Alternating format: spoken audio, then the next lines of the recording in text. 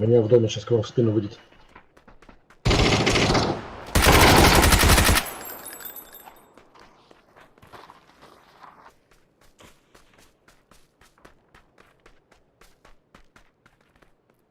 Хилится. Таблетки жрет. У меня в доме, у меня в доме. Сейчас добьет меня, бля. Вот он прям передо мной.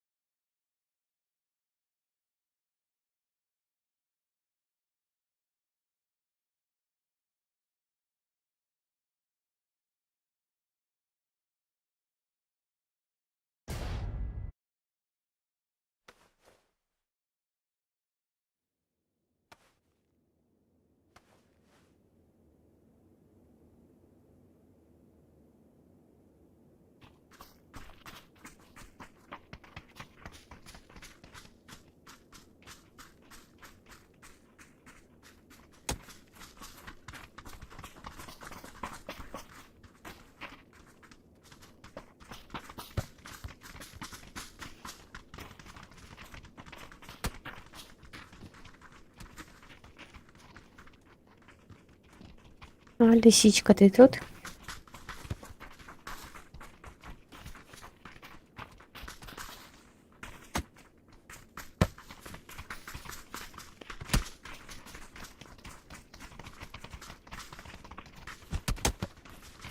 Тут. Че ты молчишь?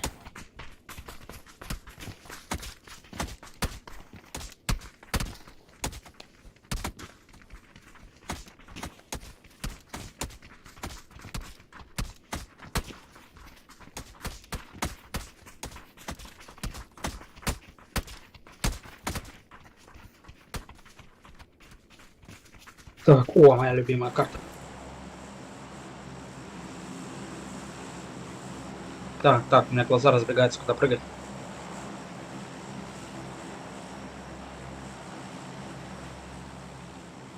Угу.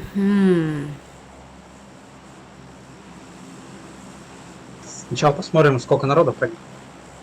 На вилле ни разу не был. На вилле? Ну давай на виллу.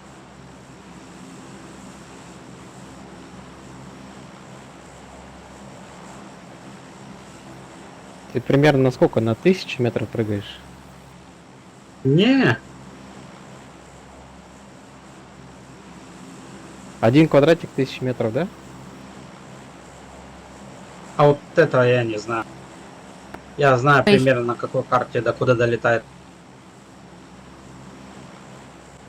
Мне как-то говорили, я забыла уже.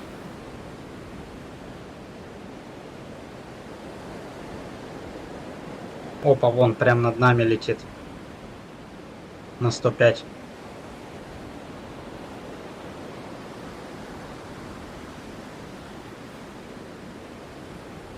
Где он? Вон, прям под нами. Кисло. О, Трое. Куда летим? Да давай в центр сам. Вон они в крайний дом.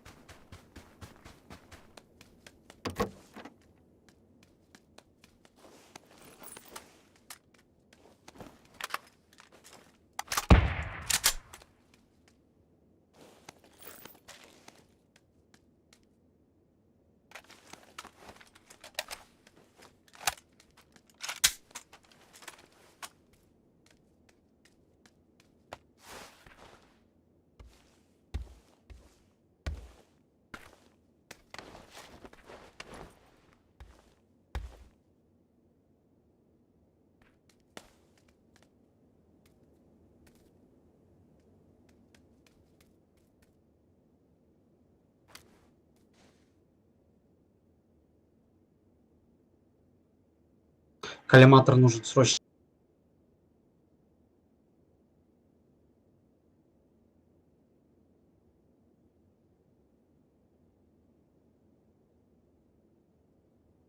Отметьте, найдете.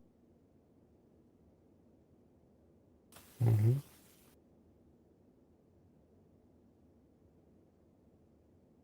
Вы рядышком бегаете. Вот они в том доме падали.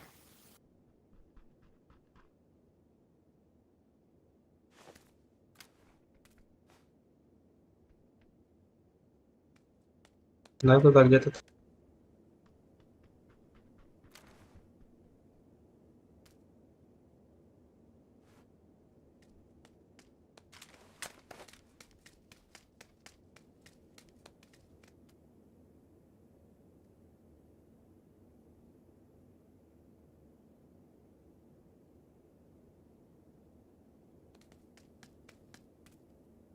Че, в их сторону бежим или что? ой, Ой, а я что, без каски? я без брони. Так и заметил. Ага.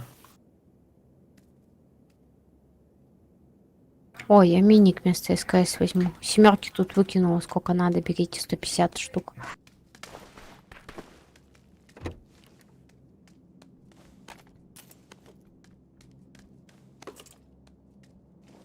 Тут голограф есть, может. Не надо? Где?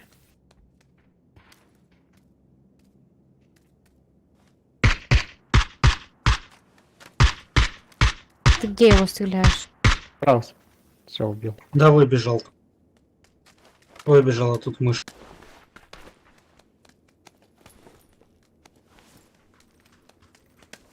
О, коллиматор.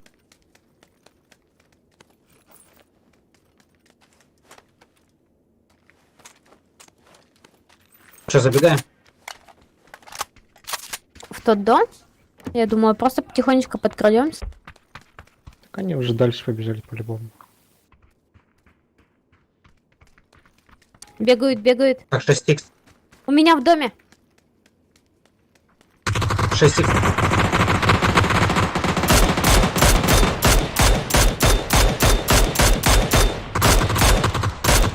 Нокнула.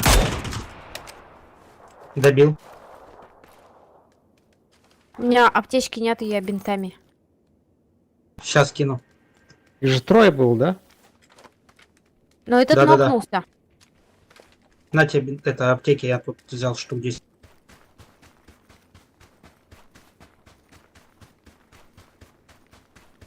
Спасибо.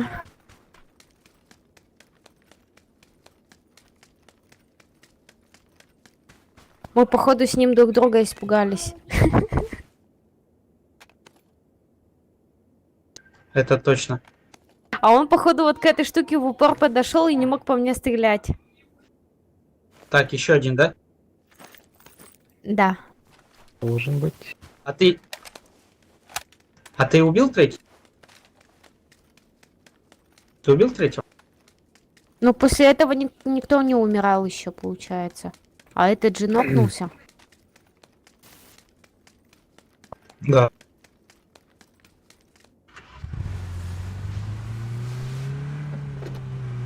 Уезжай. А, это зеленый муж. А, они для зоны возвращения он хочет выжить. Наверное. Да-да-да, убежал. Да, да, наверное. А, да? А, ну все, нормально так. На 4-й где-то уже кидается у них. Но не здесь. Сюда отправь.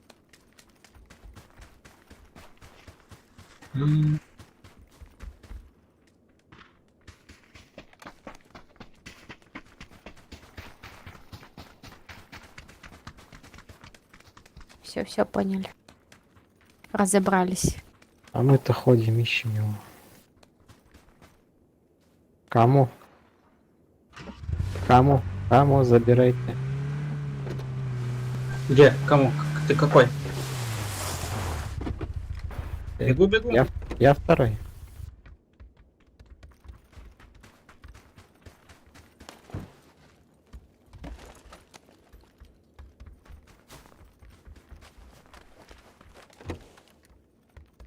Ха-ха.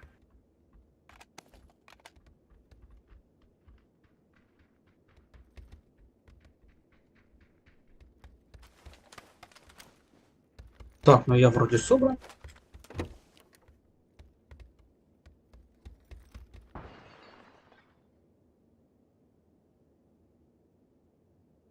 О, второй X надо найти. Вот второй X.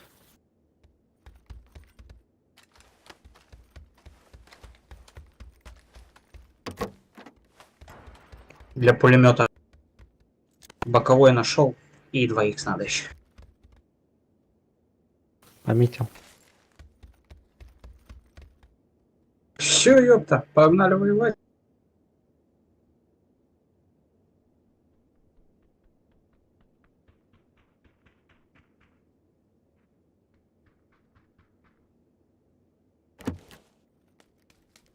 Поехали.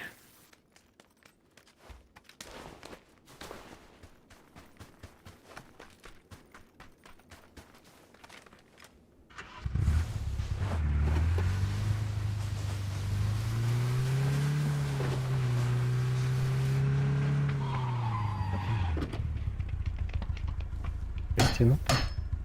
А? Кого? Че там камяч? Патроны. Что запихать? Что не влазит?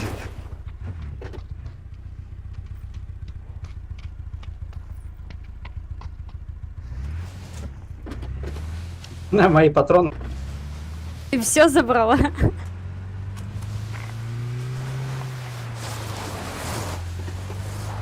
Тепловизор никто не брал.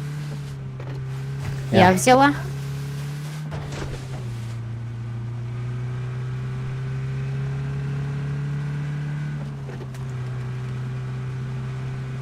Давай махнемся на 6х. У меня есть 6х. А, да, даже так. Я буду смотреть, кто там есть где. Ну так-то ну я тогда тебе ладно. лучше отдать, потому что я лагаю. Ну давай в этот багажник ложи. Она не выкинуть. Бери. 6х. Ага, взял. 6х в багажнике лежит. Так ты оставь себе на всякий случай. Ты не будешь тепловизором, хреново видно.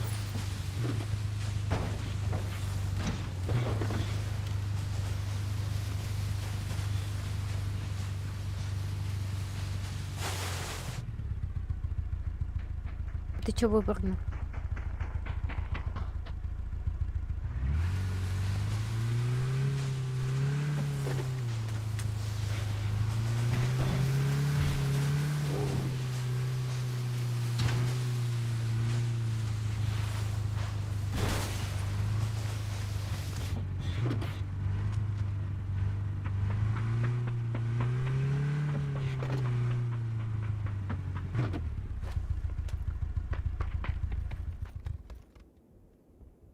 Глушитель СВ. Ой, тут что-то есть?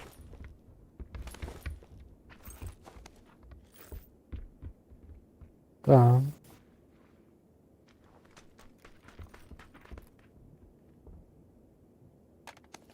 Блин. Только хотел взять. Да, там еще он один тепловизор. С4 кому-нибудь дать?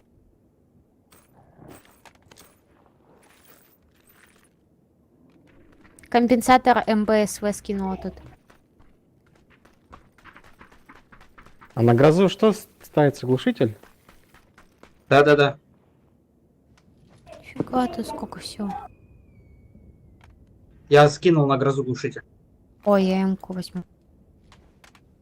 Я на грозу Куда глушитель скинул. Куда скинул? Вот здесь МБСВ. Вот здесь. Вот он. Вот. Я взял на снайперскую, снял с нее. Где? Да, у меня пулемет. Да садимся в машину, поехали, все. А все залутали? А где глушитель на грозу? Да вот в этом ящике был какой-то глушитель. Нет, там этот МВСВ. А тепловизор да? что скинули? Я скину.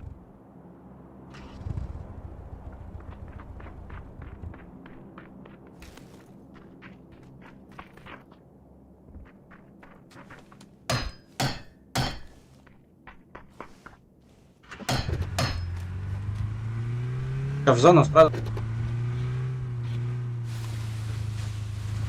Да.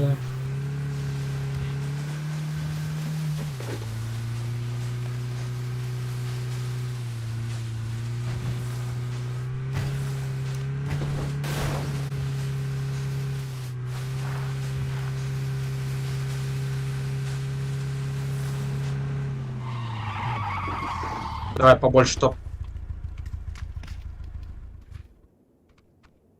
Поехали.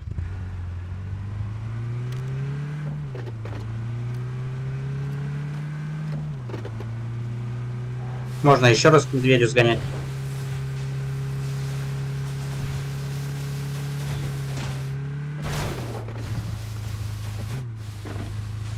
Где тут? Да?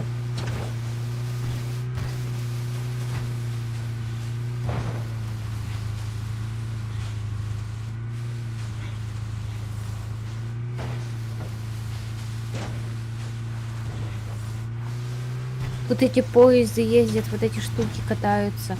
Иногда сбивают, кажется, как будто машина. Ой, тут опять зима.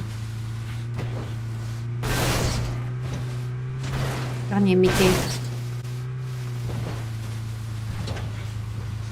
Ну, прикольно, кстати. Не прикольно, когда там оказываешься, но вообще прикольно. А Да-да-да. прикиньте в ней перестреливаться.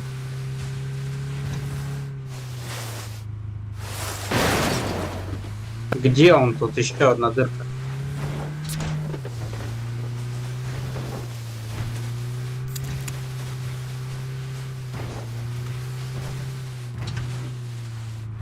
Да забей.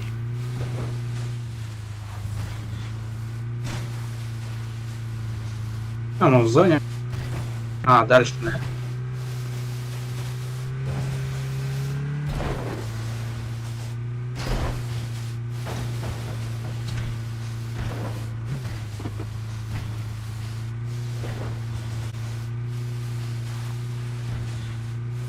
Вон он. Опять белый медведь.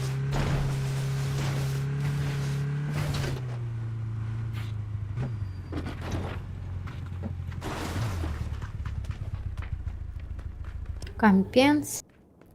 Третья сумка, о, можно я ее заберу. Аптечку с пищей. Третий рюкзак. Ой, третья броня.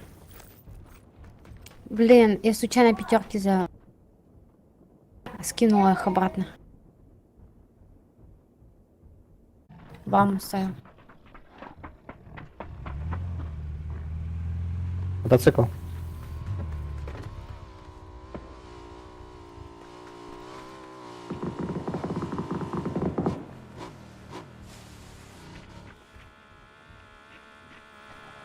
Тихо ждем.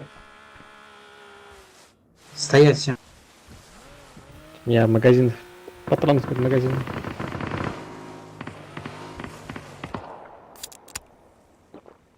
Сейчас вот и заберу.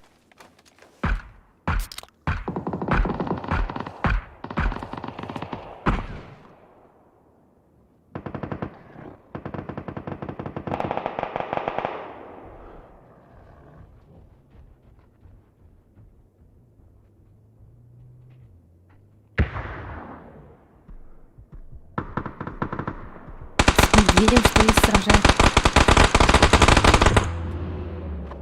Прям над нами. Да-да-да. Сейчас сюда пойду.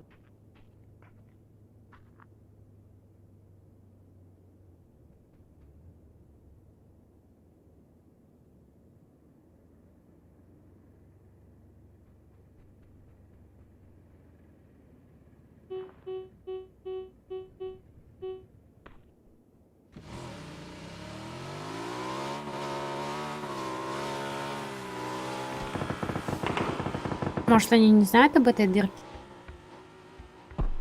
Но они нас Может. тоже слышали. Потому что я вот, допустим, не знала про нее.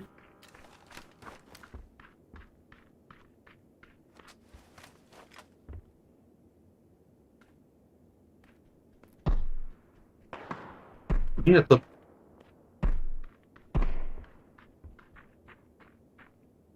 СВМ.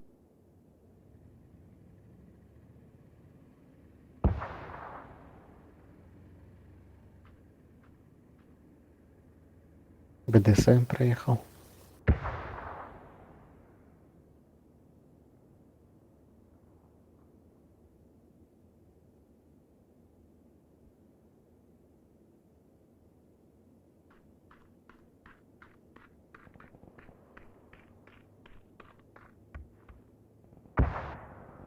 Сними тапки.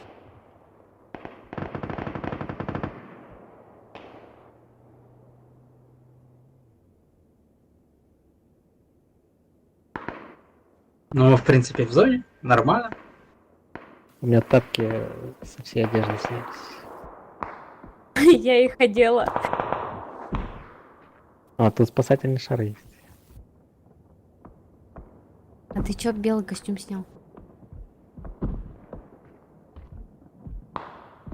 Какой белый костюм. Вот этот вот. А, это не белый. Чё он показывался как белый?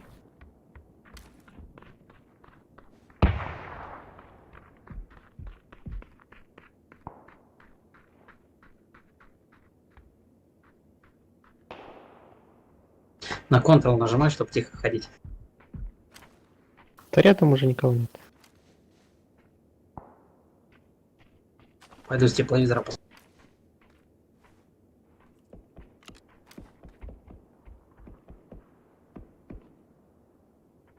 Белый медведь. К нам бежит. Да. Да, его сейчас заберем быстро.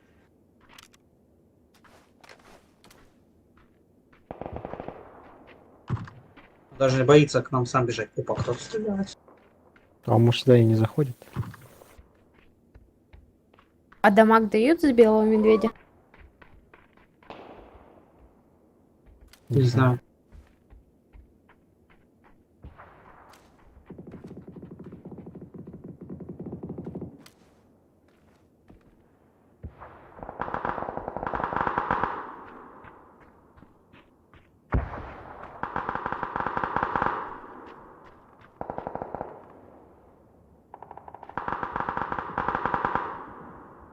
Прям над нами.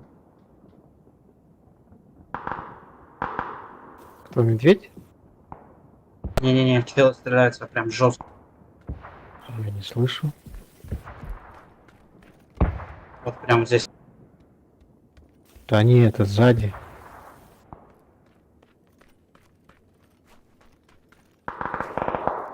Вон. Там где-то. О, тут в доме есть. Чего убежали все?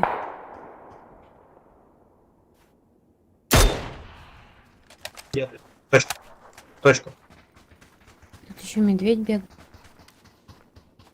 Ой, как он мило садится. В зону надо бежать.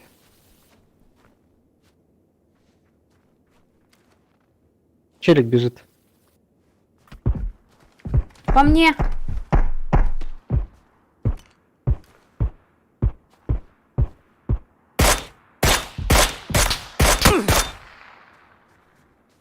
Где он? Откуда стрелял? Ну и... Да, оттуда.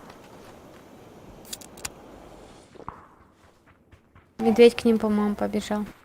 Побежали. А нет, к нам бежит.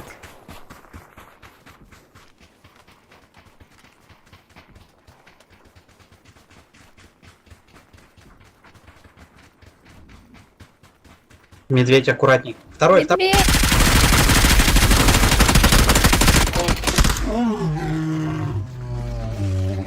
Ну, какой резкий-то он. Ну, 2 удара и все. От него лучше не убегать. Все равно догонит. Он очень быстрый. Да.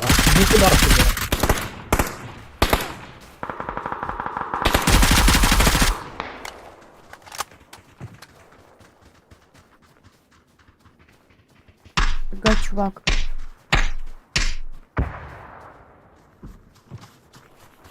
На красной метке. Как раз сзади.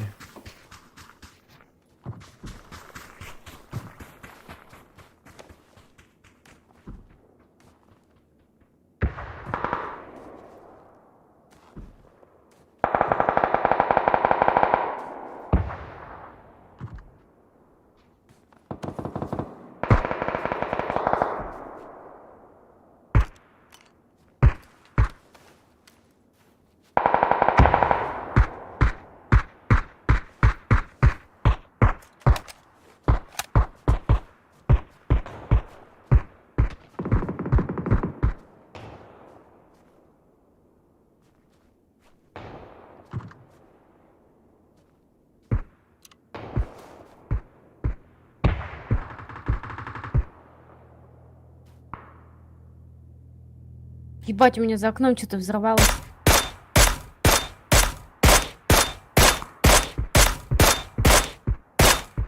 В реале, что ли? Да.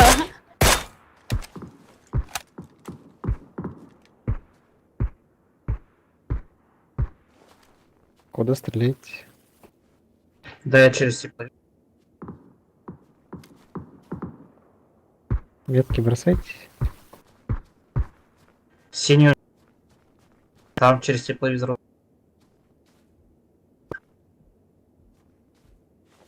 Вон там.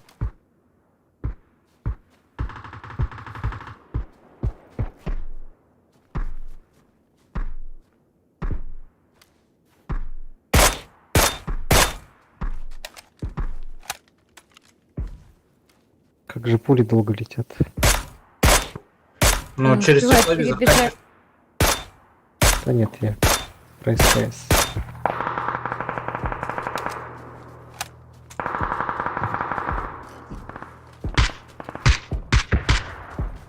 ДСМ приехал.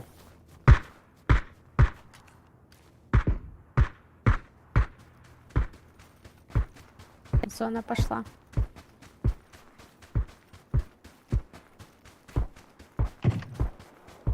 Вон в ДСМ.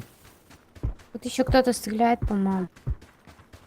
Челик на красный челик, на красном челике. Они еще с кем-то перестреливаются. Поехал.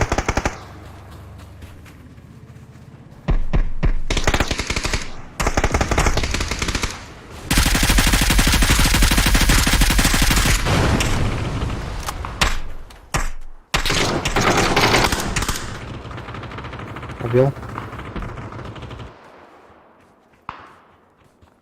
Не по И вот мокрому. там. И вот там вот на красный еще был чел.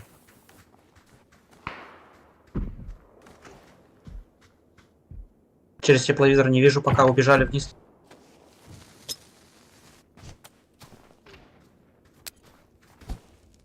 Ой, дерево подожгла. За камнем.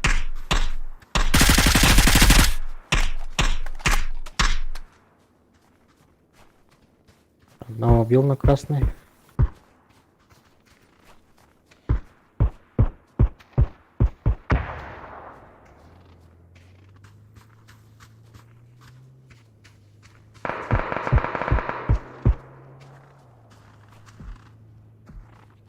На красный.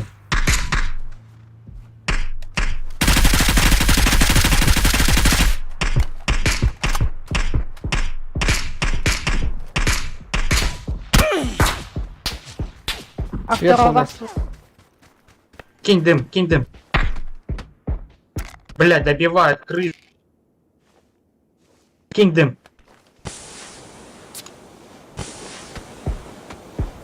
Блядь. Ты куда? Чё в меня-то не кинул? Я в тебя кидала. Нет. Не в меня. Убил сверху. Блядь, можешь ползти сюда?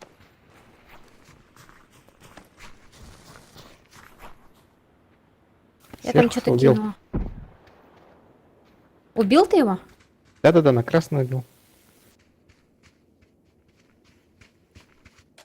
Сука, чуть-чуть не дожил. Я чё, самый красивый был?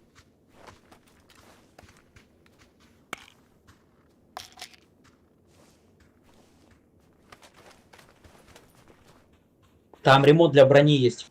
Возьмите третий этот и отремонтируйте броню. У меня третья броня как раз. У вас какая броня? У меня третья. Там ремонт для брони есть. Я для шлема. отремонтирую сейчас. Если шлем покоцанный, возьмите.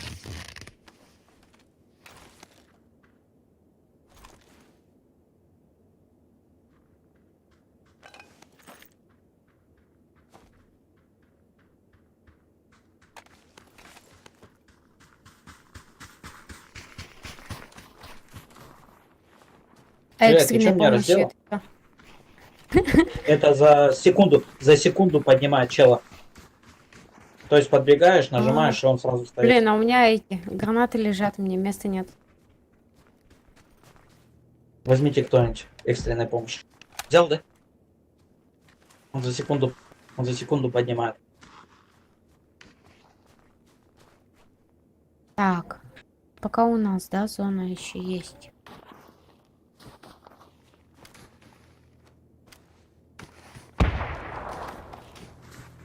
Таких 3 красненьких шарфа.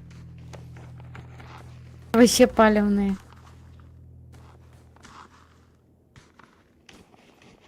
Чисто как масхалат. Че, где они? Там тепловизор, через тепловизор бы уже нашли бы давно лучше. Блин, я не взяла. Прям через кусты свети, да-да-да, не надо там. Сверху, сверху. Кидайте гранаты, закидывайте. Я ранен. Добиваем. Блять.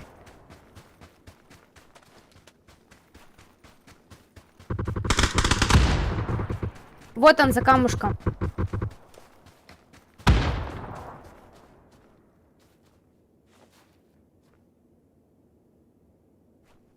А,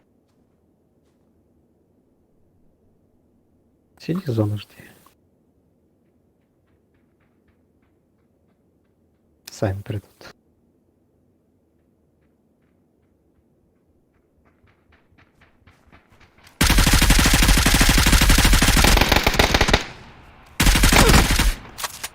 Снизу еще. летись давай.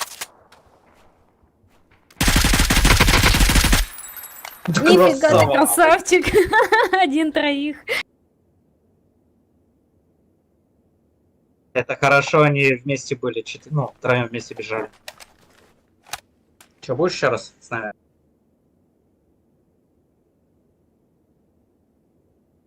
Давай, нажимай. Все, погнали.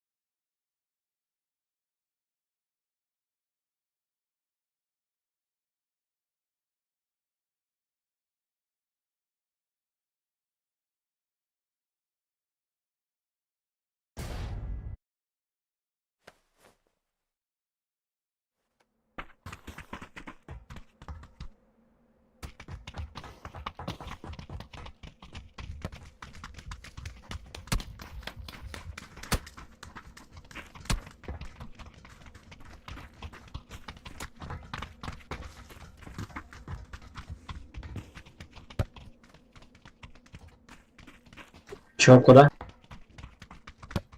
Теперь давай сюда.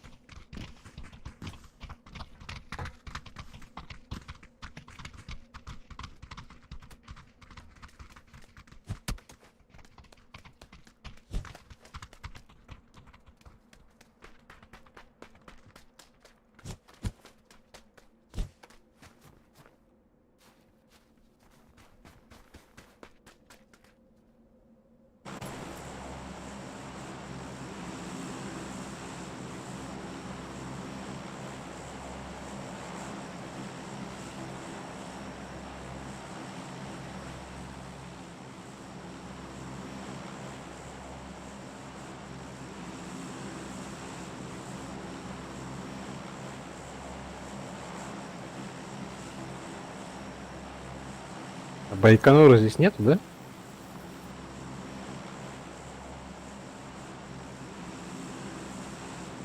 Кого? На Викенде раньше Байконур был. А, Ракета.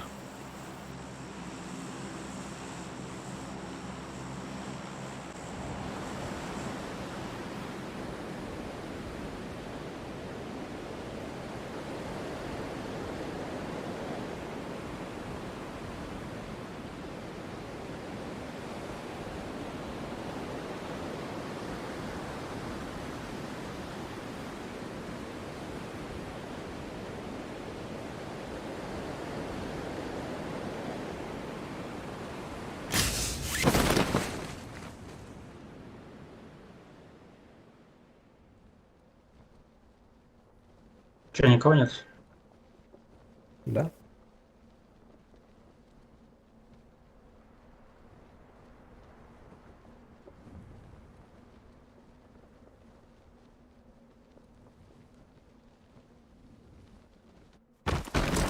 Блин, не получилось на крышу упасть.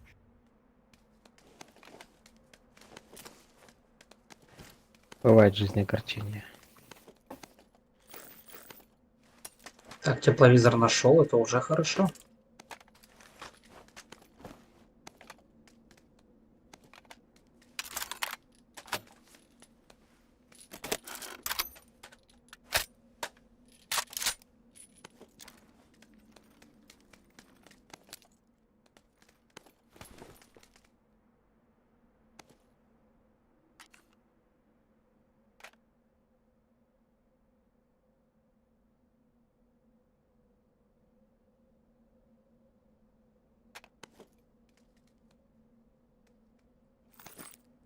О, давай, я возьму. Ты где? Бегу. А, хорошо, давай.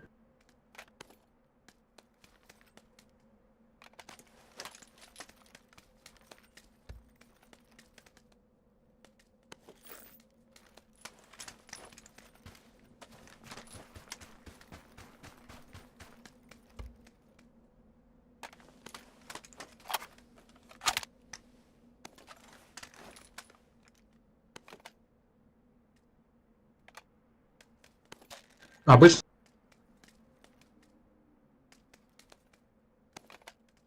У меня есть. Нужен.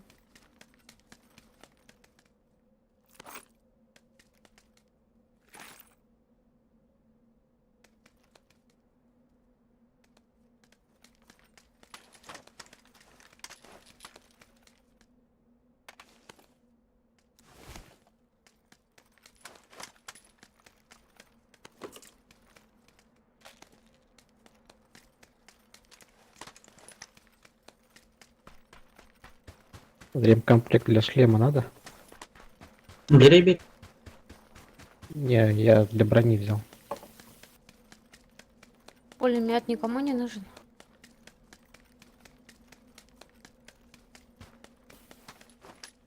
Какой пятерочный?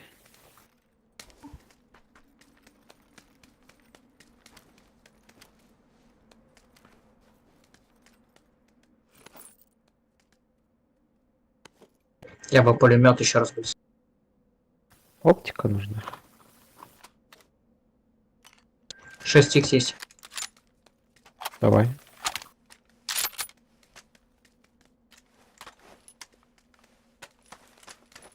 Я здесь.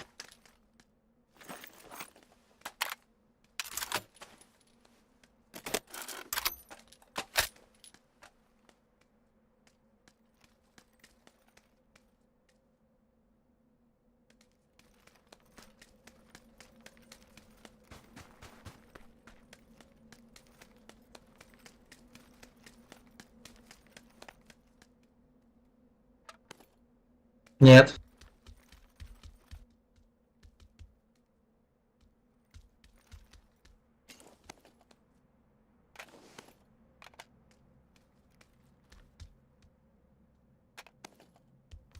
О, пулемет. А где 6х? Вот я скинул. Возле пулемета.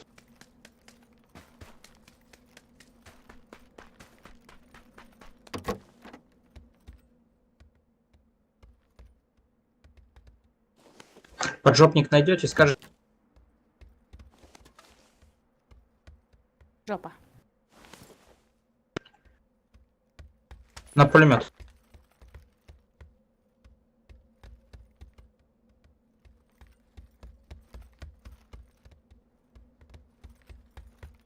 Чё так места не хватает?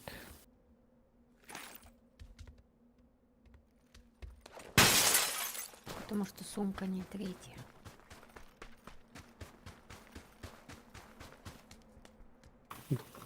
Так, Давай. ты какой, четвертый? Давай я тебя для снайперки возьму.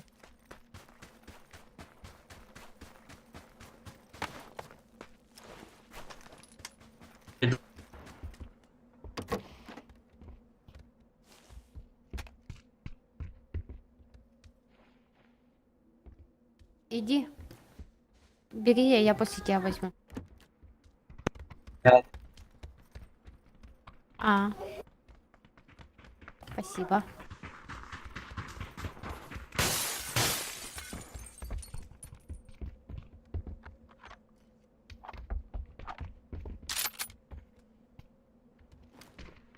Забрали? А ну-ка скинь, я посмотрю.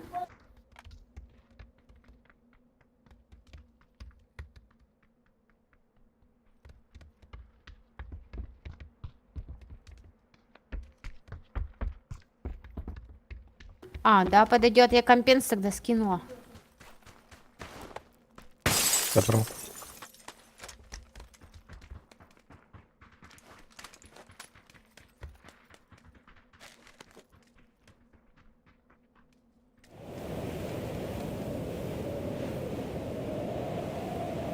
Блин, зима. Это, знаете, типа вместо красной зоны, наверное, она. Рядом кто-то стреляет.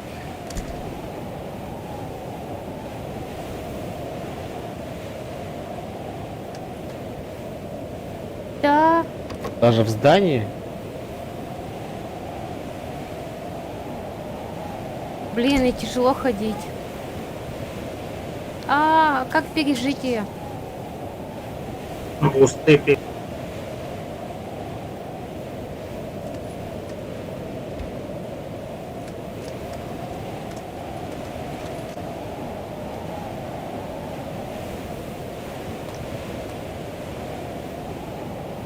Бусты пей.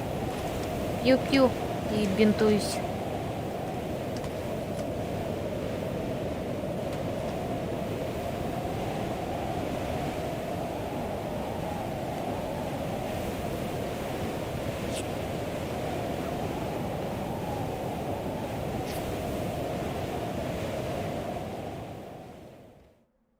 Аллилуйя.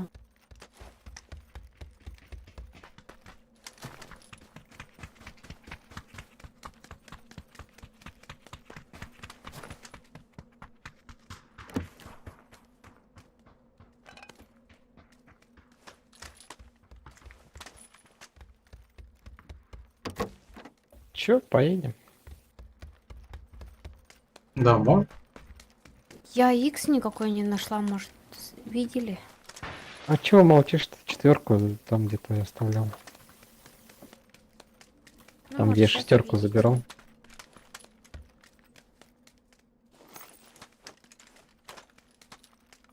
Где у меня? А, у меня 3X. Могу 3х на 2х поменять. На 2X? Как-то это невыгодно. Болики Не, я даю энергетики 3х, нужны? мне 2х.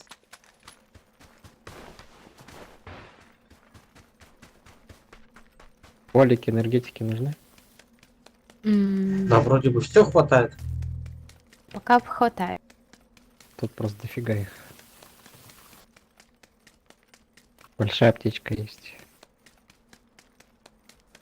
Погнали. Мне бы третью сумку. Патронов мало катастрофически. Да, у меня на калаш только 3 магазина. Не, это мне мало.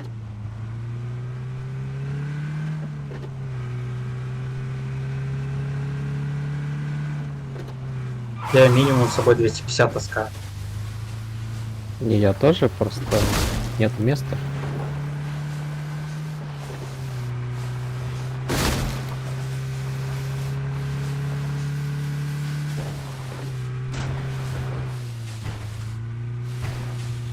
О, 6х нашла. Нормально. Всё, ты за мной приехал?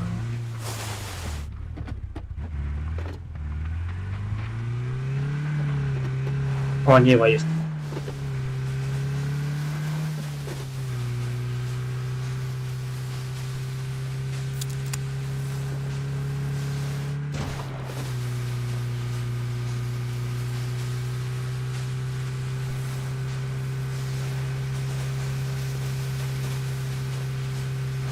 Куда едем? Ну, давай, к Мишке также заскочим. На стене нет. Налево, налево.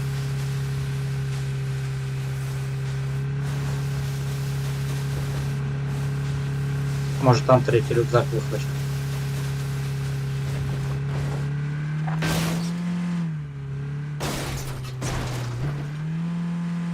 Где он? О-ка, левее. Левее, левее. Давай. Мотоцикл. Впереди машина.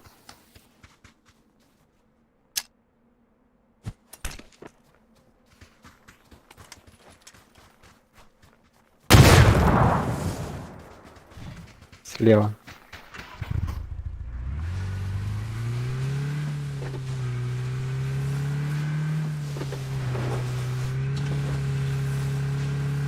Да уехали они. А где этот Мишка-то? Ну, точка где?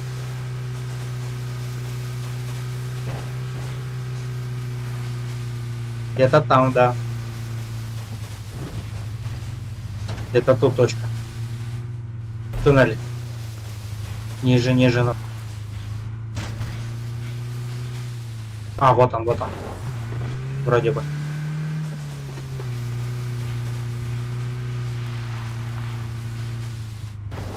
Чё, нету? Да хрен его знает. Ну, в тот раз где-то здесь же заезжали прям. Может, Мишка места менять, не? Не, нет, нет. Они на всех вот этих горах.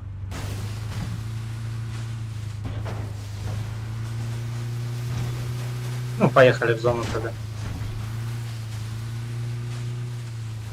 О, вот прямо есть. Ну.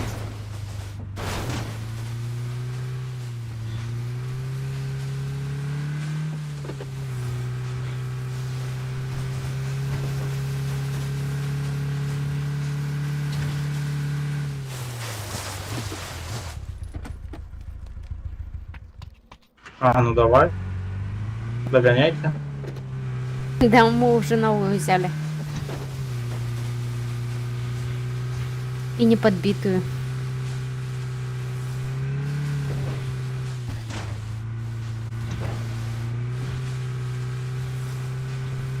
А вот здесь где-то справа, может быть.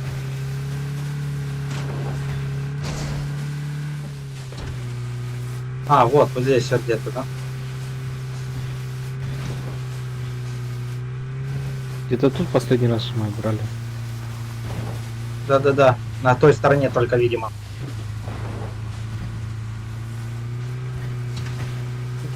Налево повернуть? Ну да, давай. Давай.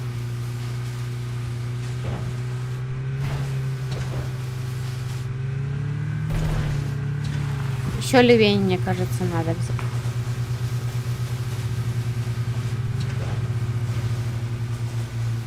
На той стороне, наверное, говорю. А вон он, Мишка, вон он. А, вон Лево, туннель. И там зона как раз.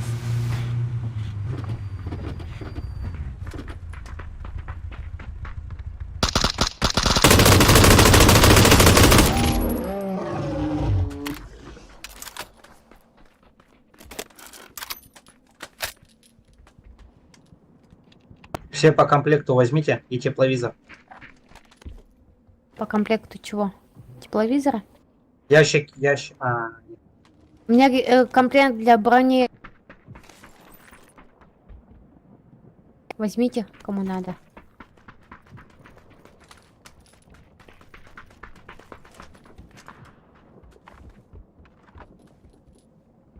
Блядь, третий рюкзак нужен. А что за ящик механика? Да, это машина ремонтирует.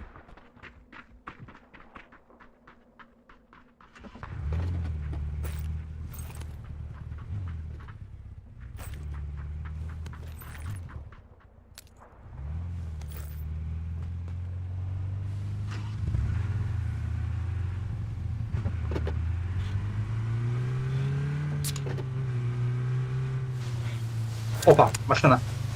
Мгм. Блин, может, что за руль пересесть? Пострелять хочешь? Не, с моими лагами пуль- ты не постреляешь. Да, зима О, в центр уезжает. еще.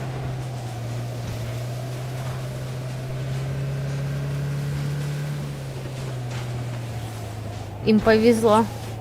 Тепловизор плохо видит. Ну, конечно.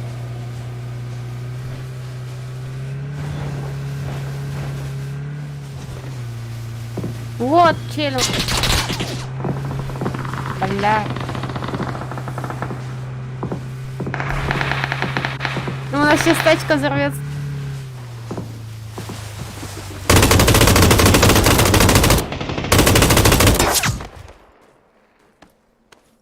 Так, блядь. Надо тебя поднять.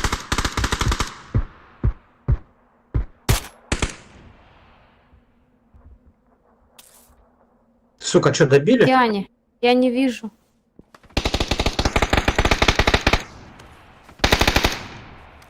Сука, он... Здесь, здесь. Да елки-палки.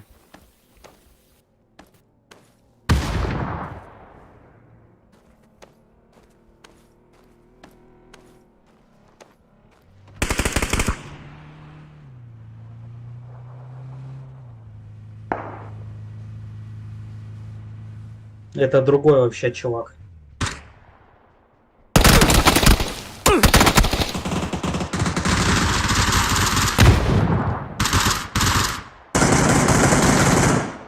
Блядь. Пиздец.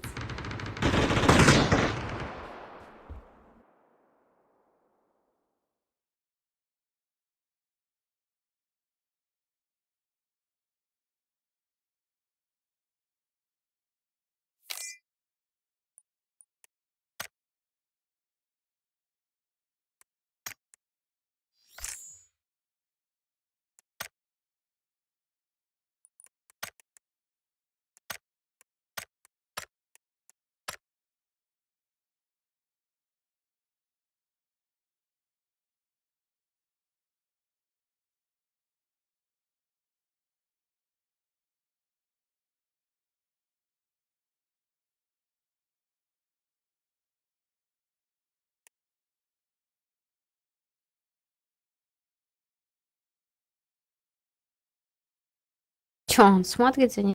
Пока ящики открою. Не знаю, что он там делает.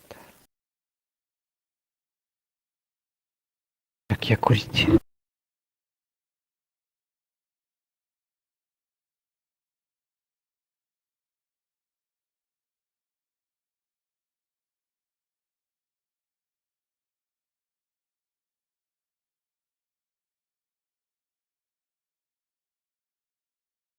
Как детей. Вообще, я вообще лошара.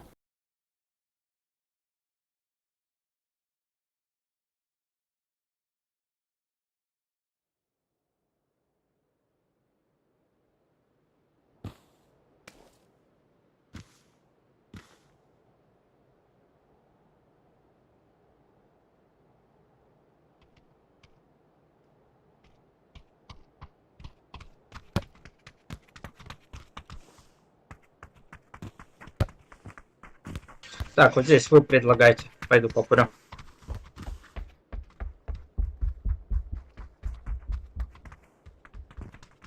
За зеленого зацепилась пока.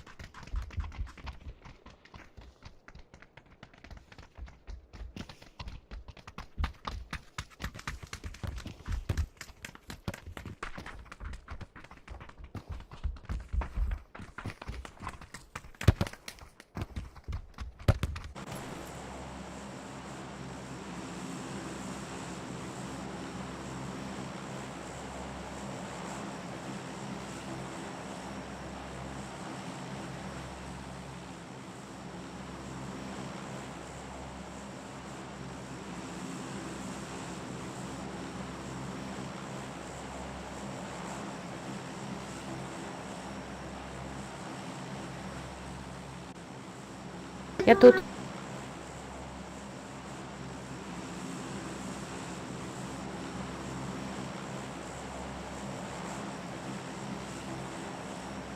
Че, куда, в Сосновку? Я тут. Не знаю. На заре? Да, Зеленый вот сюда, при- на дом.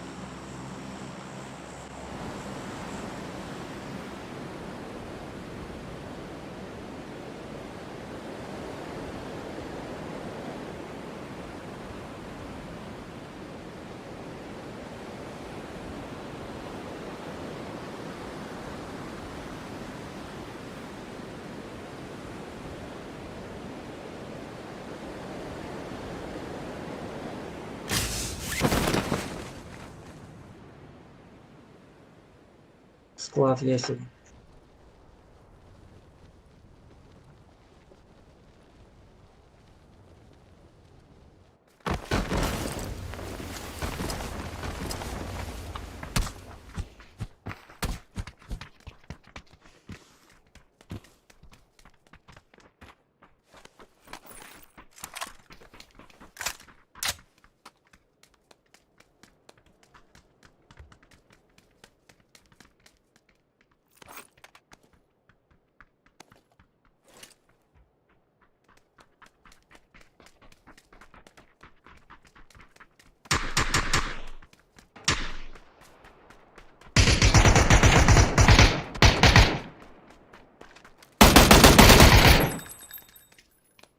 Где? Далеко? Убил. М24.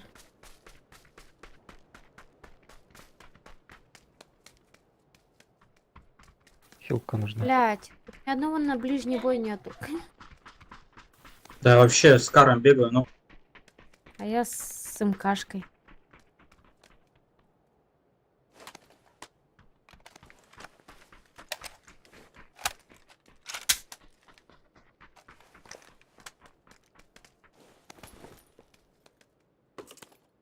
Я думал, это свой бегает рядом по звуку.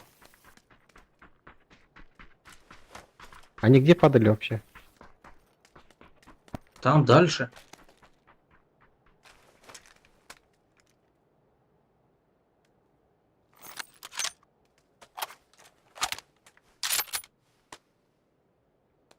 Хилки нужны. Броник, каска. Броник вон там есть, да, где второй.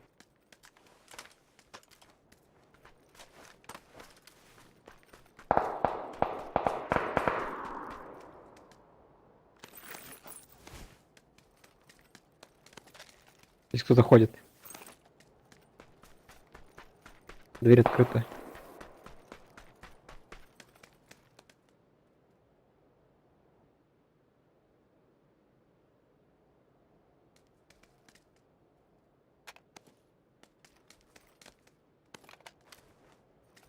Здесь залутано все. Как шустро.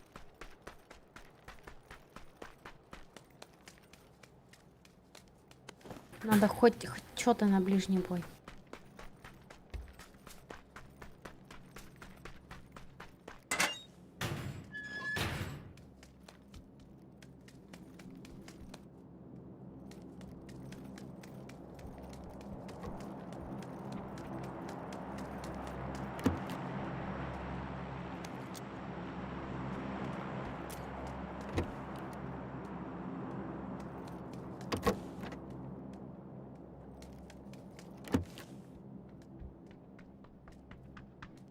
Где они? Дальше, наверное, убежали. Или сидят. Там толч... Там, где я метку бросал, я там шаги слышал. Блять. Живи, живи. На втором, да?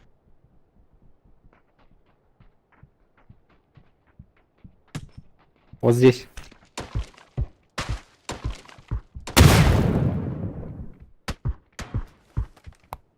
Дал ему один раз. Сука, вот он, добивай, вот он на лестнице. Блять, я его не видела. как ты его не увидел? Все, положили? Да-да-да. Но он не один. Он нокнулся.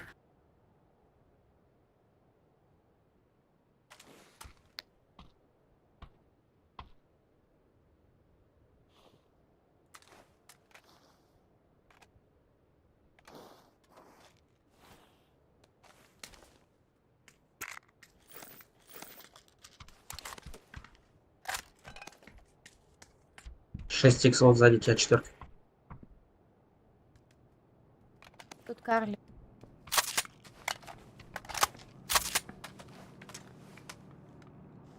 Не, это я его скинул. Тут 8 икс был.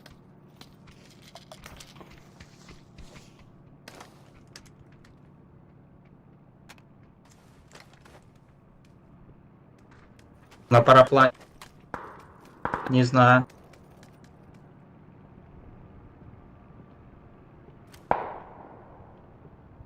Где все аптечки?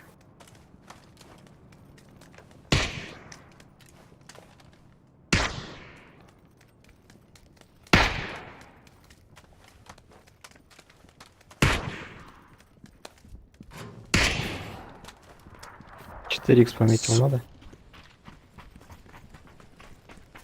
Да.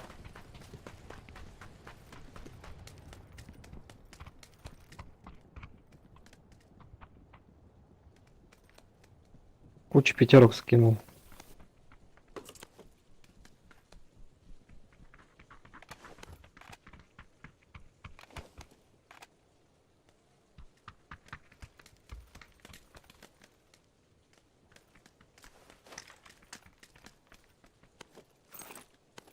Вот тут 6 икс лежит. Кому надо? Глушительный автомат нужен? Да-да-да-да. 6 Я с икс. собой.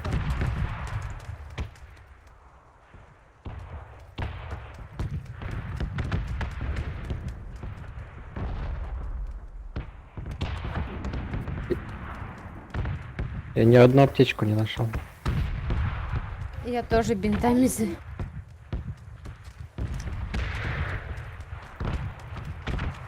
Да-да-да. 6 икс есть еще. Я его пометила, что-то никто не берет. Зажрали. Зажрались. О, аптечку пропустили. Да? Нифига. На, возьми Говорю, глушитель. зажрали.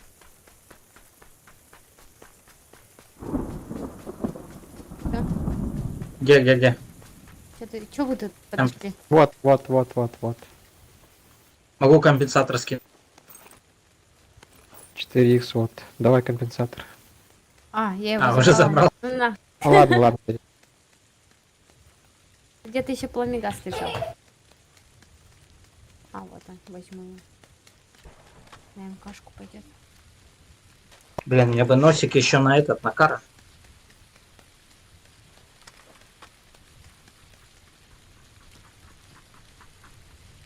Канистру найдите кто. А сколько людей подбыл, не видели?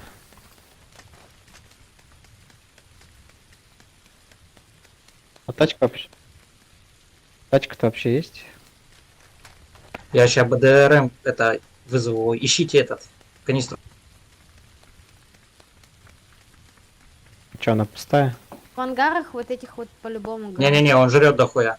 Он жрет дохуя. Как бы помою. Ищите по гаражам.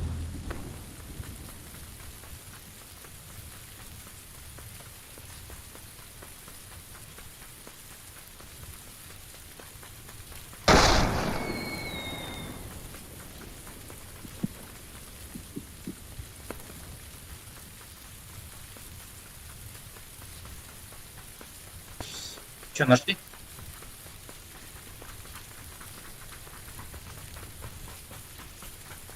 Да-да-да.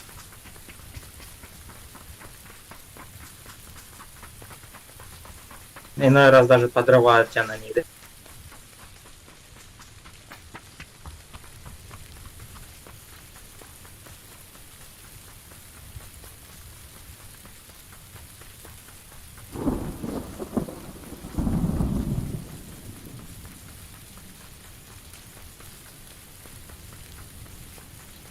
Что там есть? Не.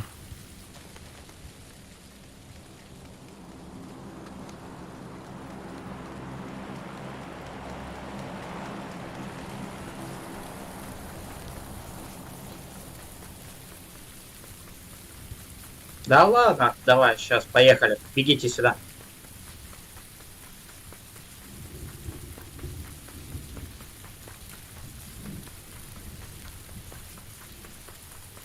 А чё, вот ты вот в этом бункере сейчас был, там не было, да? Не было. Красная зона.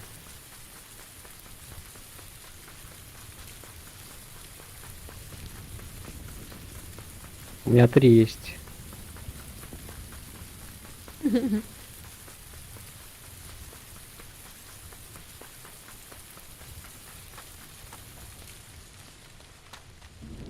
Я даже бинтов, по-моему, не видел.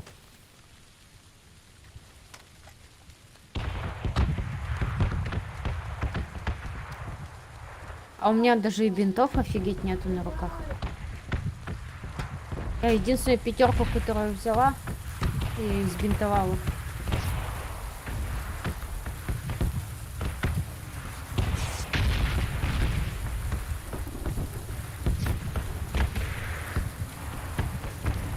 Четвертый.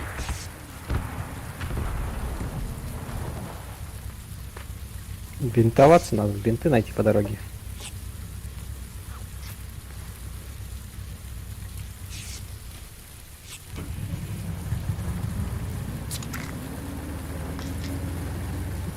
Не в ту сторону едешь. Кто? У меня-то бинтов нету. И у меня. Он видал, как топливо кончается?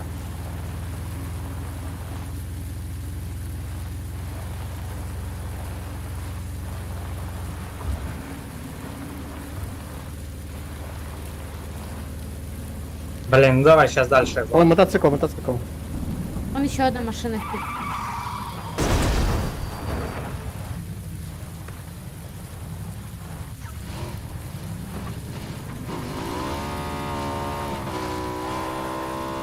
Давай-ка тоже тачку сядем.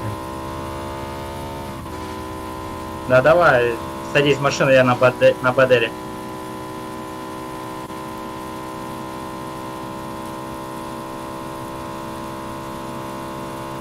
Что, просто так вызывал, что ли?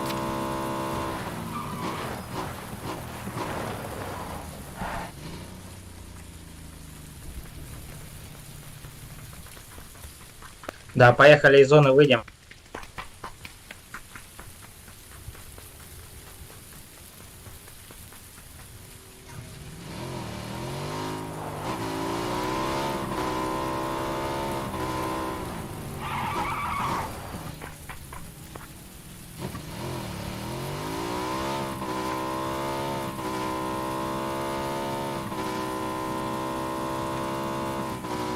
Блять, и я тоже смотри. И из зоны выезжайте. Что-то мне даже болики не помогают.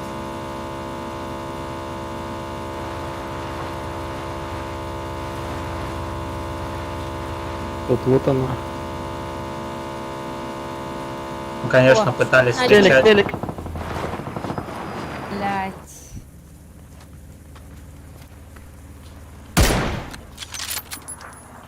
Прямо на мне. Сверху. Где, точку. Вот куда я смотрю, вот здесь точка. Чуть правее от точки. Попробую поднять.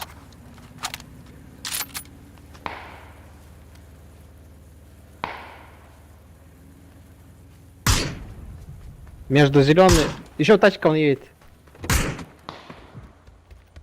Нокнула его. Нифига, я с лагами, прикиньте, нокнула. Я просто наугад стрельнула. Тачка между зеленой и красной тачка. Сейчас выезжает на дорогу. На нас едет. Блять. Я без здоровья.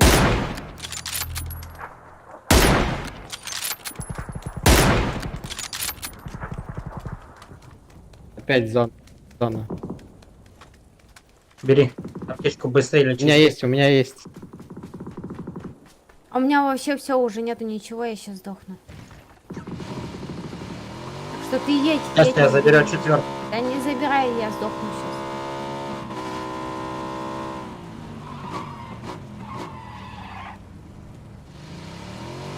А, отсюда нельзя стрелять, да?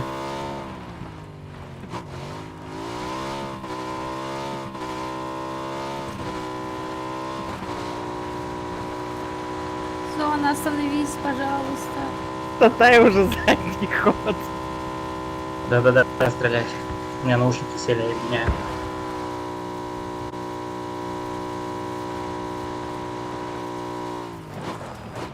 Да, где-то выше. Чуть правее возьми, скорость набери.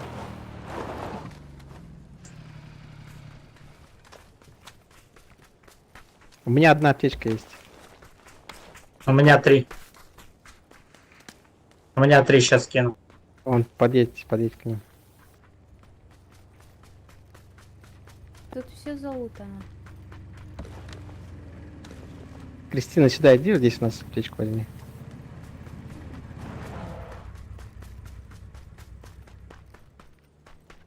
Тачка наверху. Спасибо. Наш Надо ехать. приближается. Возьми еще одну.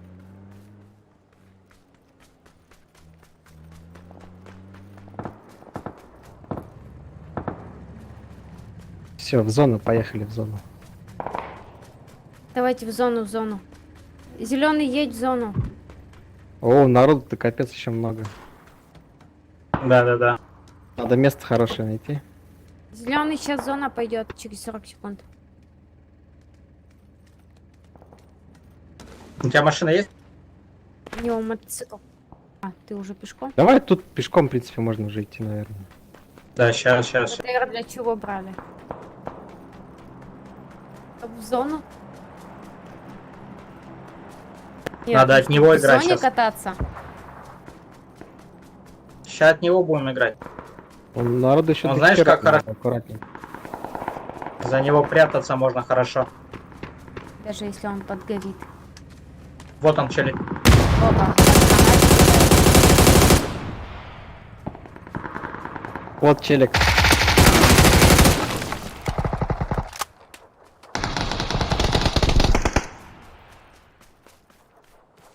Где чел? Винтики взяла. Оглушитель у него спизжу. На, держи ветки.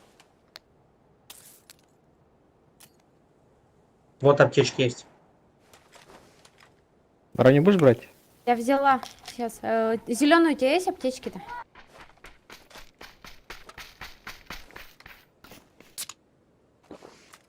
Молодец. А то я тебе уже понесла аптечки. У меня одна аптечка. Боликов нету. Вот что. Болики могу скинуть. У меня 2 аптечки, 10 бинтов. Дайте мне болики. На, еще. Спасибо. На, держи. Пару штучек. Так, Вот. зоны... Меня нет. Держи. Вообще. Вот скинул. Фламигас никому не надо. Все, пока Давай. надо. Давай. Она пойдет через 1,5 минуты.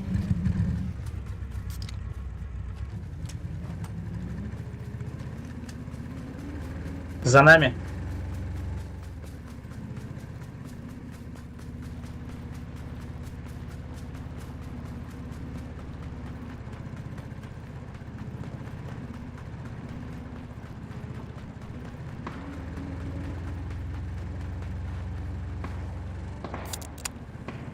Еще один. Выпрыгнул. Да так эффективнее будет.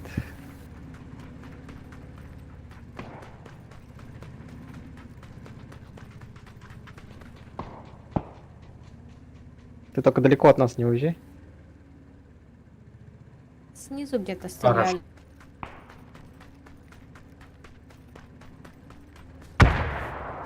Вот тут гранаты взрывают, значит, рядом где-то. Видел, да?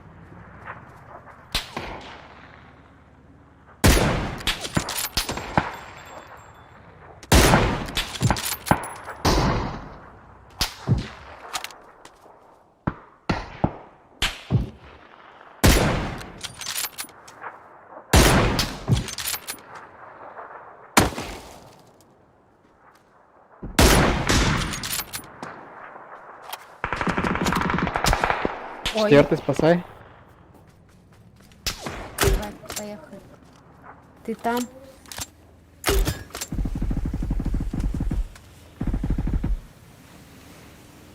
Он на вас сейчас будет выбегать. Под зону уже. Из беттера.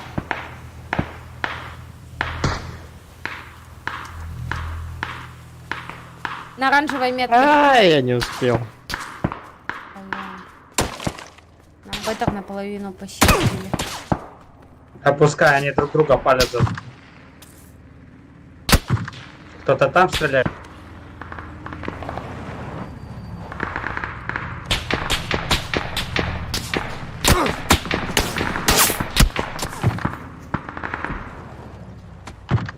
Блять! Едеть!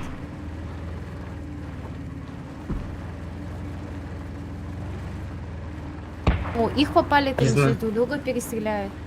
Максимум, дай.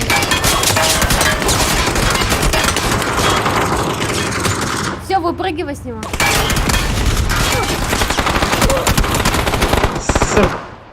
С пулеметом, пидор.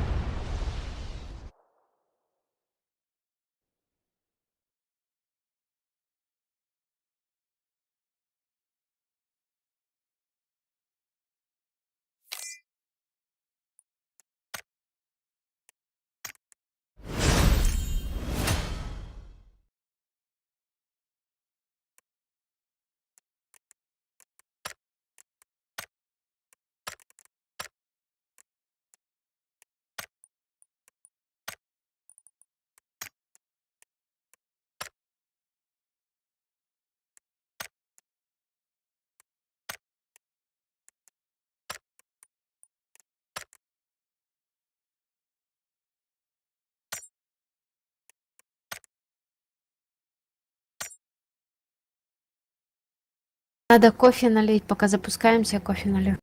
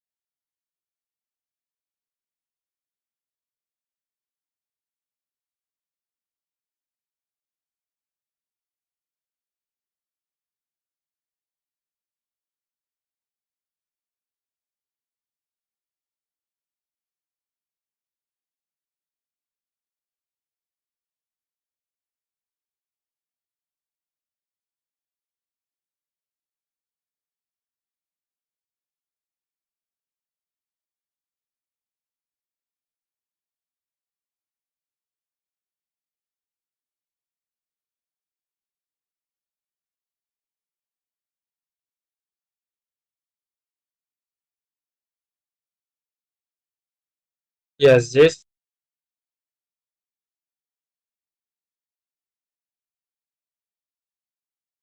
Запускай.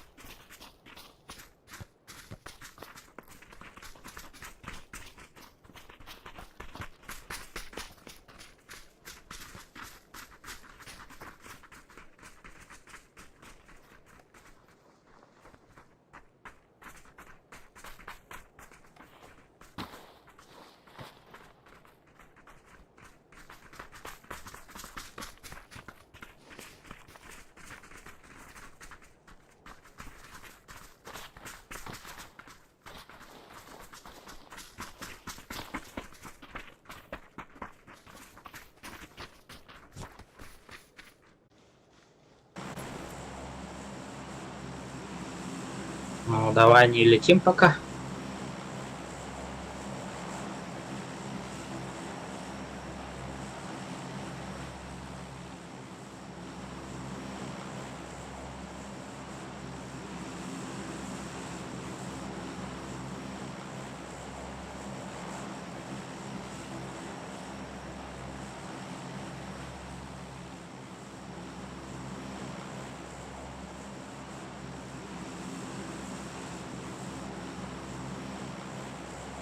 Ой, а я не зацепилась, да?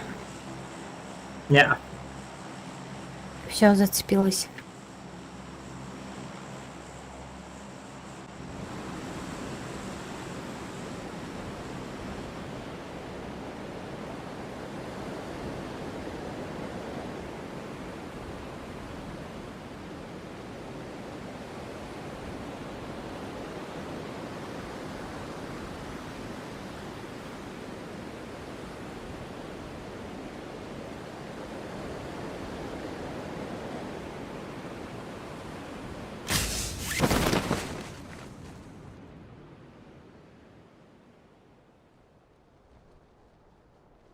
вроде Что, есть никого. тут? Да нет, Они вроде. вон спереди двое. Вон двое спереди, сверху. Кружат.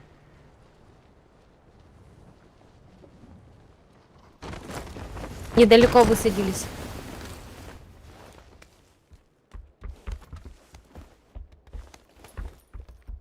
Ствола нет. Я все бежал.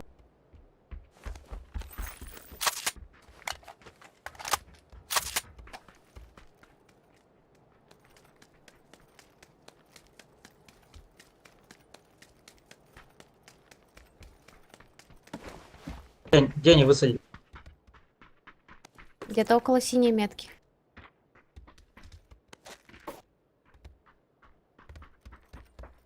Что, нашел ствол? Панцерфаустом.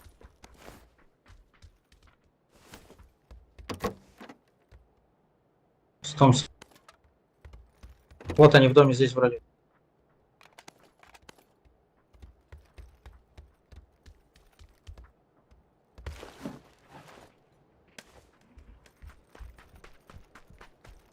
Да что за стволы говно?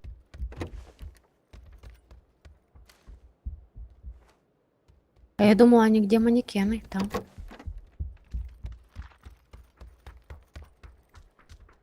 Где-то тут рядом. 4х.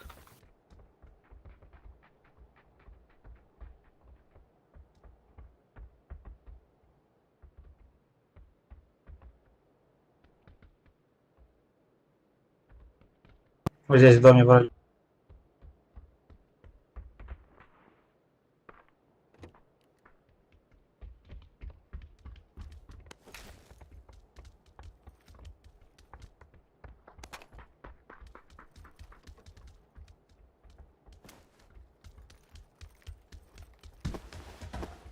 Я тут где-то еще топот слышала.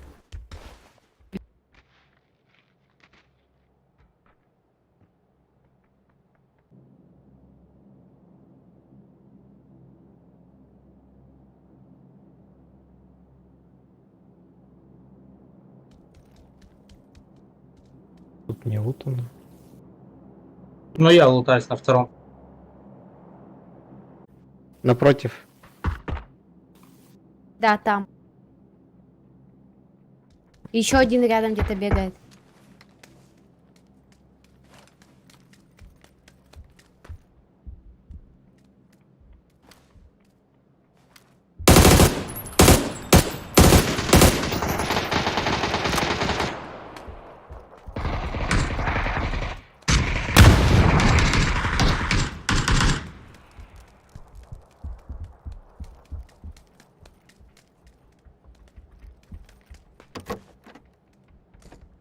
Одного нокнул, убил. Такое ощущение, как будто кто-то из своих по мне стрелял. Я с Вон, вон, на втором панцерфаустом. этаже.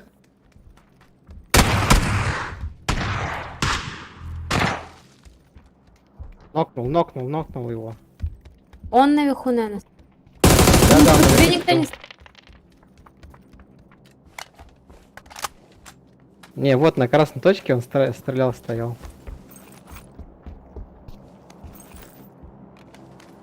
Че, он один, что ли, был? А вот, По тебе? где я сейчас, вот, он по тебе стрелял. А, тот тип. Я говорю, где-то там вот слышала.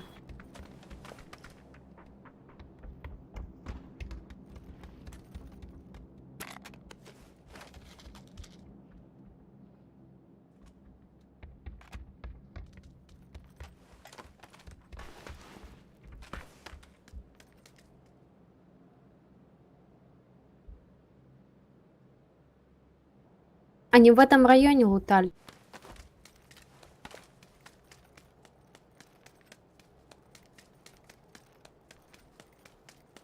Бля, у меня патронов пятерок нету. Надо срочно искать и сваливать. Зона. Вот куча пятерок скинул, куча пятерок. Где, какая метка?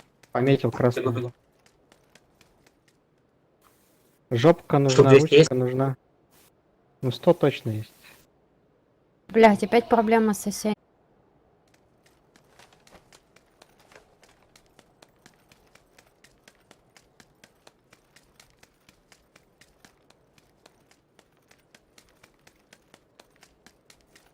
Есть. Сейчас заберу я. Блин, зомб далеко. Жопку, ручку найдете, возьмите с собой. Вместо семерок, я в семерки дам.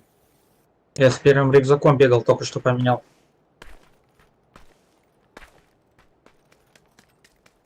Что, машина нашла?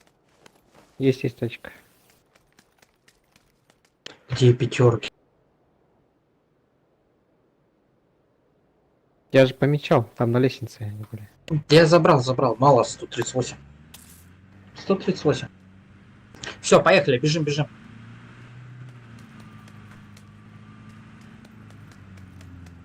Большой магазин могу отдать, быстросъемный. Ну скинь. Вот здесь вот к машине.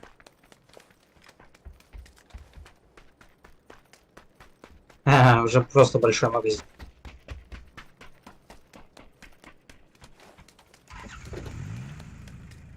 Коллиматор забрала, выкинула голограф. Увел маг на всякий случай тоже взяла. Никто его не подобрал. Я 20 бинтов взял. Я скинул.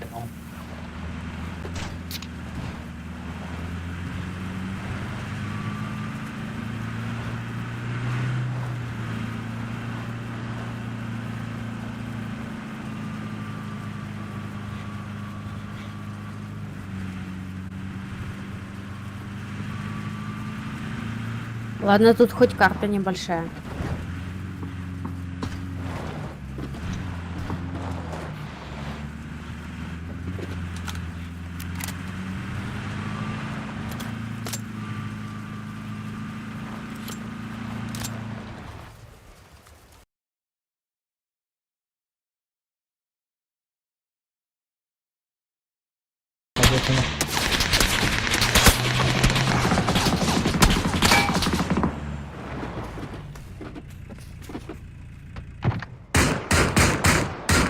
Сука. Все.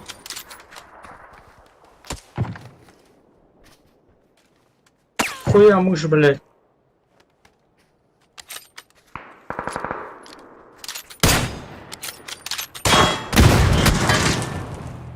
Сзади.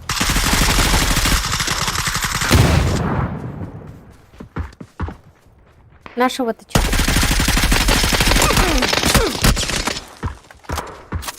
Сюда ползу. Левее. Блять. Сука, крыса. Тот же, что и меня, да, убил? Нет, еще там кто-то. Садись в машину, ушлепу.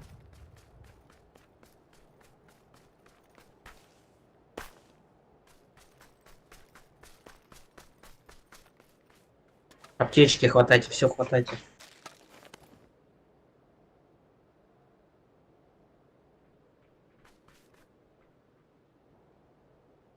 Подлечись и бустайся и вали.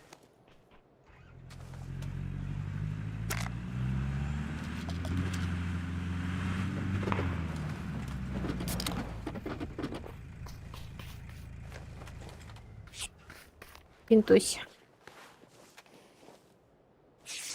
Третья фаза. Успевайте, пока четвертая не началась.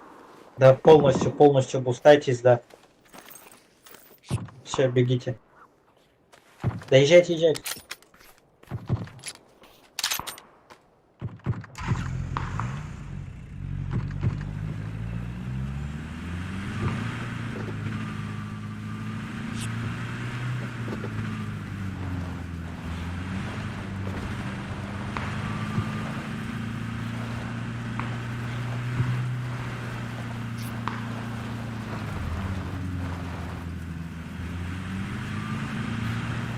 У меня сегодня КМНС по нокам. Чего у тебя? КМНС по нокам. Меня нокают и нокают.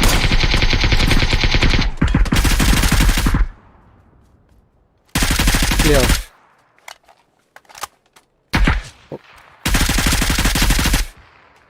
Красава.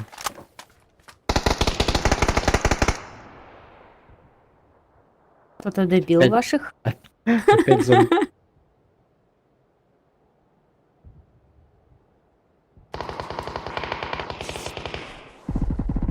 Бусти сразу, чтобы быстрее лечиться.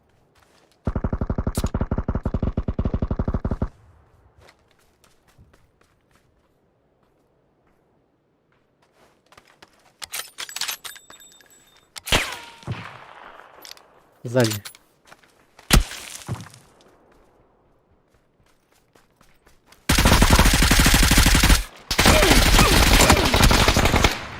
Их там трое там.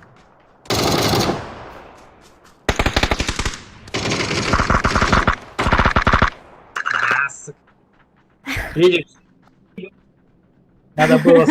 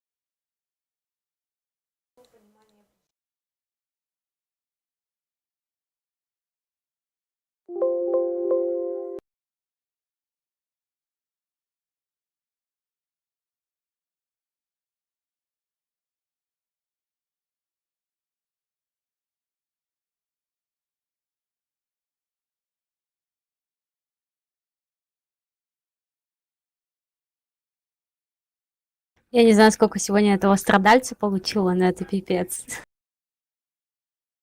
А что тебе дали еще раз? Медаль страдалец. Она Вы мне сегодня, сегодня очень много выпадала. вы сегодня вместе что-нибудь выигрывали, нет? Не-не-не, у меня сегодня вообще не было ни разу топа. А, нет, было вот, когда лисица взял и все.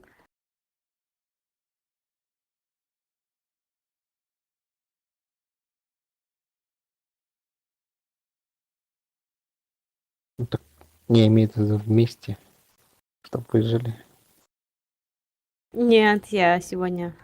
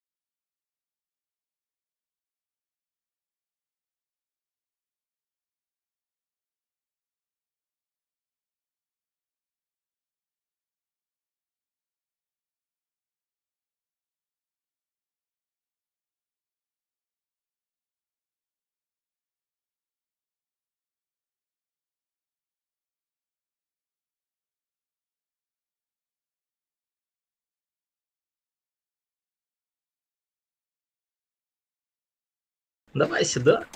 Да куда пальцы тыкни.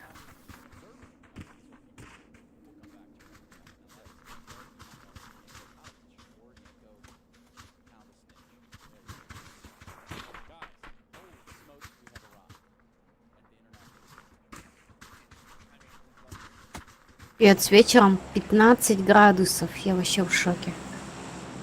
Я вообще в шоке.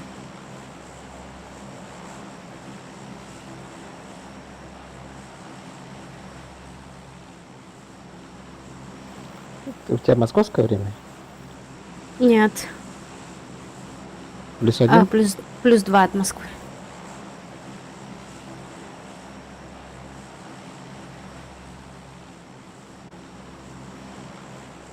У меня плюс 5. Это у тебя сколько Офигеть. сейчас время?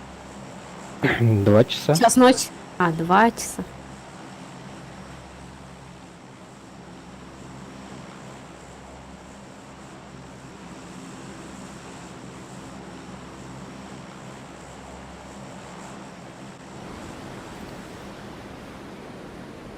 Забыли одного.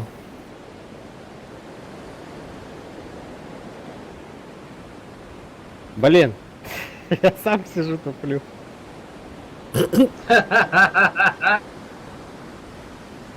Еще дальше улетел.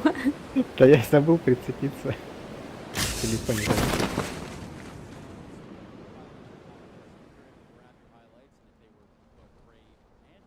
Че, давай Там у отсюда вас пойдем. дело есть у вас там? Не, Нет. а мы не долетели. Сейчас я приеду на машине. А мы толчок золотая, Кристина второй золотая.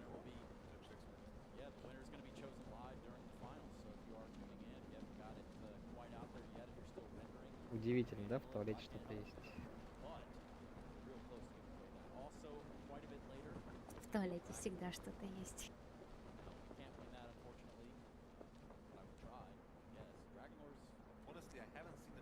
Нежданно, О, негаданно. эмочка. Да? Ты что здесь делаешь? Тебя обворовываю.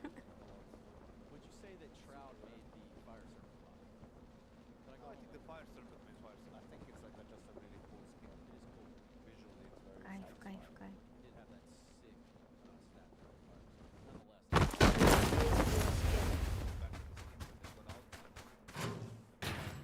У меня двухместная машина. Где тут велик? Давай. Да я на велике быстрее тебя поеду. Ага, вот так, да? У нас? Ну ты же на шее мне не сядешь.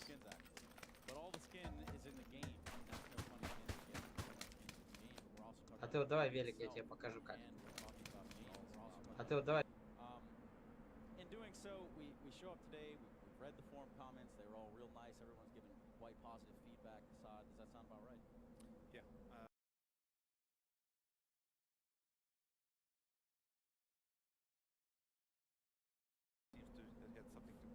Ну добежала бы, а мне велик дала бы.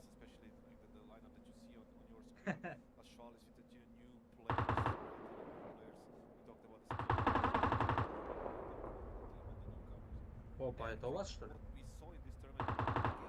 Нет, но рядом.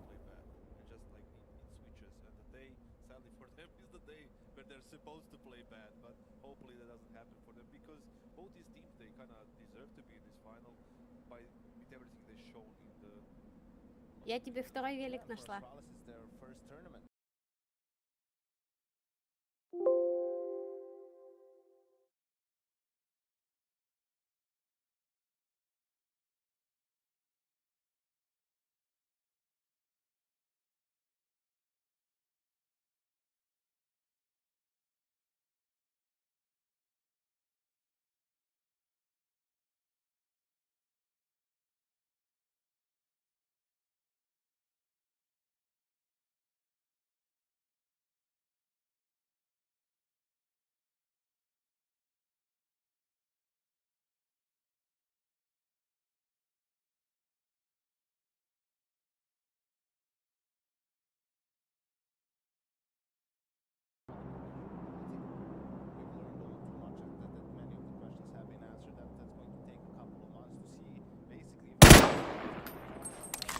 Опа, недалеко.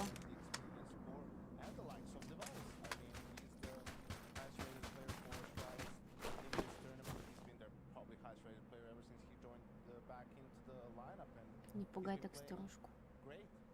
Yeah, that's probably the biggest question we had. Like, it's like the new kids, and it's kind of a, you know, in the mixed Я и development. так сегодня панику Kind словила. of situation, but like for device, it was like, is he gonna be good again or not? He proved to be good again. 4х снести вам.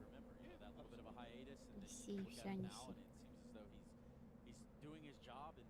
Все, что несется, But it's like неси. what Yanko said, and I think that's spot on. The thing is like, are you gonna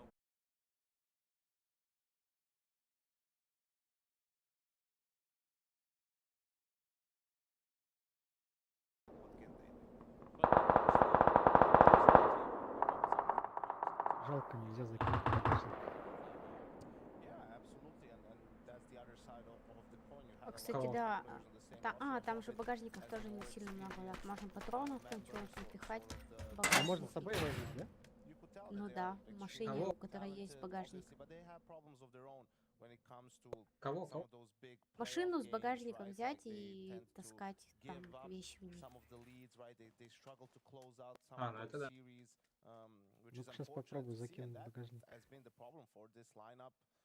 Even before they became Cloud9, whether they were Gambit and whatnot, they were struggling with these issues, and the roster change didn't fix that problem as of yet, and that's the main thing they need to А figure на этой out карте how вроде to нет. do. The Или thing есть? is like, you look at this Cloud9 line, for me, Buster is still the wrong move, and like them winning this event, is it gonna put them in a situation where they're like, yeah, maybe this can work and make things even worse for them? I don't think so. I don't think they've still had time. They've yet to have time to process the RMR result. Because straight from the RMR, they went to Rio. They came Ракетница. back from Rio on Tuesday. On Wednesday, they had to start playing this tournament. So just still constantly official after official, you're in the tournament. Okay, let's finish this. And I think that's when they'll look back and reevaluate this whole first half of the year and try to figure out, okay, why did these bad things happen to us? You know, because they're the only ones who have complete information.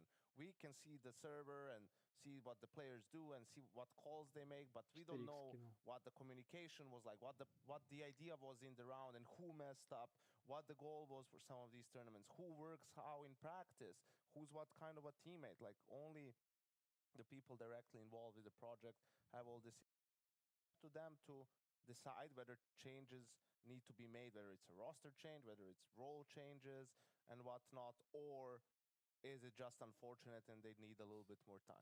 The thing is like,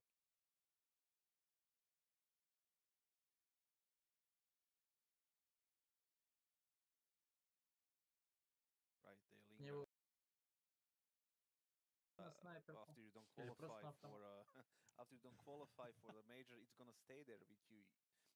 If you don't talk about it early on, then the players start talking to each other, like trying to come up with these conspiracies, like who they wanna remove, who gonna get, you know, try contacting other players. It happens every day. Of course it happens. And it just, you know it. You were a part of a Cloud9 lineup back in the day. You were the team manager there. You were the coach / manager, mother, father, everything, and obviously myself. And I know these things happen. So if you don't approach the situation early on, it can be even just worse. So, but like you said, we don't know. Like at that point, we're kind of like theorizing almost. But one thing that we do know is Shiro ain't the problem. Nah, Shiro is not the problem. He's been playing lights out. I think his best Counter-Strike ever since the Rio Major, and at the Rio Major, because I think it was there where he realized if he doesn't take the next step and becomes more aggressive and tries to have more impact in the game, like they weren't even going to make it out of the challenger stage. And I think he's kept that up ever since in terms of his individual performances. And we have him singled out here as well as Device, because those were the two highest performers when these two teams last met. And that was only a month or so ago. They were playing in the Dallas qualifier in the upper bracket final, which was to secure the first out of the two spots. Both teams qualified for Dallas, but Astralis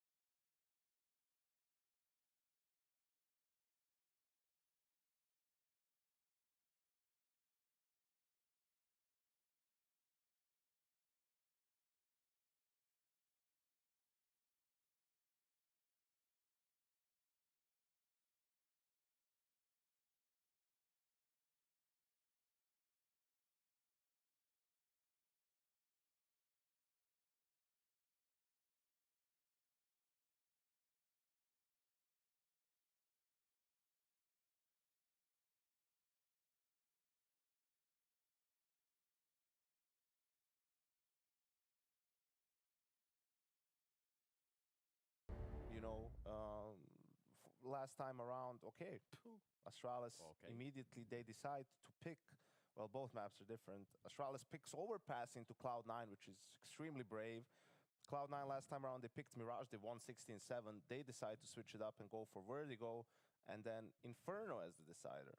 This is very dangerous veto for Astralis, like super dangerous. I would expect them to pick Inferno, but they went for Overpass, and they're gonna start on the T side most likely.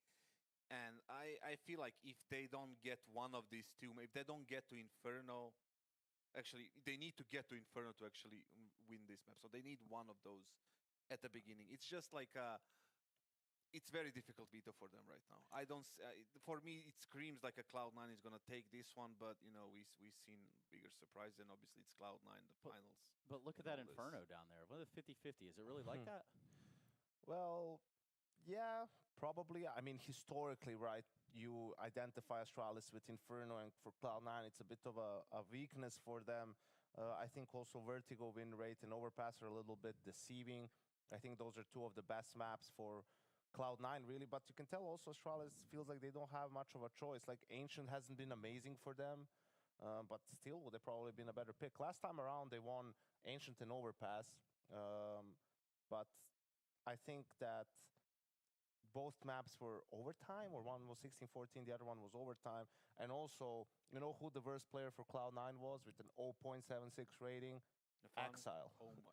So I don't think Yeah, I see what so you're I thinking, don't I don't think that's going to be the case here. He's the best player for Cloud9 in this tournament. So had a good series yesterday in the semifinal as well. Really came in clutch for Cloud9 with all the issues that they've had with having to play with stand-ins and whatnot. So yeah, I think it's going to be a slightly different affair this time around. And perhaps Astralis feels so too, and that's why they changed up the map veto. Yeah, so Overpass first. I know you're struggling with this one a little bit, Kasad. Tell me about what makes this a vulnerability. You're gonna have to run up to Shiro on A side. That's the problem. Right now they have if they have Buzz and Altex and like all these kids like who are gonna be facing Shiro on the A side. Meanwhile, you're gonna have Blame not really taking any much space. He's gonna be playing off the info, and he needs to be in a situation where it needs to be like 3v3, 3v4. But He's not gonna go for the openings. Just remember the Apex game. Yes. That was Astralis' pick too, Overpass, and they got 3 rounds on T side. They got the pistol, lost the second round. One of them was like Device sneaking up long, and another one was like I think also a half buy or something along those lines. So for that being Astralis' map pick, it looked pretty awful, right? And especially against a team like Cloud.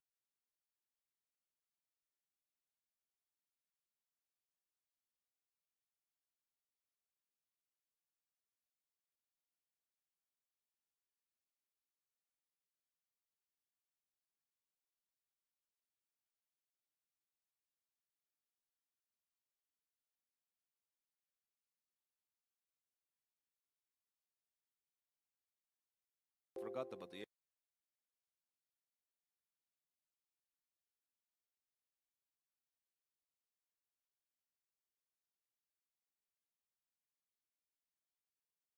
situations before, like the finals. It's not something new to them, and you know that most of the titles came from online things. So you can expect Exile to have much better performance, Shiro to have like a decent performance. Hobbit on A side on A Overpass is the rotation. He's always going to be in the right spot. Most of the time, he's going to be in the right spot. It's going to be very difficult for Astralis, and then they have to go to Vertigo. And something It's that just- also shouldn't be underestimated is the fact that one of the reasons why Cloud9 was playing so well online isn't just how the individuals were sharper, it was the fact that the group could talk. And he was doing a Okay, lot of yeah. talking and a lot of in-game leading perhaps, or just helping in that department, which obviously he cannot do on LAN. So now, again, we're in online playing. So some of those mistakes that maybe we would see, now we're not seeing them to the same extent.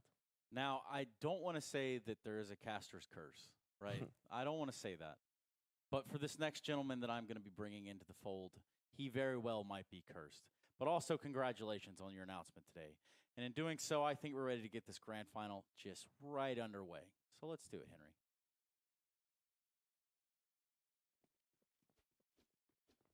Well, here we go. Henry G is in for the final. We thought, you know, it's been a little brazy the whole way here. We thought we'd get you in for the cursed grand final. Cloud9 versus Astralis underway, and Buzz right away to the first headshot. Astralis opened things up. It's a pleasure to be here, Dinko. And yeah, grand final should be brazy. We thought we'd change things up in the last second here. Hobbit with the disadvantage, pushing towards short, and he might get a lot more than he bargained for here. Nice headshot, but should be traded out by Blame. He finds him, and we have got ourselves a 4 versus 3 now, Dinko. We'll take a breath, take stock in the situation. Yes, a great way to finish off the Brazy party here at the grand final. And this matchup, definitely for all of the reasons the desk have set up, is certainly going to live up to that. Two teams not going to the major, so much to play for in this one, going to be throwing everything at it. And Shiro is up on top of the A site. Device is slowly making his way up long, and Blave in the mid bathroom. He's got a lot of util still.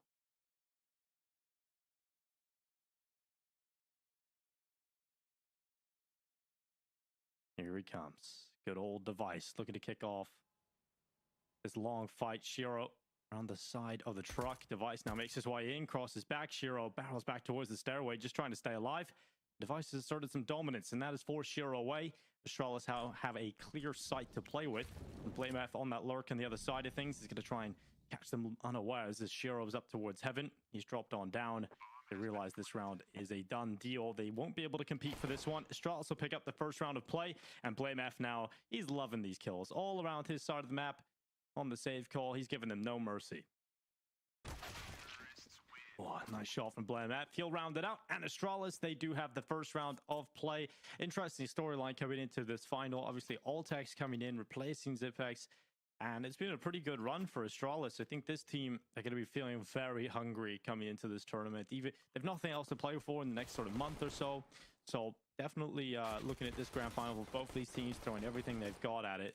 And it is interesting the point that Yanko was bringing up just before this game started, talking about, you know, looking at processing that RMR result for Cloud9. This is a problem for them that they probably haven't had time to really fully think about and process. And we even seen Device making some tweets before this event saying every day he's waking up and sort of has a nightmare that he hasn't made it to the major.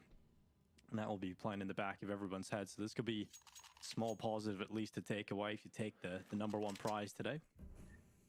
Dingo, apologies for that. Had a few technical issues. I was brought in last second, but we're all good to go now. Let's make a final out of this one. And we are going to see the 4 spy coming in. Cloud9, here on Overpass, their home ground, managed to pick first yesterday. Can you imagine that? No, that is wild. You really did have a full run of things yesterday, Henry. The splinters, the eyeball problems. It was actually one of the most brazy games we've had all season. I mean, it has lived up to it. I don't think anything's more brazy than that game yesterday. It was a lot of fun. It was actually like, for as long as it was like 4.5 hours, it was still like big. So no complaints. Try and creep his way into the bomb center. His form's actually been pretty good. He's showing some signs of inexperience at times, but I really like his contributions this event. It seems to be getting better and better. Either way, we're going towards the A bomb site. It's going to be Glade at the tip of the spear here. Blame able to crack things open. We've got a bit of a stack, though. Will they be checking all of their corners? It looks to be under control, but Shiro, he's got a couple here, Dinko. One more player remaining towards Hobbit. Yeah, just Hobbit left, and he's inside of the smoke. Sneaky position for him. He's going to now swing into the open. Devices Khalil takes him out, and Astralis have a 2-0 lead. Cloud9 don't have much money coming into this, so it should be 3 in a row. And exciting stuff here on Overpass. Cloud9 definitely showed yesterday, even with that stand-in that you were casting, Henry, they were able to show their strength on Overpass, losing out on Hobbit. Still able to take a comprehensive victory. Yeah, it's a fairy tale at this point. How they've managed to come so far, given the caveats on the way, but still, they are on the back foot here. Astralis will have a decent buy into this one, considering they're up against just a pistol. Should be one of those gimme rounds. Nothing to report. And Flame F, he has been incredibly sharp as he continues to find headshot after headshot. Just 2 players remaining, and I guess the game really kicks off in the next round, Dinko. Who have you got for this final, by the way? Like, who do you fancy in the overall things? You know, usually I would say Cloud9, but I think given the whole situation, I think Astralis are looking very, very hungry and focused in on this one. So I'm going to go with Astralis winning this one. I haven't been all that convinced from Cloud9 the whole way through the tournament. I But, feel like so they're just like, like they seem exhausted as a team. They just want to get Yeah. off this ride at this point. They've got so many events, so many disappointments the last few weeks, like after Rio especially, like just feels like they're just going through the motions, turning up, being professional, but they just need a bit of a break perhaps. Yeah, I think so. I think that break is going to be very welcome after this game, and I think all the emotions will suddenly hit them. But for Astralis, I mean, you have to say that Cloud9 are the better team, right? And even though they have looked shaky at times, they've won every game so far in the tournament. They've looked still like a deadly team, but I think Astralis have just been putting all their stock into this one. You've got two young players as well, very hungry to prove themselves. Altex obviously has had some good performances throughout this event, as you were mentioning. But it's going to be a long process for Astralis. Ooh, Buster at least able to get away with his life. He'll catch that Galil into the next one. And that's the 3-0 start. So now we're getting into the real grand final. It begins now. The bye's coming out. The Brazy party final really starts to get underway now. Well, let's have a look. Shiro, of course, bringing out that AWP, looking to post their first rounds here. Interested to see whether they'll present any sort of aggression or try and send him towards connector. He's got his eyes focused towards long for now. So probably just going to get on the flower bed, but an important round. Device brings out the AWP as well. But still that Mac 10, and we'll go on helmet watch. Just one player, Axel, who's a bit vulnerable to the Mac 10. And we'll get into it. Molotov's down. Blamef normally makes his way to the playground. And he'll continue the trend. Shiro towards middle, in fact. Oh, Spam coming down towards Buzz, but it's the real fight starting in water. Altex gets a perfect flash set up by Glaive, goes straight into that fight, and Hobbit stood no chance. Great kill for Altex, cracks things open for Astralis. They have now the advantage to play with, and so much time, but they're heavily leaning towards B, so likely we'll see the play finish towards here. And that means Buster will be under a lot of pressure on the B hold. Yeah, but Astralis, they're quite disciplined these days. They don't fully commit to bomb sites, even with these advantages. You can see them just trying to explore their options. It's normally Altex that goes in alone, but this time he's got some backup, Dinko. The double kill comes through as the B bomb site is cracked wide open. 5 versus 2 now. Excellent counter-strike from Astralis. This is more like it. Their overpass has looked a little bit underwhelming at times. Too many solo plays, in my opinion, but that's a fantastic round. Difficult to poke any holes in it. And Buzz is in the perfect position as well, Dinko, to find Shiro. He'll have to make a footstep eventually once he goes to save officially. Once his bomb gets planted, they should be able to find the AWP as well. Yeah, this would be massive if you can take the AWP out of Shiro's hands. How is he so silent? Just waiting in behind the flower bed, not going yet. And Shiro's just going to hold and bide his time, not leaving this position.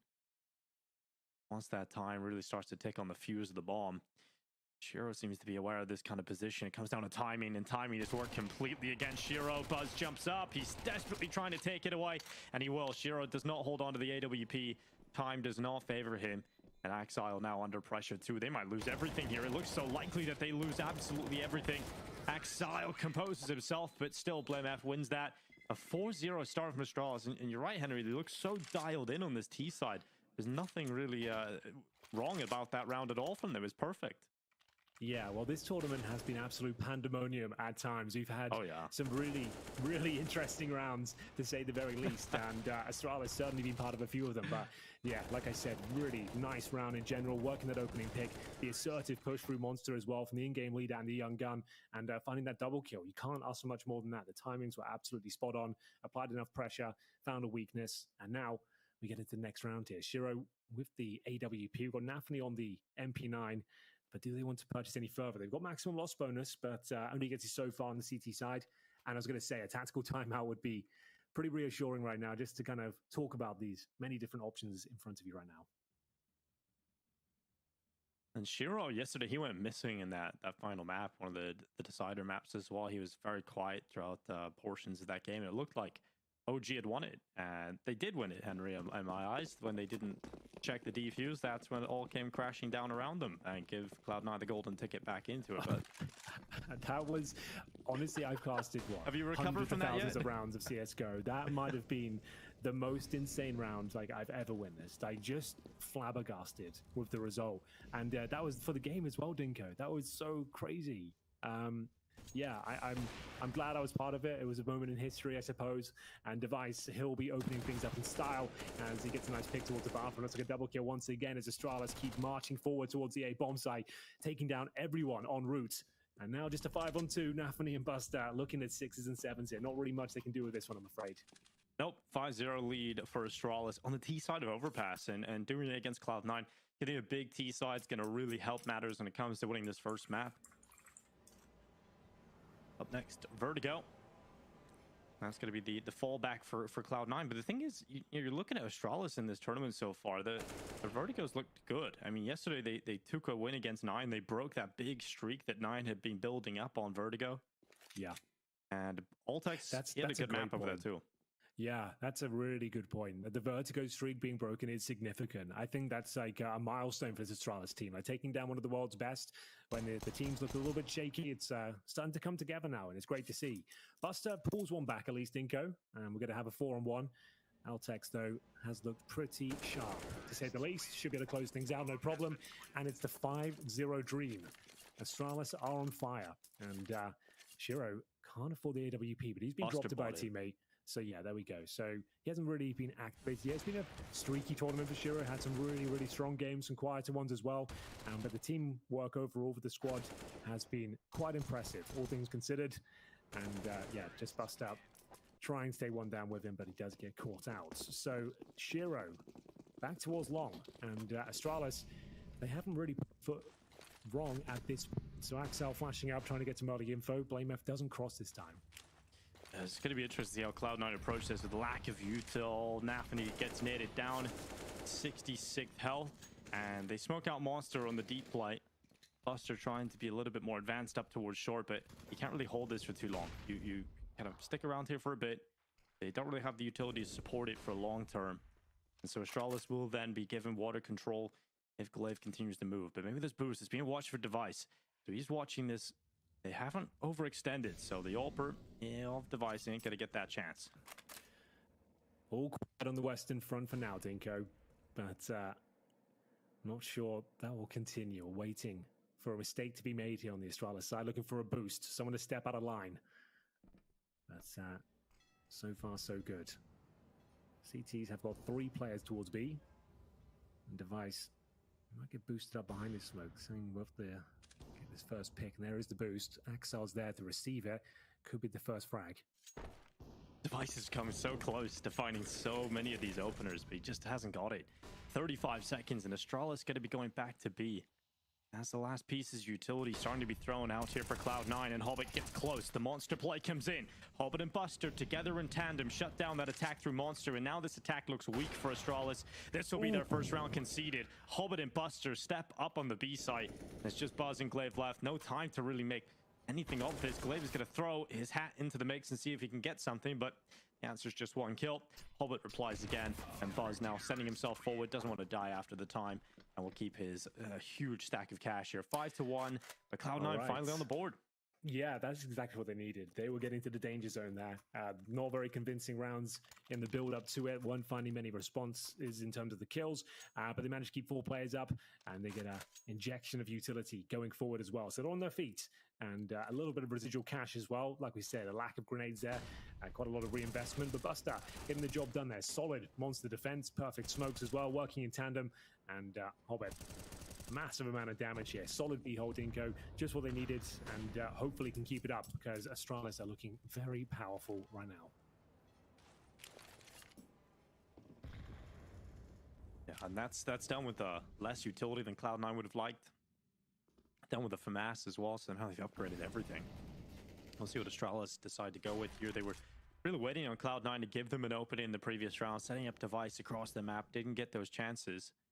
Maybe have to be a little bit more assertive, and they're sending Device again, trying to get him this opening kill, but Shiro's holding for it, and Device gets boosted up quicker to the trigger. Shiro didn't react in time, and now Axile, he's under pressure. Playmap swings into the open, and it is the kill for the rifler of Axile, but burned away by the utility. One last line of defense here. Nafany has to find multiple kills from the cursed corner. The first one goes in his favor. Brings it back to a 3-on-3, and that just pumped the brakes somewhat. They're actually pulling the cord and making their way back towards the B-bomb site here. Hobbit, he's actually in a very interesting position here. Normally good for 1, and indeed, that's all he'll deliver this time. 2-on-2, and the retake will have to begin. CT's coming in from heaven, and they're smoked off. Oh, that molly's going to come in too at the right time. Nafany decides to go in front of it. He's got the timing. He's got a good timing here on Glaive, but he reacts in time. Flicks on up. Because that molly, it separated Buster off from his teammates, so the spacing wasn't good enough to get that instant trade and turn it into the 1v1. So the round still looks very difficult here for Buster. Device has even switched out to the rifle, and he's just going to drop down and cover off Monster. Buster's time is ticking, and well, his life's about to be cut short. Glaive stays in the same spot. Another snappy headshot from him, and a response from Astralis, 6-1. I have to say as well, I was commending Glaive on his form in the semi-finals as well. Like he was quite quiet into the tournament. Group stages weren't amazing for him, but I think he's playing for his contract as well right now. He's getting a lot of scrutiny as a captain. He's suddenly stepped up, and the team's looking better. His form has improved immensely, and he's getting the most out of Device and Blame F at the same time. So yeah, this is looking fantastic, and what a victory would be. It's like maybe a little bit disrespectful to say this is their major, but bear in mind, they're not going to be there. Same story with Cloud9. The major final of non-major teams. Exactly, but it's a massive prize pool, and it would just be like some good news finally for the Astralis project here. Oh, Buzz. Well, he looked for Hobbit in the corner. Trying to spam and distract and pull his attention away. His fighting short is coming through, and Hobbit, even with the weaker weapon, Buzz runs into him. And Hobbit tucks himself in the corner and comes away with an upgrade. He doesn't even lose any health in that fight either, so they'll take that 1-for-1. And Glaive and Altax, you've seen them make a similar play to this earlier on, one of the gun rounds they were able to pick up, and here they go again. Walking out contact through Monster. They've got under the scope of Shiro undetected so far. Look how deep they are. Nafany doesn't even consider it. They've left Monster open again. Shiro nearly goes down, but he's able to react and stay alive. And now under pressure from multiple sides, Astralis have to run back. They've lost the bomb in the connector. Hobbit has had a great round here. He really has. Not out of the woods just yet, though. There's still 45 seconds, and the old guard has been activated. Blame F and Glaive, under HP. And now Hobbit. He's entering no man's land. This could get dicey. He's going down for sure. Glaive's, well, Blame F spots him. Glaive should finish him off. Making noise, though. Oh, he was trying to be the bait. And he actually gives himself up. That's massive from Hobbit. He saves the day there, Dinko. He really does so much in this round. Now 20 seconds left. Glaive is desperately trying to find anything. Maybe just the only way he can play for that is with elimination. And now he can't win the round. They've just dropped back, and Hobbit just unravels the entire round. I can't believe he gets a kill there. Like, he was done for. He was spotted. They were setting up. They were just waiting to pick up the frag, and then Blame trying to make a little bit of noise, trying to avert his gaze. He ends up taking the bullet, and yeah, they get the trade, but that was the only opportunity of potentially winning the round, was finding a quick frag there, make their way in towards B, but Shiro, Hobbit, shutting them down, and that's going to be 2 rounds in a row. That was the shot, the backbreaker that confirmed the round goes in favor of Cloud9. Well, tech issue here. We've lost one of the Cloud9 players. So hopefully this one doesn't last too long. Kicking off? Yes, we got another one. Which injury is it now? Splinter eye. Dude, the splinter. How do you think that happens? If you have to think, like, do you think he's just got like yeah, because gamers don't go outside, Henry. Is he climbing trees or what's he doing? Chopping wood. Chopping wood, climbing trees. How's he managed to do that right before the game as well? Oh, unbelievable! But I really do need the story from Nafany actually as to how that happened. Well, yeah. If you ever get the chance to speak to him, you find out for us. We'll do. We'll do. Hopefully we get this one sorted as quickly as possible. But you know, touching back on the point you brought up about Glaive and his individual form, I think a lot of people are sort of criticizing him and putting him in the same sort of boat as Zipex, just saying, you know, they're playing out the contract.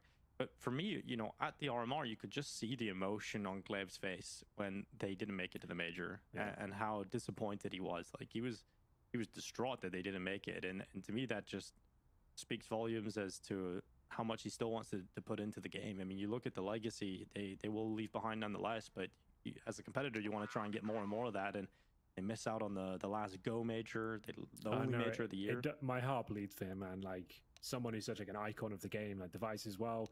You know, like the fact they're not even attending as competitors, it sucks. But it's the way she goes sometimes.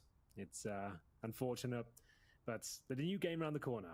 The Great Reset, Dinko. You must be excited for that. There's a lot of conversation around the Great Reset at the moment in all different facets, but absolutely waiting for that one to come around the corner. It's going to be interesting. It hasn't been updated in a long time, so I think they're leaving all the surprises for us.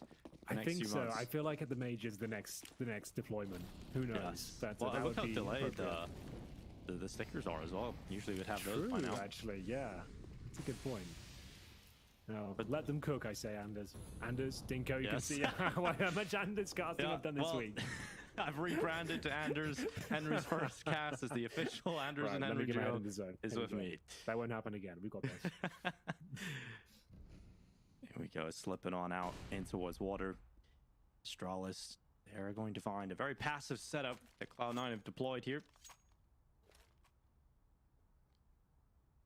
This B-hold has been good between Buster and Hobbit, in particular Hobbit. He's had a good game here so It's far. been the real beacon of hope for Cloud9. Well, 5-0 down. Come online here now. Solid B holds. Managed to come out on top in a couple of the key clutches as well. Here's Device though. Once again, AWP in hand, just trying to flash himself into offensive angles. Buster with the FAMAS this time, so lacking as much firepower as they had before towards B. And the bombs creeping up towards short. Glaive putting himself upon him to be the man here. He goes in, Nafferty hits the headshot, and Hobbit swings out from the pillar. Another good hold on the B site, and Astralis forced away. They're going to find a different path, and if they go back up towards the A side, it's not going to be that easy. Now we've got shero rotating up. Axile is already here. The two sharpest tools in the shed are available for Cloud9 to use here. In 20 seconds for Astralis, it's going to be so difficult to even get near this site. shero just sits in behind the truck. The steps of death running towards him, and Axile covers off his flank. He's got it covered. No issues here for Axile. Wow. Nice little double. Actually repositions, just takes a step out to the right, so the device has to walk into him, and that is so clean.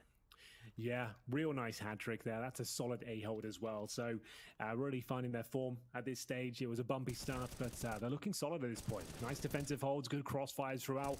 And like I said, it's playing those advantages, not over-peaking, waiting for the frags to come to them. And a perfect example of that here from Axile. Hat trick found, and third round as well picked up. That's going to be the eco for Astralis. So yeah, this one's right back on. No blowouts in the Brazy party. We all know that by now, and it's just Deagles, no Armadinko, so not even some nades to be a quiet one.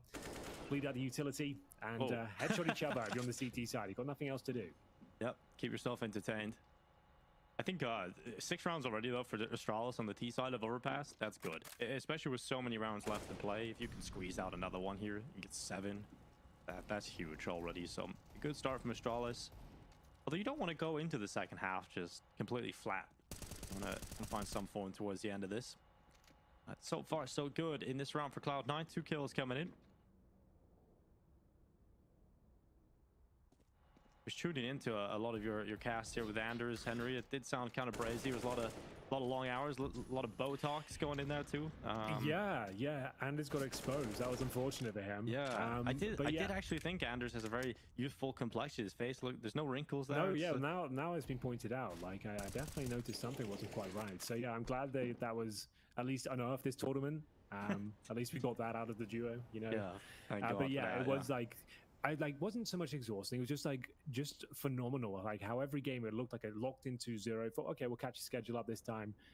No, everything that could go wrong would always occur. Like this was like the BlunderCon 2023. Like it was insane. How many wild plays and clutches this fell apart. Yeah, you were still looking at moments yesterday in that OG Cloud9 game. You could tell it was getting late in the day, but they've had some time now. It's a late start to this grand final this evening. So Cloud9 have definitely had enough sleep to get ready for this. I've got one in Twitch chat here. Someone was saying that Anders read the Twitch chat and I didn't yet. Well, now I've read your comment, so... Oh, checkmate. Yeah, yes. Got him there. I've kind of... Dinko's always watching. Got eyes on everything. So, all right then, shero, what have you got for us? AWP looking to open things up. No damage just yet. The grenade will whistle by BlameF's head as well. He's actually done very well to be relatively unscathed. 96 points of health. Altec setting up some grenades here for any close range players towards short. We've got a bit of a boost as well. Buster peeking over, looking towards the door. And this B focus coming in once again. The grenades are deployed towards barrels, in fact. Hobbit does receive some chip damage. So looks like the B defense might be tested once more as they go for another creep through. This was Altec's before, so there's an adjustment for them. They've now got 2 players each and every time. So it's working out much better for them. Yeah, this B side is looked closed recently. They've put up the shutters on the Cloud9 side. And anytime they sort of desperately try and go back towards this A side of the map, Axile's been there and looking strong, and now he has to step up. They've lost the first player, and Axile's able to get that trade. He does take a lot of damage in that engagement, so perhaps he'll try and lean back on shero's support. And they'll just get out of all that spam. They'll drop back into the site. The bomb is creeping its way up A long, and they'll leave Altex over towards B. He even has some help here with Buzz. So Astral's not committing anywhere yet, but there's only 35 seconds left in this round.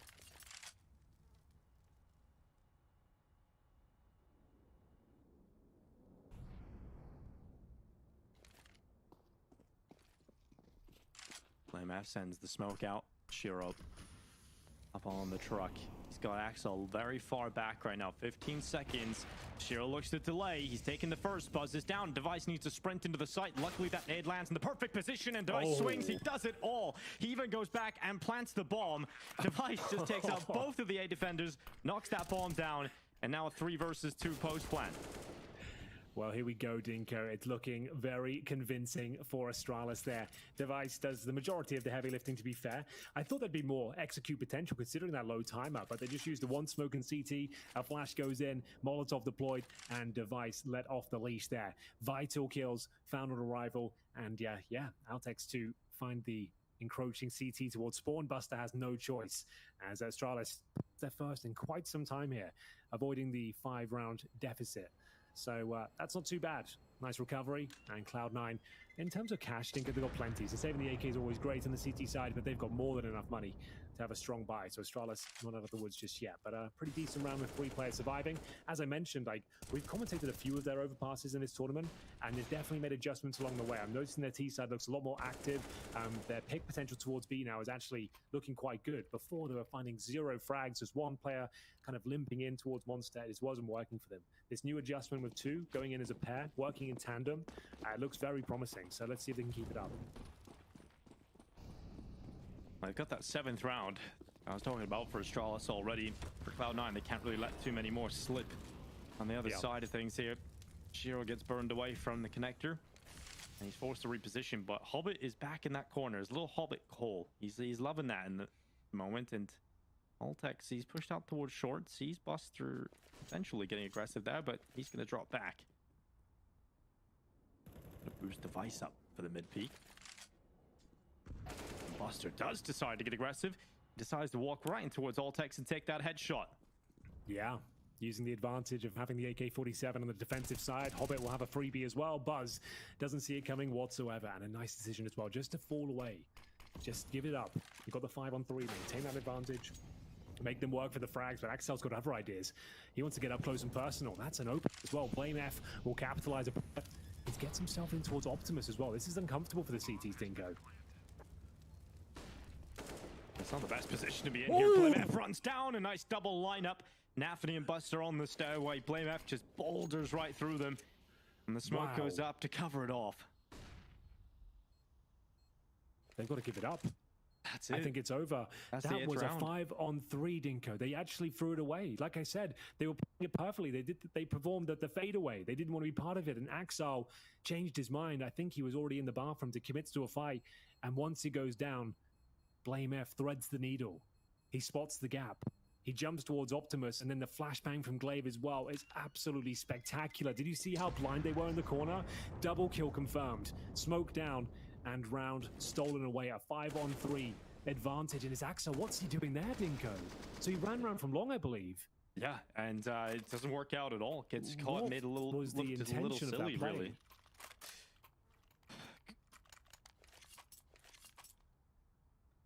I guess Axel probably the only one that could tell us really exactly his thought process. The round was one. over. We were kind of the conversation whether they get the bomb down, could they even get close to a bomb site, but he offers himself up for free, and it all collapses. We've got a fast response here. Astralis going for the straight up B rush. Yeah, Flash is being sent in over the B side. Smoke goes down to go out to pop there for Hobbit, but he'll swing out from his own smoke. Just 1 kill, and Buster able to help out. The attack has overwhelmed the defense, and Shiro and Axel both left now in a 2 versus 3. The speed change here for Astralis is putting them in a really good spot to go ahead and get their 9th round. Axel was quick to get to short, but there's nothing Shiro can do now that his teammate's gone. You just have to fall away. And this CT side, there's been glimpses of success. I think it's mainly come off the back of Hobbit having a big few rounds here and there. But Shiro, again, has been quiet on the CT side, despite having the AWP a lot. Devices kind of outmatched him in a lot of the fights. And Shiro has really struggled to be at the right side of the map at the right time to find that impact here. Well, this is now getting problematic. They had a huge reservoir of cash built up on the Cloud9 side. That one fumble, though, that one mistake coming in towards the bathrooms, it's going to lead them to an eco. Shiro will spot Glaive. I think Glaive spots him as well. So they might have some information. Devices on the prowl, hoping to take him down here. The Julies. Oh, yeah, why not? Finish it off in style, and he'll get the Dink as well, upgrade to his AWP, sorry. So, yeah, he wants the Dragon Law. And there we go. It's going to be Astralis with 9, and presumably not much to bring to the table. Cloud9 will have around $3,000 per player. Shiro with the invested M4 early. And it's looking like a tactical timeout as well. Lots to figure out, and not a lot of ground left here to figure it out at all. You don't have a lot of cash. There's only 2 rounds left in this half. Well, best case scenario is a 9-6 half, but it seems difficult to get to that point. So Astralis very likely to be leaving this half with 10 rounds at a minimum.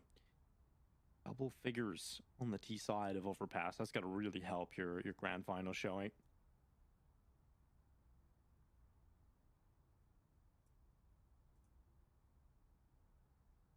Astralis have decided to pick Overpass as well. Cloud9 went with the Vertigo pick. Inferno left over. And if we do need 3 maps in this series, Inferno's not a bad one to finish on. I think that's that could make for a classic Brazy final. Yeah, I'm super down for that. We're almost certainly going to get there now on the mic as well, Dinko. So you're in for a treat. You're here. I'm ready for it. Locked in for But Shiro, he's decided to go into the Hobbit hole. He wants a little adventure, and he swings, and so that cost him his life. Glaive with the headshot immediately wallbangs him, and that was the one weapon, that was the one thing worth talking about. It's gone now, so here we are. Yeah, absolutely true. That was the one chance, no real way to recover it either. Hobbit outside and somehow avoiding any damage there whatsoever. Bud seems to have a strong inkling he's on the other side here. Hobbit's days are numbered, I would say. He's being surrounded from short as well. Holding his nerve for now. And Altex having another go. Looking towards the barrels. Spots from Anthony, but needs to be careful here. And that's a lovely shot. Gets the job done. And Glaive's flashbangs. You have to say, Dinko, they've been influential to say the very least. Oh yeah, they've confirmed a lot of rounds. Just flashes in from Glaive. Yeah.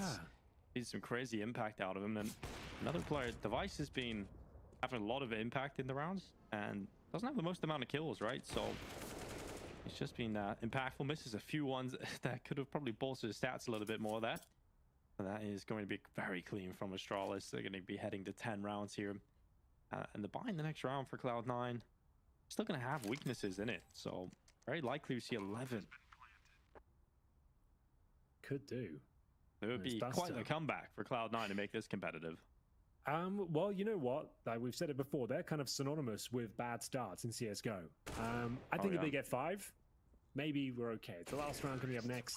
If they don't get 5, poke Hobbit in the eye, get Inter's back on the phone. Yeah, get Inter's in. And yeah, we'll see what they can make of it. I'm kind of feeling quietly confident for them. We'll see if they can pull it back. There won't be... Oh, there's enough to buy an orb. I don't know it's worth if you want to play about armor. This is the opening frag, as you said. That was their only gun invested into the round. Doesn't really work out for them. Hobbit stayed alive as long as he could. But ultimately, 1 by 1, they were toppled as Glaive continuing to look sharp with that AK. Really enjoying his contributions today.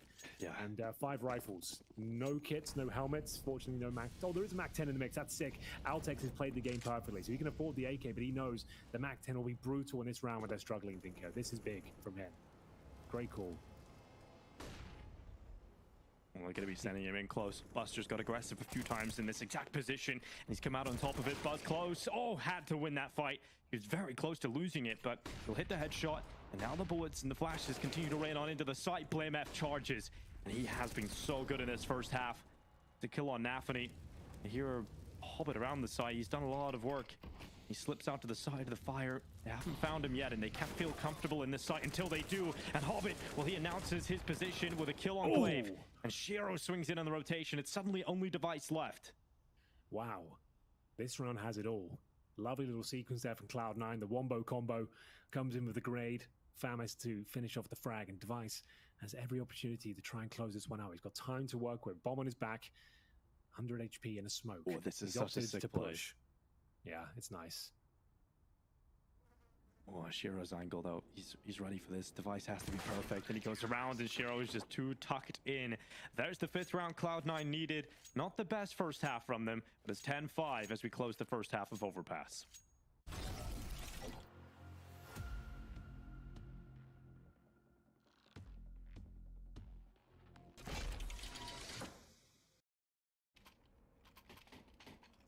Well, I see a scientific study going on in the Twitch chat, Henry, and it's all about Oh, devices only hits the important shots. Only hits the important shots. What do you make of that?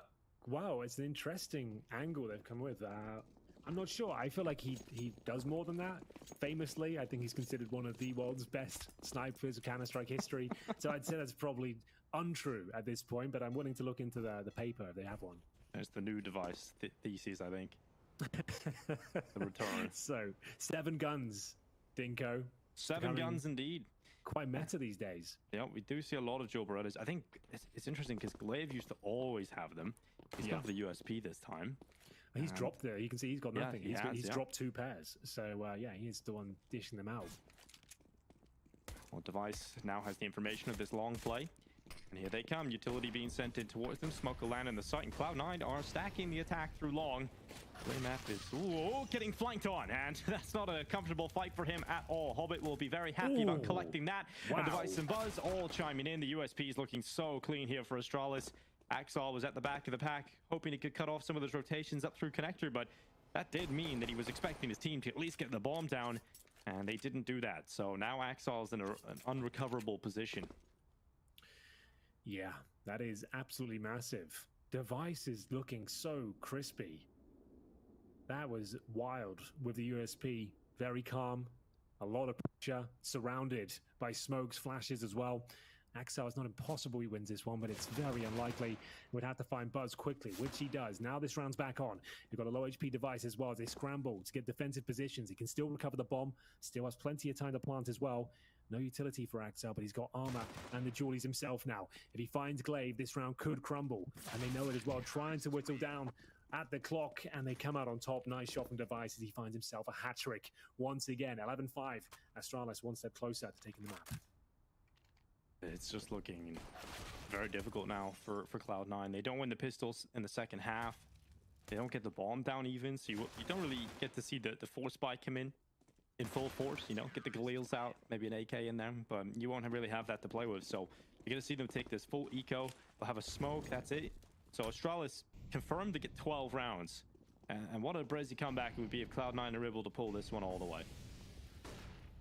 Yeah, you're dead on. I think we'd be in the Brazy territory for sure. For now, though, a full B play. They've got nothing more than a flashbang ding. Okay, so this would be just one of those. Take a deep breath, choose a time, run in together, hope for the best. If they get a couple of kills, fair play. Doesn't look good for them, but the timing, Altex, well, he'll take the advantage in the first frag. Looking to mow them all down now, and they know it's the MP9 on the other side, and that's why they'll be farming all the cash as well. A big bag of money has been obtained on the Astralis side, and just Axel's 10 HP. Not really much he can do, hoping they can bleed out a bit more out of the round, but this one is said and done. Yeah, just have a little moment to himself to reflect, but he will be hunted down. Eventually, Astralis will take their 12th round on the board. And what a statement performance this is from Astralis so far. They can close in this fashion. That would be one hell of a way to kick off the grand finals.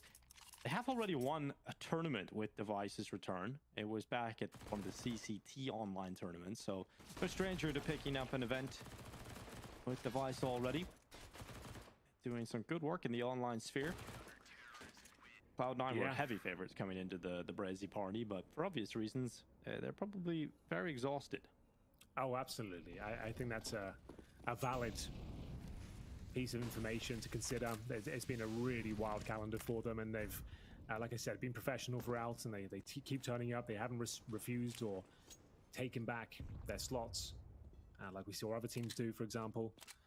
But yeah, here they are, battling back from a 12-5 deficit.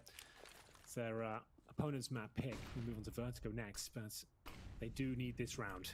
13-5 and potentially another partial fire ahead of them would be a very, very difficult recovery. It's already quite a distressing spot for them already. Very much a bonus round though, Dinko. I think that's fair to say. Oh, yeah. 3 MP9s and the first one trying to strike there, but for Mass, they can't quite find the kill. Hobbit down to 41. So if they somehow win this round, this is the very epitome of a bonus round. This is about as good as it gets. If somehow pull this one off, like, call this game done.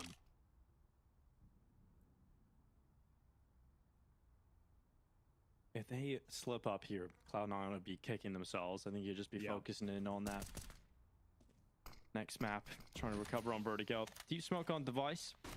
No, we do have a lot of guns that we kind of have animal names for. You know, we got the alligator shotgun. I think you call something turtle. The 5.7. The snapping turtle is the 5.7. Yeah. I'm thinking we call, like, when there's a group of MP9s, this can be like the pack of velociraptors. You know. Yeah, I was gonna say that's where my mind went as well. So I like that. Well, let's see. It's feasting on Shiro already. BlameF loves a good MP9 kill and device. Well, the M4 is his trusty weapon, and they've shut this down. Cloud9 get nowhere near the site. It looked far too easy. That was a buy round. Cloud9 had the better buy, and they just got absolutely destroyed. Bro, winning one of those sort of bonus rounds, the wind is in your sails now. Your morale is high. Everyone's loving the game. You got tons of money. You know they're broken. They didn't even get a planting. It wasn't even a close round. They got absolutely wrecked by the sewing machines. They get stitched up by the MP9s. As we see Device, BlameF working in tandem once again. Rock solid on the A bomb site. And like I said, it has to be a partial buy. You didn't get the bomb down. There's no chance of even Galil's. So they'll creep into the round with very little and still needing a miracle as well. It's not like they can really afford to lose this one. They still need to try and at least get a plant. Oh, Shiro decides he just wants to fight on Altex, but he's not going to fall. He won't crack under the pressure that Shiro tries to put onto him. And now it's Cloud9 down to 4 players. This final hasn't really started yet. Astralis in full control. Looking to try and continue that all the way through to a first map victory. Nafany seizes his chance here, but doesn't get the kill. BlameF turns back, gets a double, and the M4 ready for 2 behind him. He's also locked in. He knows there's a player up towards the party, and Device will party poop all over him. Now just Axel left. Is that a new one in your casting repertoire? Yes. I haven't heard that before. Yes, I like poop it. is making a return. It's going to be big in 2023. For the grand final. Like, you're saving the gold. Yes, That's I've been what it's all saving about. that. All my feces casting will be saved for the grand final. Okay, well, I like it a lot. Astralis, they are loving this though. 14-5, feels like the map's locked in, and Altex once more showing that strong form. BlameF having a party himself, you're right, and no real problems here to report at all. The money continues to swell for the Danes, and BlameF, he looks red hot. They were my favorites coming to this final as well. Like, the form BlameF has shown throughout, and it's just about whether the rest of the team can keep up, and now they can. Like, this is a dangerous team now. This is a squad that's been putting in the hours. You can see they're not phoning this in. They really do want this. Oh, Shiro boost, look at that. Ooh, so close to taking Device down, but Device sticks around, and that costs him. He sends the nade in, but it's not really worth it. Shiro stays up, and Device falls. Now Glaive is under pressure in Connector. It's going to be a battle of the in-game leaders. Glaive comes out on top. He won't. He's so close to doing so. Now BlameF starts to drop back. He doesn't want to be caught out and uses the cover of the bathrooms instead. An important kill for him to find. Very important. This is a huge round.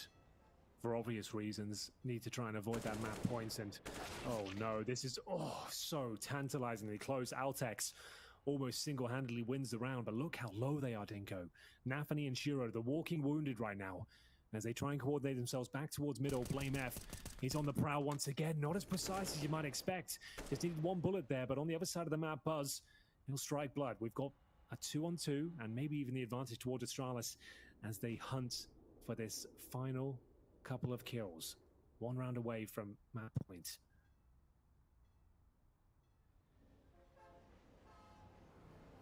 Buzz just behind the barrels. Will he look at short at the right time? Hobbit's about to walk in. He will have his crosshair there. And Hobbit just walks into it. Shiro is so low now. We know what he's capable of, but with 15 seconds left and barely any health, Shiro's AWP might as well just stay in his hands till the next one. Astralis will take 15 map point, and Cloud9 are no slouches on overpass. They're a very good team Vertigo. on this map. Oh, sorry. I thought you were talking about the next map coming up. I see. I thought I kind of like accepted They're this very one's good on over. Vertigo too. Sorry, yeah. No, I thought that was the point you were making. No, you're dead on. Like this is a map of Cloud9. Like remember they beat OG on this map with a stand-in yesterday. You know, like that's a huge deal. Like they're comfortable here, and yeah, this is unbelievable. We never see a blowout in the Brazy party, Dinko. Why is it happening in the grand final? The one time we wanted to go the entire way and give us an epic series that Cloud9 haven't turned up. Astralis certainly have. And Maybe Device, the curse is Anders. And there we go. I It's think gonna you be might be Device. right. It's a good start. You've been gaslit into thinking you're the problem, Henry, but you're not. Yeah, maybe I'm not cursed after all. It's I can just finally enjoy the games now. Ooh, bullets being sent through Khan. Buzz, he's got aggressive this time, and it's a really good angle that Axel is just not ready for. And the young Dane comes out of that on top. And now we've got 2 players up for Astralis, just a moment away before they close out this first map. Blame F has been perfect. He has been just marvelous to watch throughout this. Totally agree. Amazing form, like some career highlights in this tournament alone. He's just looked so strong in so many different outings, like a consistent pillar of the squad. And we'll see him presumably close things out here, Dinky. They deserve to. Difficult to find this 16th round, but they've got a 5-on-3, a lovely smoke deployed towards Monster as well. Just nightmare fuel for Cloud9. They want to get out of here. They know it's over. And Astralis not giving anything away. Blame F confirms it should be a B attack. He's got full control towards middle. Just a matter of time now before the final commitment comes through. Nafany, he's looked up and found Blame F. Oversteps the mark, walking down connected, but he does have info. And this can allow Astralis to try and strengthen this B hold for the final few moments. Glaive has made the rotate in. It's on Buzz and Altex, the 2 youngest members on this Astralis team. And Altex has got the first kill onto Nafany. Now Buster crosses into the open and his head exposed. Now Shiro left 1 second, no time to do it. 16-5, Astralis will draw first blood in the grand final. They have Overpass under their belt. Really strong performance there. Textbook overpass from Astralis. That is more like it. It's been a little bit up and down throughout this tournament, this particular map for them, but they've made fine adjustments as we progress. And this grand final form they're showing right now is superb. You couldn't ask for much more, Dinko. Like you said as well, Blame F, another MVP performance from him. And God help Cloud9 going forward into map number 2. Yeah, they've got to really pull up their socks and much more than that. They didn't get into that first map at all, but lots to talk about and lots to break down. That's for the Des to do. We're going to go head over them, hear their thoughts on this matchup. That shit's brazy. I'm just kidding. Well, it kind of is in all reality. You look at this map and everything that we've had up to this point, Cloud9 almost guaranteeing us a lot of overtimes up to this point, and then now really kind of flat-footed on the first map of this grand final, guys. I think it goes back to what we talked about yesterday. You never know, like when you have some high expectations from Cloud9, that's when they disappoint you. But when you have low expectations from them, that's when they tend to surprise you, right? And perform pretty well. So here we thought, absolutely, they're going to have, I mean, at least a better showing that what we've seen here. Almost a non-starter. 10-5, the half is like, it was supposed to be 12-3 at the very least. Like, the thing is, like, what surprised me positively the most is Astralis's, aggression early on. They were going for those kills. They were not scared that Shiro is on the other side, that Cloud9 is on the other side. They had a plan coming into like getting the early fights very early on, getting the advantage, and then converting that advantage into the round. Overall, so they got like 10 rounds on their T side, which is just more than enough to close down this map. So you can see that early on it's 6-1 at the openings. But the thing is, like I said, every single opening fight, every single engagement early on went in a favor of Astralis. It's not just getting the kill, but getting the control of the map. It was just a very poor reaction from Cloud9. They couldn't get anything going, just a couple of rounds here and there individually from Exile, like we can see here. But besides that, completely flat. Yeah, the numbers are not going to lie. It did take a total of 5 rounds for Cloud9 to then grab their first. So you look at the score line, you look at the stats. The stats are going to tell you that Blame F came in here to play today. 105.6 ADR, 22-9. I mean, the rest of the team really wasn't that far behind him, but not necessarily even having to be. They just had the number of Cloud9 anywhere that they went. I think it's not just the people with frags, it's just the calling was good. Yeah. Yeah. I think the calling was actually perfect. I think it was like vintage, Glaive. When he needed to switch up the pace from default, he called the rush beat, worked perfectly. Again, they got the opening kills, the utility was good and everything, but just, tier 1 performance from the whole team of Astralis. And we saw them do that, for example, in Ancient. They also love to change the pace with a B rush, and yeah, a lot of good things from them on the side of Cloud9. A little bit disappointing, both Shiro and Exile landing with 9 kills.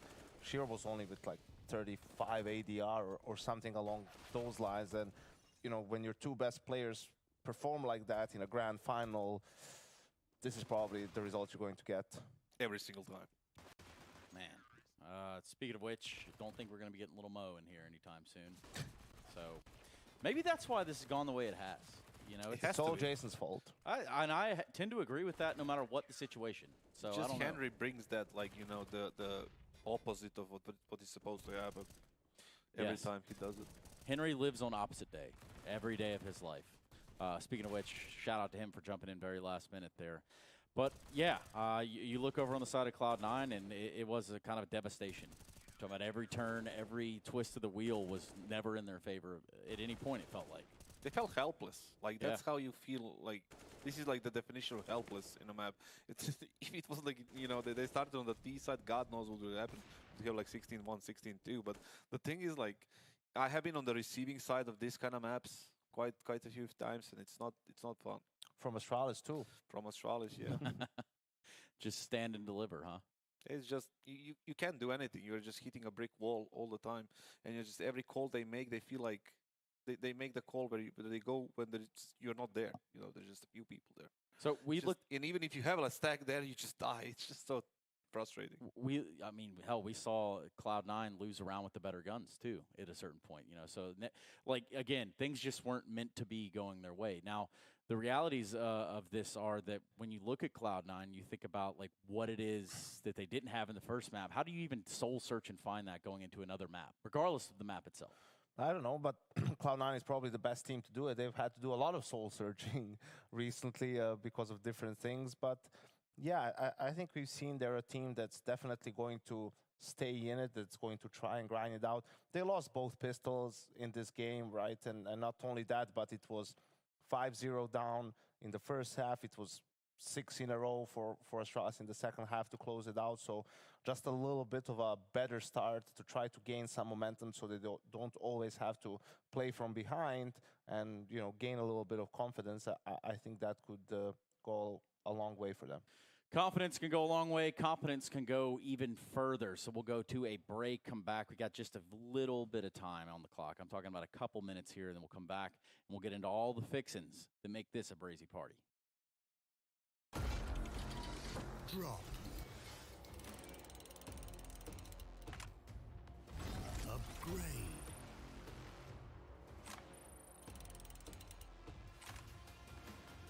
Enjoy. Repeat. We are on your side. Open cases at the right place. GG Drop.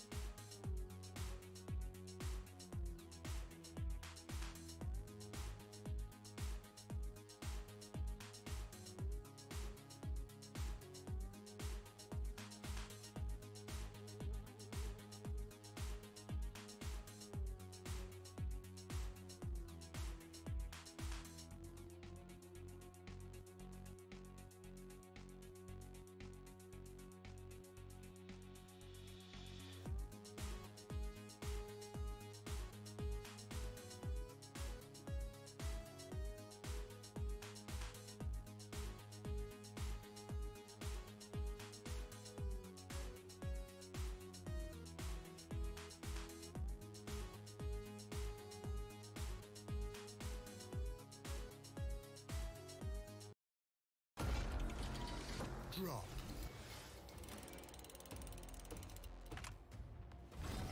Upgrade.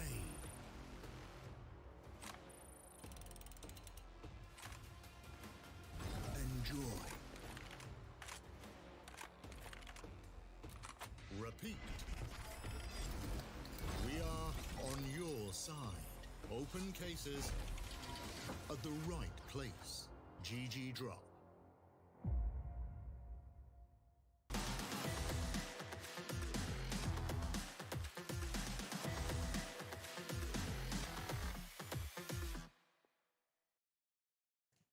It's Brazy around here for you, and it's even more Brazy around here for us. Welcome back, everybody. It's a grand final, one of best of three proportions, and in doing so, we have Astralis taking on Cloud9. The second map set to start here shortly, but firstly, let me go ahead and get some things out of the way. A little bit of housekeeping, guys. You know that we've had quite a few submissions over the course of the week, and really giving away things is something that can make anybody happy, Kasad. Hell, it might even make you happy. Yeah, I mean, as long as we are just giving away things to people, it's fine by me. Yeah.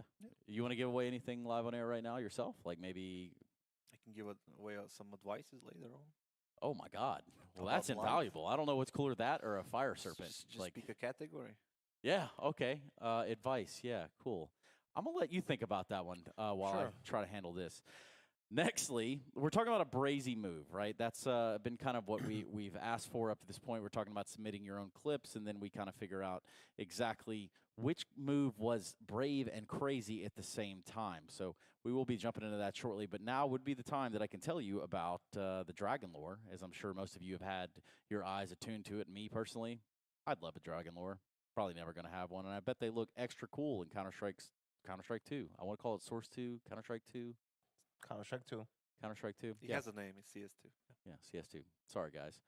Speaking of siestas, now is not the time for one of those. We need to talk about anybody and everyone who has made a deposit on GG Drop using GG or code GGOP as a participant in the Dragon Lore giveaway. So what that means is choosing the winner is another important mission that you are going to have. So make sure it's as transparent as possible. And in doing so, that'll be a Dragon Lore, and its submissions end at the beginning of the second map, if I'm not mistaken. But first, a fire serpent. Isn't that cool, guys? Mother frickin' fire serpent. That's sick. Is it factory new? Minimal wear? I think it's, you know, you're asking. You leave him alone, man. Please, just do your thing. I think minimal wear. It says MW, right? That's Yeah, that's minimal wear. Minimal wear. I'm not like a skin connoisseur, you know. Barely a sommelier. I can give you advice on that one. Okay, so here are all of the submissions that are being thrown into the pot. As you can tell, we've spanned across Twitter. I even saw a TikTok link in there. My Jesus goodness. Christ. And let's see how this pans out. The winner of a Fire Serpent minimal wear AK-47 is going to be King Val. KNG Valorant account. Hopefully it's not the Valorant. Well, surely we have to, you know, kind of look into that. But yeah, it looks as though KNG. Congratulations, man. Yeah. Enjoy your Fire Serpent. Enjoy your Fire Serpent. You worked hard for that. You put a clip together. Maybe, I'm not sure, It was but a brazy move. yeah, it's a pretty brazy move. Maybe we get the chance to see the brazy move. One man's brave is another man's crazy, Trey. So best to combine the two. Best to combine the two. Tracy, how about this? While we're on the topic of brazy stuff, why don't you give some of that advice to the winner for free? You have to pick a category. Skins and gambling. If you are under 18, do not gamble. Is that advice or is that the law? It's an advice. And the law. Yeah, I guess you're right. I do think we're going to take a look at that brazy clip here shortly, so it's something to grab onto. I don't necessarily think that you've done anything wrong there. I think that was solid advice, and ultimately betting is betting. Don't do it if you don't got it. Me, I don't bet, because believe it or not, I don't have it. So, brazy move coming up shortly. Does that sound right? Yes, indeed. Okay. Let's see it. Bang.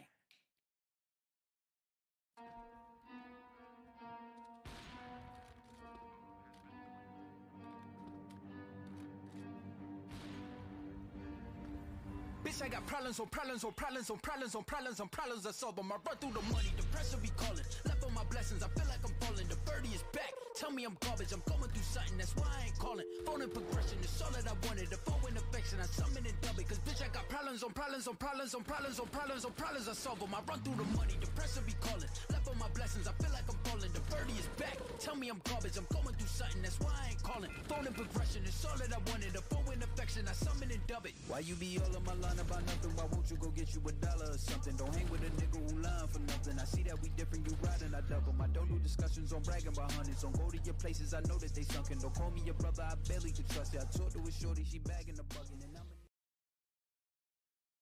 That was Brazy. That was pretty sick. And also the clip, the music there with the clip, just kind of. Yeah, I was gonna say that's his favorite type of music. You are dancing with it every single day. Yeah, it's something So to get you basically, people, if you need to know Trace, every morning before he goes to work, when I pick him up to go there, I caught him dancing every single morning. We call it vibing. Yeah, and just like da-da-da-da-da-da-da-da-dum. I'm usually listening to the Migos, and there's nothing you could tell me, bro.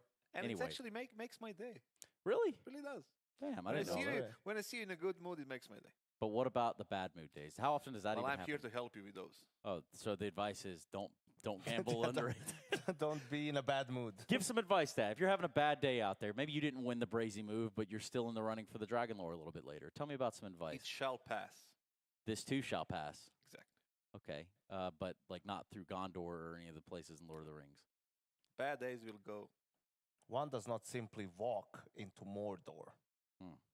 Guys, we're going into a second map. Fly, you fools. We're going into a second map. It's Vertigo. It is Cloud9's pick. They're going to be a better It would fight be here. as old as Gandalf. Yeah. Better We had fight Gandalf, though. on Vertigo from Cloud9. Absolutely, because we have no expectations, so now they're going to surprise us with a great performance, and this is, their home turf. Vertigo, I mean, Orpath should be too, but first map maybe a bit slow to get into the swing of things. Gonna come out swinging on the second one. Swanging. I want to ask Henry what he thinks, because it's going to be the opposite.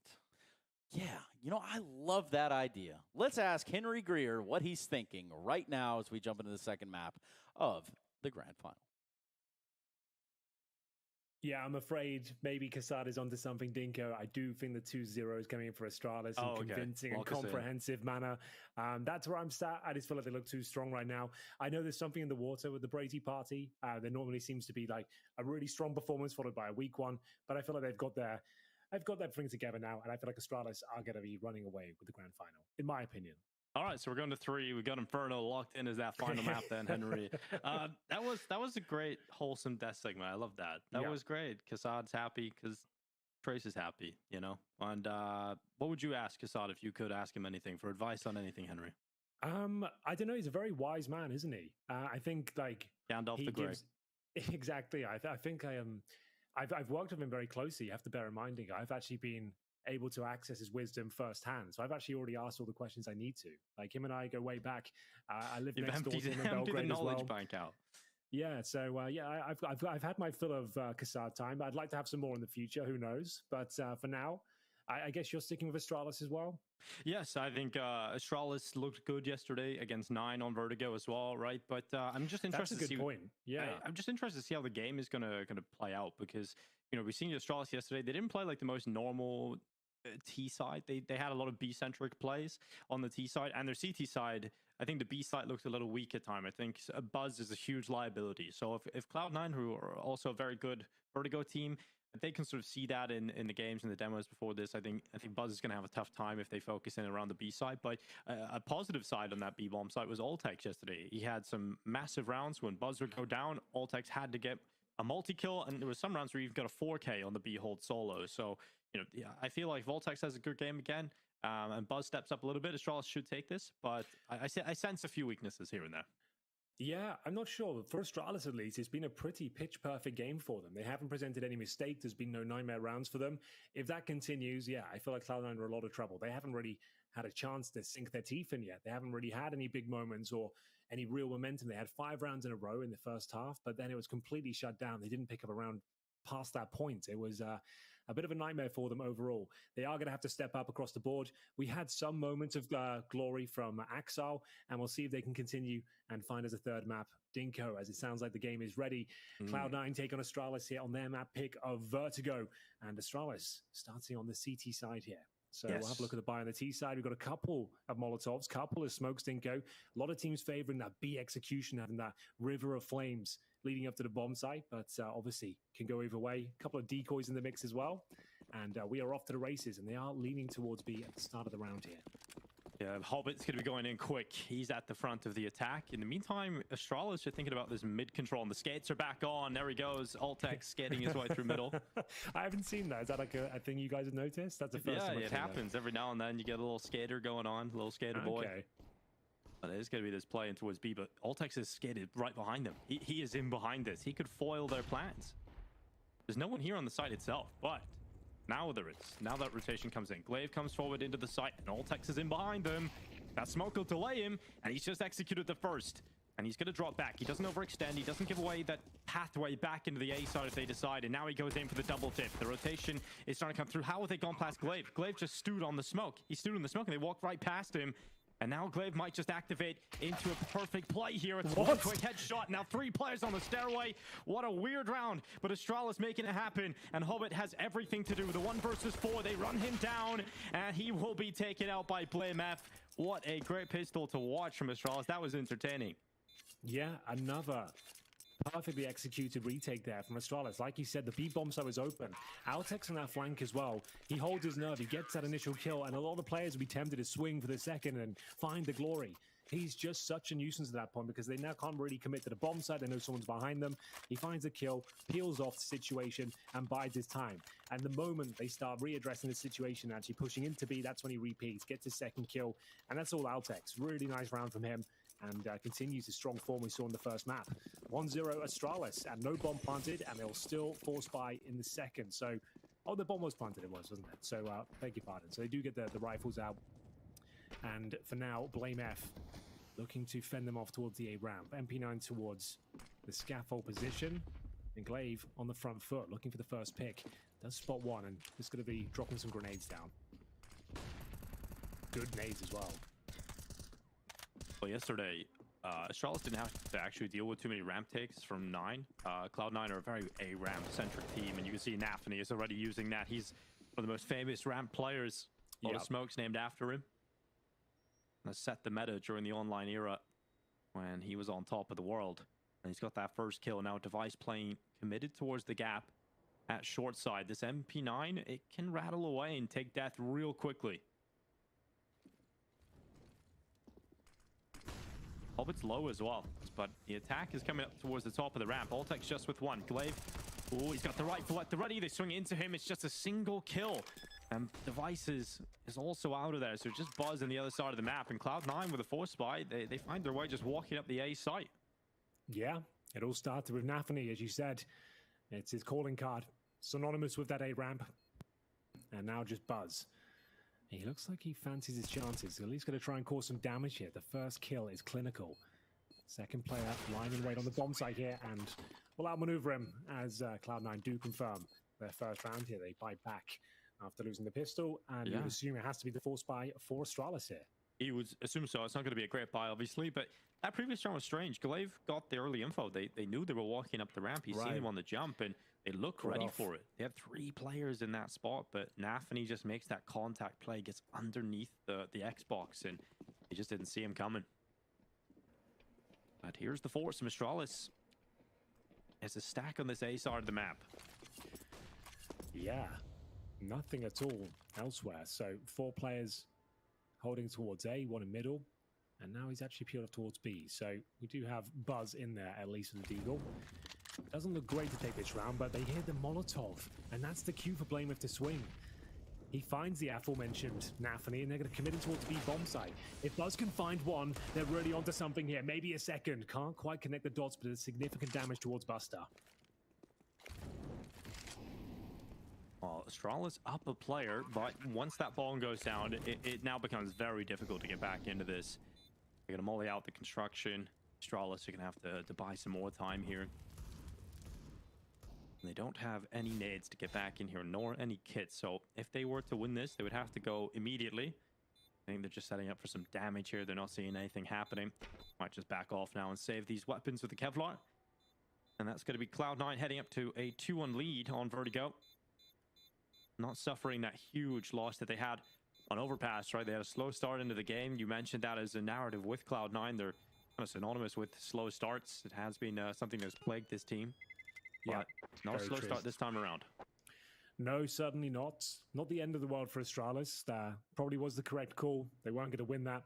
It was a man advantage, but with the bomb planted, no defuse kit, kind of count that as an extra man almost, as Buzz did very well. If he found the second kill on entry here, they really were onto something, but Buster saving the day and indeed finding the round. But a second bite of the cherry available for Astralis. They did save 4 sets of Kevlar, upgraded pistols, can bring a couple pieces more utility into the mix. So we've got a flash, an HE, maybe a kit.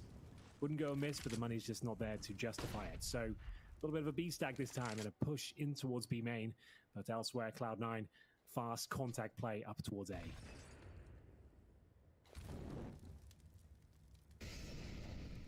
Ooh, good Molotov clearing out the back of the sandbags. No one's there. No one's home. Cloud9 have gone through their motions. But here comes the arrival of the Astralis players. They've shifted the pistols on over here and hoping with the sheer number of them might be able to take a few Cloud9 players down with them. Cloud9 don't need to commit into A. They can still go back if they decide that's what they want to do, but they're still moving towards the top of this ramp at the moment, and this gives Astralis the best chance possible to win this round. Here we go then. It all comes down to this. Has to be a very strong execution. Can't leave any gaps here. The pistols will punish at close range, but Cloud9 doing a very good job upon arrival. First 2 kills will go in their favor. Shira's got open runway towards Altex as well, but he'll rise and shine. That's a lovely shot from the 5-7, but ultimately all he gets. 4-on-2 now. Blame F and Glaive realizing they are out of luck here. Might as well save the little they have. They can use the armor into the next round. The MAC-10 serviceable on the CT side. You might just throw it away though. Look for an exit kill. But for now, Cloud9 extend their lead. 3-1, even against the the A stack. Not really much they could do, and like I said, Blame F doesn't really want the MAC-10 going forward, so might as well try and cause some damage. Unfortunately, he will be dropped.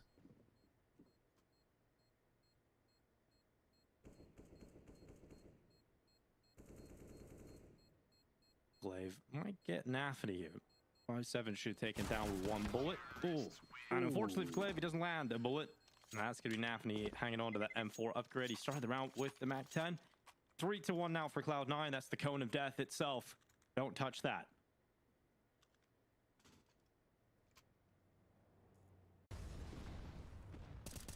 Ooh. So Astralis did get the stack over here. They got the pistols in the right place, but Cloud9 just making sure they don't fall foul to them. And now the real game begins again. The grand final back on the way. It's the rifles out here for Astralis, and it's a quick kill. They tried a lot of these yesterday up against 9, these aggressive B stances, and it's worked out for Altex. Yeah, that's not bad at all. Can they hold on to the advantage though? It's Axel that's removed, a key scalp in the Cloud9 machine. And continuing to be combative at least. Glaive not allowing full control of the A round. Doesn't want to be sneaked up upon. Good flash as well. The flashes have been excellent tonight for Astralis. Should be a kill for Blame F as well here. 5 versus 3. They've done very well as they'll drop the smokes, disengage, and force them to at least consider B. And they've got 1 last attack here. If they can find a quick kill with no rebuttal coming in from Buzz, maybe they're onto something. But he's playing it well. Like, even if they do get the bomb down here, as long as he stays alive and it doesn't go down with nothing, it should be under control. As he'll dismount from construction. They've got 2 players here. Really nice rotation coming through. Smoke goes down onto the side. Buster swings with a great headshot in a second. Oh, that is beautiful from Buster. That B site falls immediately. We did say, starting this one off, you know, that B site was an issue at times. Well, it's fallen down for the moment, but Glaive is not fleeing. He does not want to run away from this just yet. He's still giving it a good go. And he doesn't spot anything. A missed shot from Shiro. A lot of damage done for Glaive, and he's still staying committed to this one. And realizes now he didn't get any of those kills, didn't take any of those chances away. And he has to fall away and save this one. And that B side falls even after an opening kill. Yeah, 2 of them didn't go. That was a 5-on-3. Yeah. We had the rotations through towards B as well. I even complimented that. Here we go, is the rotation. The fact they get nothing, though, is bizarre almost. It looked like it was so good for it, and Blame F will at least take them all down, so it's not a completely wasted round here. But the problem is there's so much money built up. Yeah, but there's so much money built up, it doesn't really mean anything. It's not like it's significant damage. Yeah, this is the opening. This should really help matters out. Blame F gets a kill on the other side of the map, and they just seesaw back into the B play. in a 5 versus 3, and really you got to give it a buster. Those 2 entry kills, once going back into the site, were huge. Right. Can't believe it. Though. Not a single frag between the young guns there. That's the first round of the series so far. That definitely should have been going in favor of Astralis, but they've let slip by. We just said as well on the first map, Overpass, it was the perfect game, pretty much, as they win 16-5, but on the back foot here, against the ropes, as they get flashed in towards the B main entrance. It will be Buzz and Device striking first and actually finding a pick. Oh, a nice shot from Shiro. Once again, they're abusing this B setup. Buzz goes down without a fight, and this does put pressure on Altex.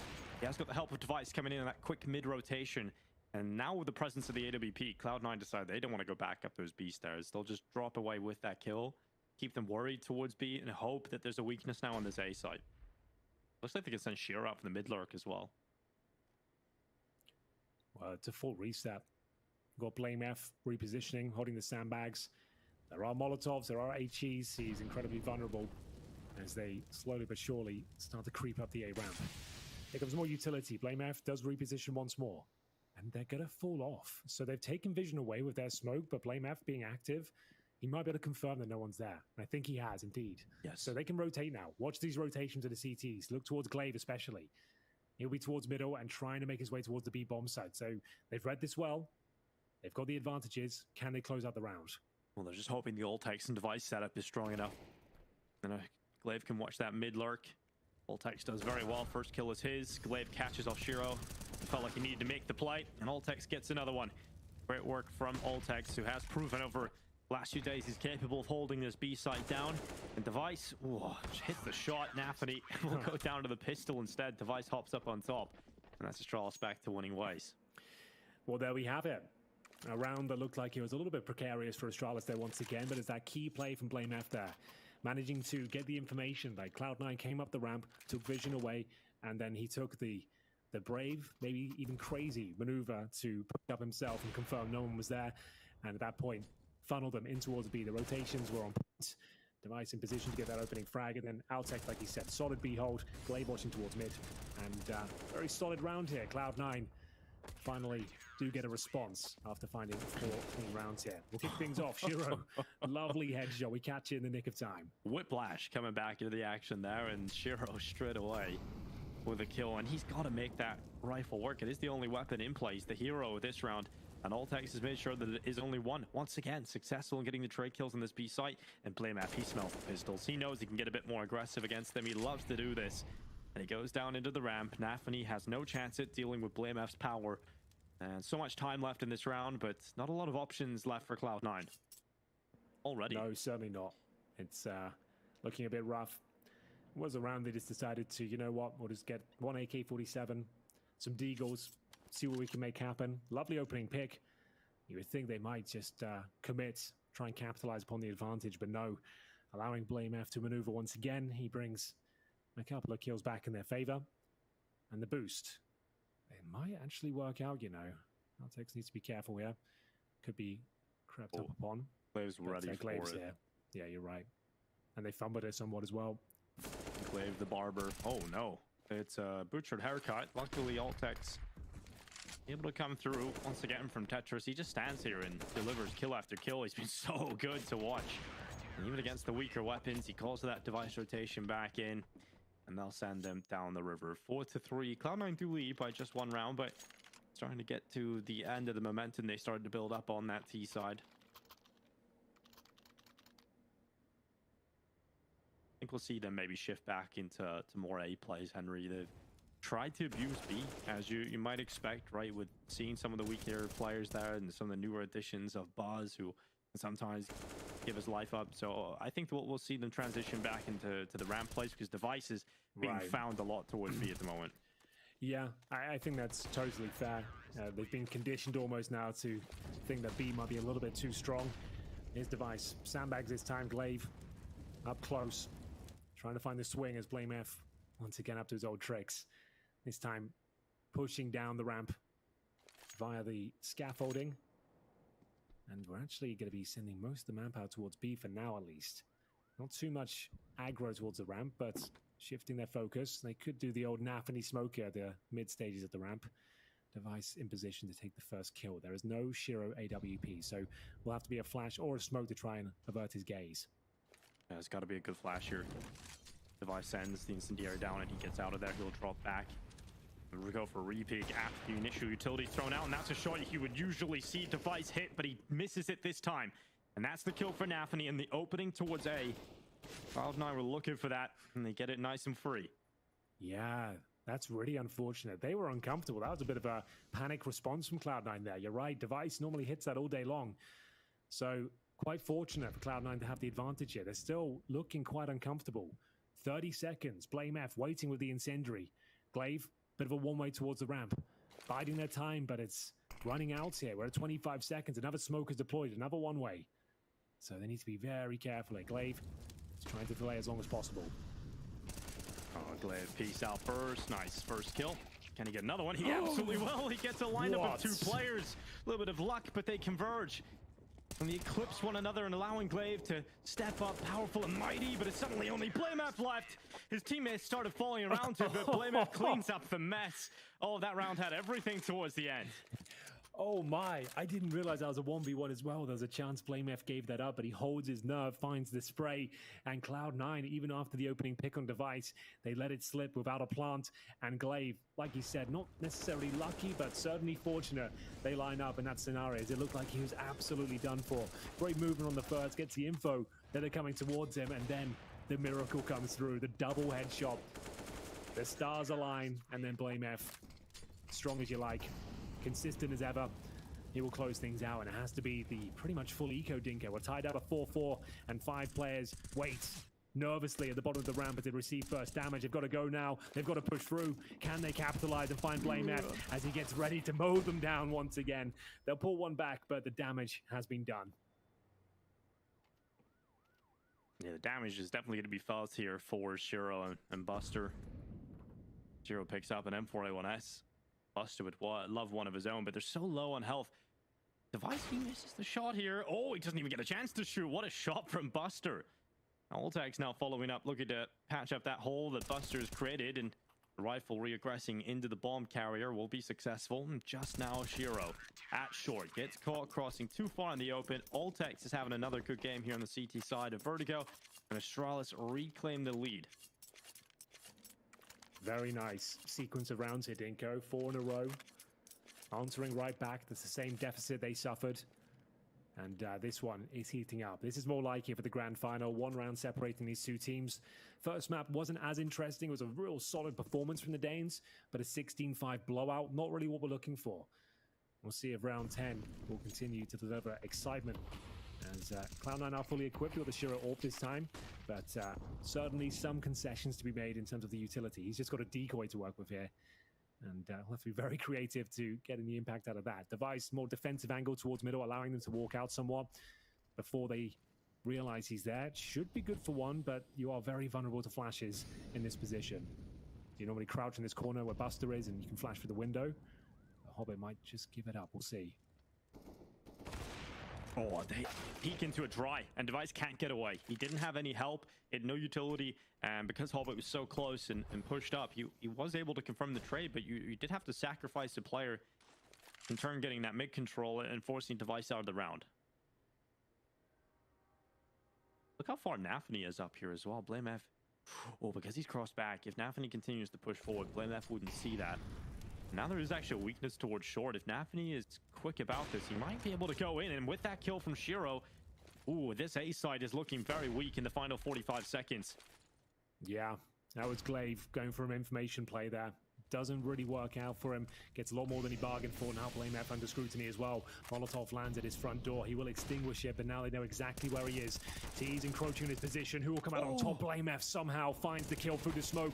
Can they find another one here? Altec battling for his life. 25 seconds remaining, and Nafany surrounding the bomb site. Blamef continues to fight in the smoke, Dinko. The fact that Blamef stays alive that long and gets a kill out of it is huge, but it's not going to be enough. Buzz has to make it work in the 1v3, and he is coming in on the flank. Shiro, he's watching for it. He's crossed over. Buzz has seen him, and he gets the up on him. That's the first kill, but now they're alerted to Buzz's flank.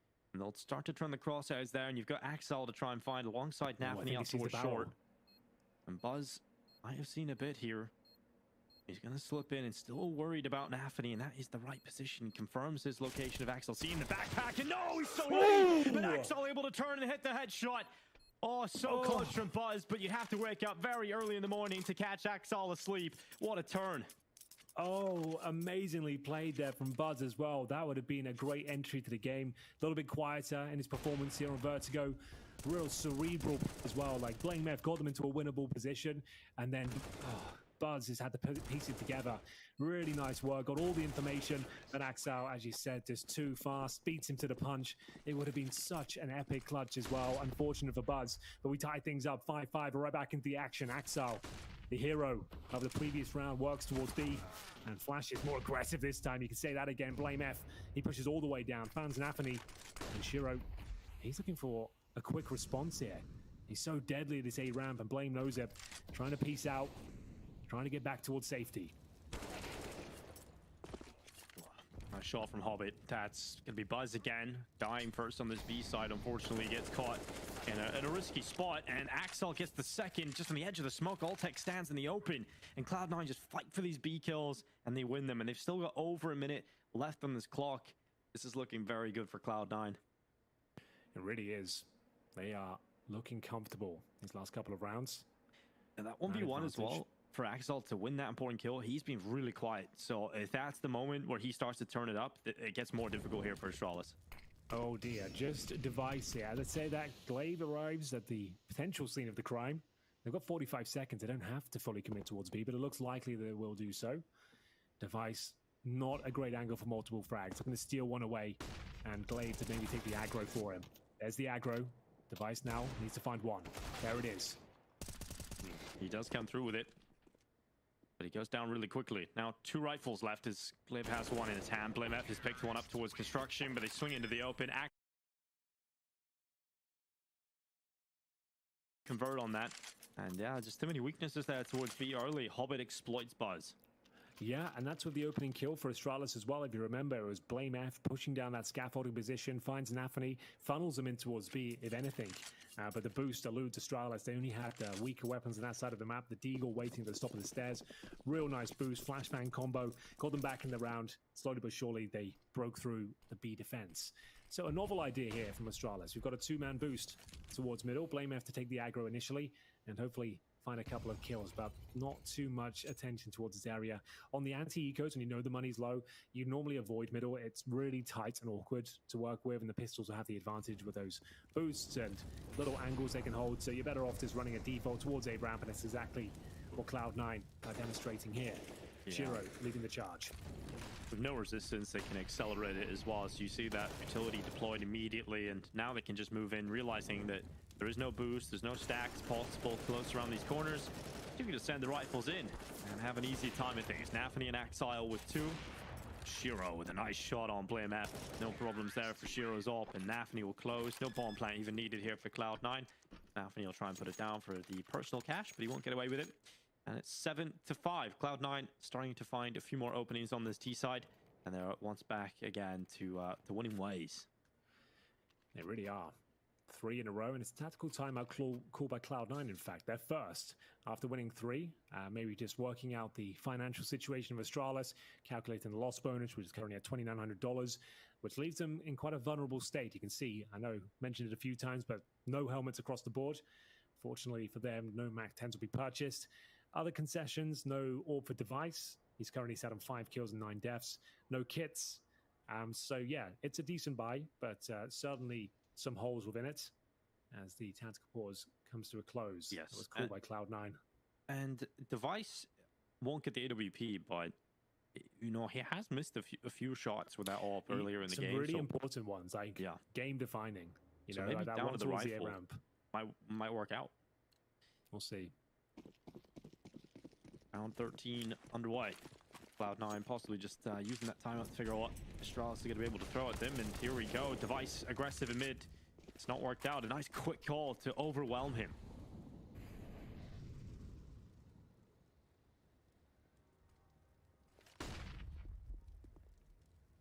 Glaive's turn now in mid to see if they've pushed any further with it. Hobbit has indeed pushed a little further, and Glaive will punish him for that. Sends the nade deep into that smoke, and Hobbit gets blasted away. And Altex, he's up on top of the wood. Buzz and Altex love to get aggressive on the B stairs. Buzz will often be found in this corner, but if they give up their lives here, Henry, this is going to be a disaster. Well, let's see how it pans out for them. Axel lying in wait. He looks so confident for a couple of kills here. Dinko finds the first, but Buster looking to potentially maintain that advantage. Smoked off, though, as we hit the 1 minute mark. Still plenty of utility on the T side. They've got 3 smokes, a bucket of flashbangs, Molotovs available as well. So they've got a full arsenal as they ascend the ladder, making their way towards middle. Like I said, plenty of time. And Nafany leading the charge. He is 46 HP, and in terms of the CT setup, they're quite segregated. One does rotate towards middle. I love this spot. It's one of my favorites, but repositioning could find himself in a spot of bother, but Buzz, he rises to the occasion, Dinko, and they find a clean sweep towards middle. Well played, well positioned, and keeping 3 alive is not bad either. That's really good from Buzz. You know, you don't see him often get away with those aggressive plays, but he risks it with Altex. It's definitely a risky maneuver. They've double pushed together. They felt like they had to, and in fact, Altex goes down. Buzz gets the trade kill, drops away, and then this double in middle. That's what ends it all. Great work from Buzz, and it's 6 rounds now for Astralis. Cloud9's buy, it doesn't have all the utility they would want across the board, and they've had to take a little bit of a concession here on Naf, and he's gone to the Galil. Everybody else will have their weapon of choice. Yeah, we'll see if it comes back to haunt Nafany. They've got Buzz in the corner again. Ooh, Axel tried to punish that. He's actually quite often there. It rings a bell now. Buzz, you'll often find him in this corner, up close and personal, trying to steal that kill away. Nothing found just yet, but Nafany again. It's the same sort of interaction, Dinko. Device called his pants down, and Nafany helps himself to a freebie with that aforementioned Galil. Yeah, Device has just been caught back-to-back rounds by Nafany without a fight. He's really struggling at the moment. Device is not having a good game on Vertigo. It's been the youngsters stepping up here on this side of the map, and Altex has gone in. Oh, he's sticking around, realizes because they're down a player that he almost has to take a risk here. He sees the barrel of Shiro, and he uses that as bait to draw it away and allow Nafany's head to go around the corner. Yeah, I really enjoyed that. We'll see if Glaive can pick up the pieces here. Not impossible, but he would need another big spray down with this M4. First shot will connect. Second does, in fact, find the head. So it's left it in a winnable scenario. Blame F. This is his bread and butter, Dinko. He's arrived at the B bomb site. No kits, but 100 HP. If he can make this a 1 versus 1 quickly, you never know. Significant damage, but now he's in trouble. Needed that quick kill. Shiro in such a strong position and will surely take him, and that's going to be Cloud9 taking the half victory. We go 8-6, and the money's in tatters for the Danes here. Round number 15 is going to be very difficult, as they've now given up the half, and presumably the next round as well. Oh yeah, it's real rough right now for Astralis with Cloud9 getting into this grand final. They needed a good half here after losing Overpass so convincingly. To come out and get a big T side, getting 9 rounds here would be ideal. And as you pointed out, Astralis, no money really. They've gone majority MP9s, and the one gun that they did have that wasn't an MP9 is immediately destroyed. Yeah, that's not going to feel great. This one is dropped off for Astralis. Cloud9 waking up as their map pick. It does make sense, but we are expecting a little bit more. Astralis, as mentioned, took down the mighty 9. And a lot of people are saying they're considered one of the world's best Vertigo teams. So not done yet. This isn't a locked-in loss or anything like that. It's just the way they've fallen off in these last few rounds. Device getting caught out time and time again. A little bit problematic, but we'll see what they can make of this last couple of moments here. It's not looking good for Device. Again, doesn't see anyone, and he's dropped. This is just a half for him to forget. He just gets absolutely punished at every turn. And Blame F has got a double on the MP9, traded out by the Tech 9, but Buzz is over here on the rotation, and if he got that second, perhaps there was something on. Now it is on Altex, and he's made the rotation back with the MP9 itself, but there's so much time, and Cloud9 don't even have to commit to this A side. They can back away, they can think about going into the B play. They know Altex is the B player, but they know it's likely he's rotated. Well, he will be considered an absolute hero, a legend, if he pulls this one off, Dinko. It doesn't look good at all. They've got flashes, smokes, Molotovs, an open bomb site. He has an MP9, no kit, half health. Yeah, this is looking nigh on impossible. And I think he knows that he couldn't be further away if he tried. I'm pretty sure he couldn't actually be further. You could buy some time for Device to get back in the server here if he takes his time. He's had enough. He's just, quitting console. Get out, mental reset. Well, Here he here we comes. go. The All bomb's text. already half gone. It is.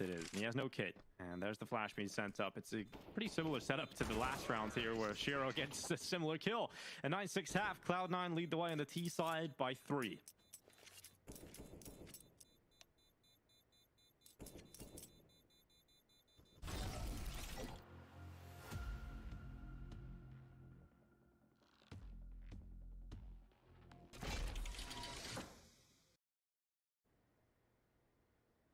Well, a very strong T-side showing from Cloud9. Looked good for Astralis to kick things off, Henry. It did. I was enjoying it again. I thought after winning that pistol in such a convincing manner as well, I thought, oh, here we go. They found that momentum. They're off to the races. They're going to run away with this one. As predicted, the 2-0. It all comes through. But no, after losing that second round force buy, they did find themselves in a bit of hot water. Astralis did come to life, though. They managed to answer back before themselves. They were up 5-1. But the last 6 rounds, really nothing going in their favor whatsoever, as they gave up 5 of those last 6. So, yeah, I would say Astralis need the pistol for us to start having the conversation. They can bring this one back. Cloud9 seem that they're very comfortable in the closing stages of that first half. Have a look at the buy. Similar to Cloud9's, 2 smokes, 2 Molotovs, and some flashes here as well. In terms of upgraded pistols, nothing there, and no kit, just a note on the CT side. Nathany did drop the Julies once again. Exall in the corner, the distraction, the setup. He probably would have expected to get away with more than one there, but he'll just have to take that one. He's happy that Buster's dropped back into the site so he can stay up. He can deliver more impact. And he's going to sit on the edge of the smoke. They haven't seen him. Astralis aren't pushing too far forward just yet, and now they commit to the bomb plant. Buster can peek up and see Buzz on default, but he's so patient, and that patience will not pay off. He doesn't get the kill. Now the flash sent up for the retake to come through. Nathany sends it in. csgo swoops through, and it's BlameF, Glaive, and Device all from the same angle, the same side at least of the site to try and take this one. And Buster's found a headshot. Damage done from Device, but the defuse was stuck. And they come off it now. Cloud9 standing in the middle of the smokes. There is no kid on their back, so now they do need to get on this defuse and hold it. And that's exactly what Hobbit's doing. Device is distracted by csgo, but if he just went for the knife, it might do it. No! But it's not going to. Cloud9 will pull off the defuse. That was a Brazy pistol. It really was. It delivered on all fronts there. I thought Device had done enough. The Julie somehow running out of bullets, Dinko. You don't see that too often. Has 30 in the magazines, good to go. But he runs out, and the knife, had he chosen to do that maybe a millisecond before, it could have worked out, but it was a not very convincing stab. The defuse came through, and it will be Cloud9 posting double digits. But the bomb did get planted, however, so they do have a chance to bring out Galil's across the board and look to steal away the second round force fight, just like Cloud9 did, but not the best start. Buzz takes a face shot of shrapnel. HE lands at his doorstep. Well, the full Galil setup has won a lot of rounds. We've seen these T4 spies, once you get that bomb plant down, they can be so potent in the next. And they sent BlameF alone. The lone wolf up the A side. Hasn't found any prey just yet. Maybe there's Buzz and Device combo on the boost. Oh, and his head's going to show here to Buster. And Device is quicker to react. The Galil goes in, snaps away the kill, and now puts pressure onto the MP9 holding it default. Ultex activates in mid, and Hobbit caught out by that. It's a 1-for-1. Device in this buddy system with Buzz has created so much space in the B site, and he will go a little too far. Oh, no. Yeah, it was looking so good right up until the moment that smoke gets deployed. BlameF, though, as you might imagine, in the backtracks for Nathany, one step ahead. This was looking idyllic for Astralis, but blink and you miss it. It all falls apart. They've now got a 3-on-2 disadvantage. I feel like csgo, he gets his kill all day long, leaving Buzz with no hope, with just 40 points of health, and the bomb on his back. Yeah, this one's over. Oh, it was looking so good. Device getting the entry there, but there's the smoke. It changed everything. All of a sudden, he was trying to retreat, and they could freely spam in his direction. They found him. And BlameF, you thought that's his kind of signature play, Dinko, but everyone's aware that's his signature play. Nathany could feel something wasn't quite right. And he turns back just at the right time. And Buzz, I imagine he walked into that. Oh, he got knifed. And didn't come out on top. Doesn't feel good for Buzz, but it happens.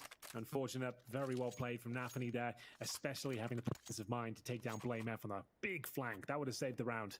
And Device's woes continue here on Vertigo, Dinko. That was a key moment again, and just one variable changed everything. That smoke coming down sabotaged his round. So, 11-6 has to be the pretty much full eco here. We are seeing a few upgraded pistols. Deagle for Blame F, but no armor, no nades.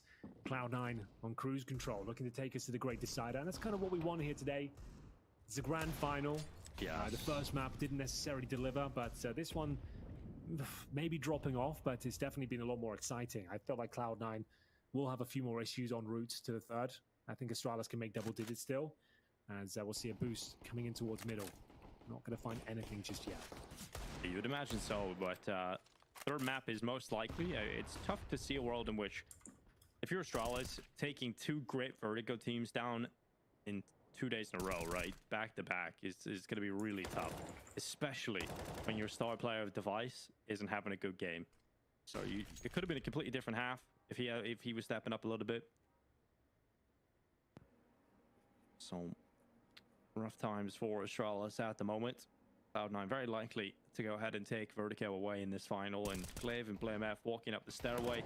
Just the Deegs in exile, and Tetris tries to fight away. It's just a matter of time, surely, before this round is converted upon, and 12 will be put up for Cloud9. Certainly will, Dinko. I think you're dead on there. Not much more to add, I'm afraid, as we come to the round's logical conclusion. A slight bump in the road for Cloud9, I suppose. They do lose one. Axel dropped, and Glaive will continue to be a nuisance here. Just wants to try and take as many down as he possibly can. Buster will put him to bed finally. As you're right, 12-6. Astralis will have the buy available after the loss of the pistol. Heartbreaking loss. Same with the second round force buy. Just haven't found stabilization on the T side just yet. 3 rounds go against them, and we have AKs across the board. Device dropping off here, had fantastic form and overpass. It's Blame F that continues to be loud and proud with 17 kills.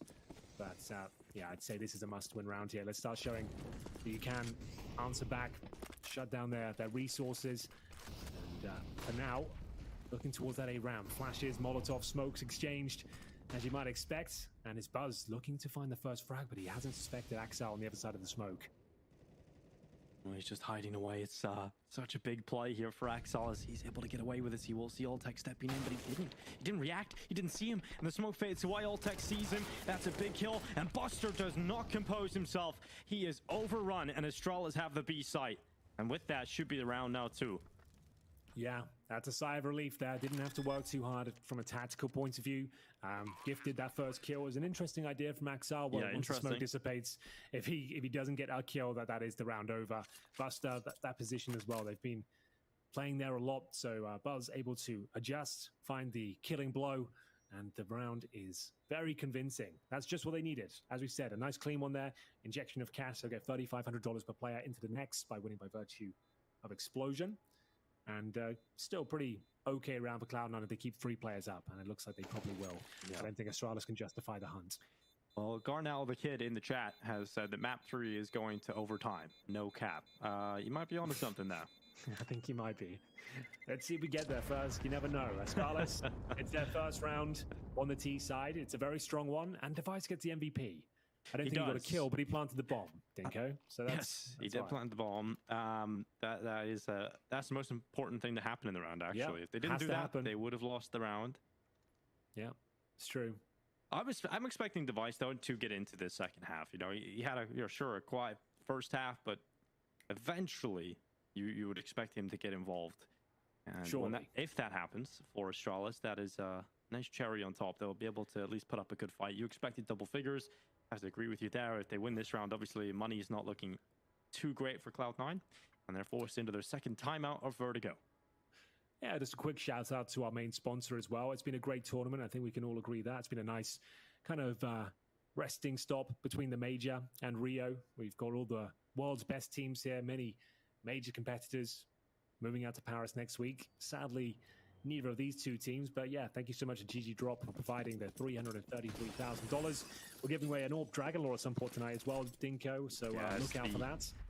And here we go. Big round, of course. Astralis looking to find consecutive wins, and for now, focusing that A ramp once again. Incendiary deployed. Well, they smoked out that fire, and while they didn't move through with it, they decided they're just going to drop back and wait out a little bit further. In the meantime, they'll let Buzz try and make a play at B. He's got Altex with him. They are the B team, the B squad over here. Molly goes into quad to clear it out. Buzz will send that deep into his default. Buster hidden behind it, so not receiving much damage. They're not really given anything. Cloud9 being very disciplined at the moment, not giving them a chance, and they're going to smoke out the top stairs too, just at that 1 minute mark. Oh no, Axel. He was ready for that kind of play. The overextension out to the edge, and he does a lot of damage from it, but no kill coming through. Astralis lucky to have all 5 members still up. Well, who will be drawing first blood? That's the question. Time is of the essence now. The Danes still focusing towards the A side of the map. Blame F will be here with Glaive, trying to sniff out any CTs in the other side, but Nafany playing very passive here. He's still got a smoke in hand as well. That's going to be problematic if they do show their hand rather late here, which is looking to be the case. Could get smoked out and be a problem for them, but this is all a bit of a ruse. All a bit of a ruse, Dinka. The bomb is on the other side, I believe. So how much will this work out for them? That's the cue. Going to make their way through now, and Buster, he's got company. Axel will be there as well, and they've got the manpower. Should be an absolute mop-up here. There's no time. There's no grenades. A nice idea, I suppose, but ultimately does nothing for them. Yeah, the initial B move that Buzz and Altex tried to get going didn't really get anything, right? It didn't force any of the CTs out of their positions. It didn't force them behind the generators. They just contained the site in the same setup. So once the bomb goes in with 3 players that late in the round, you almost have to go in with no util as well, because you burnt it all out in that play. So it didn't work, unfortunately, for Astralis. No, not at all. I think that's fair to say. When you don't get any kills, and there's 2 CTs waiting for you at the other bomb site you just tried to fake, I think you've been absolutely rumbled. That doesn't feel good at all. So yeah, Cloud9 continued their dominant performance here on Vertigo. 13-7 up, loss bonus at maximum now. Astralis do have AK-47s. Can they do anything? On this side of the map, Blame F will be standing by the flames. His teammates not really with him, as they'll rotate. This looks like a B execution. I don't mind it, Dinko. I think this will be the full exec with Blame F just trying to remain with some presence here towards A, but they'll get B steps control, device work, a pick, and then just use the usual smokes with the flashbangs. But maybe just a contact play. Not going to work out for them. That's the bomb down. Axel throws this smoke down himself, and he knows that they'll try and play around the sides of it, and so he's just ready for that left-sided peek. He gets the kill and a second. Altex will burn him out. But Buster now just deploys a defensive smoke. He'll play behind that, give himself a bit more cover, and just delay Astralis. And they haven't found enough space in towards this site. Device misses a shot again. And he even now had the warning as well. Yeah, he did. He saw the booties running across. Just missing the shot. There's nothing else other than that. Just missed his opportunity. And Blame F, who was the lurk player, he's alone in the 1v4. Dinka, yeah, Device is yet to frag in this half. That is a problem. Yeah, it's a massive He's getting problem. round MVPs, sure, I'll give him that. But, he's getting more bombs. Yeah, that's true. So yeah, that's not good, and that's another huge miss. I'm sorry, that's by his standard, that's a massive miss. Pretty usual for some, I suppose, but we've got high standards for Old Deve, and that's 14-7 when they've got no money really to speak of. It's got to be a partial buy from that point. Yeah, it's not the performance you want from Device in the grand final, is it? It's not the performance you expect from him, or he will expect of himself, knowing his competitive mindset. But that's what's happening right now when you don't have one of your biggest stars showing up. You're not going to beat one of the best Vertigo teams in the world, right? So here they go, right into the fight at ramp. Trying to be quick about it. Shiro went for a pick. He doesn't land the shot, but he is allowed to get away.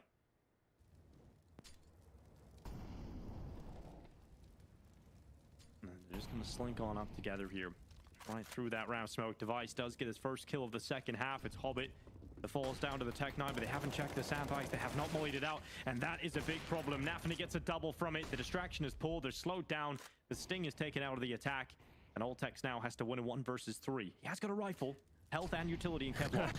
Yes, he does have a rifle, and he'll have to do something exceptional to even find any sort of grounds in this particular round. But he's got the bomb in his back as well, Dinko. We'll give him that. So with a minute to play with, you never know. The smoke might actually help him out, give him a bit of wiggle room. And indeed, allows him to find Axel. You can see he's using the veil of the smoke now just to be a little bit of a nuisance. He's got a one-way. This could get a bit wild and wacky. Buster gives himself up, but it's not going to be the killing blow from Altex there. He continues to find form, and Buster will find map point 15-7. Night and day compared to Overpass. If you're just joining us, it was the Astralis pick to kick things off. They took that hands down 16-5, but they've fallen rather flat here. Device has found zero form whatsoever. I think he continues to be on 8 kills here, yet to post a frag. Oh, he has posted one now. His first frag of the second half, but yeah, we've got map to the Cloud9. It feels like we're going to Inferno, the great decider, for the grand final.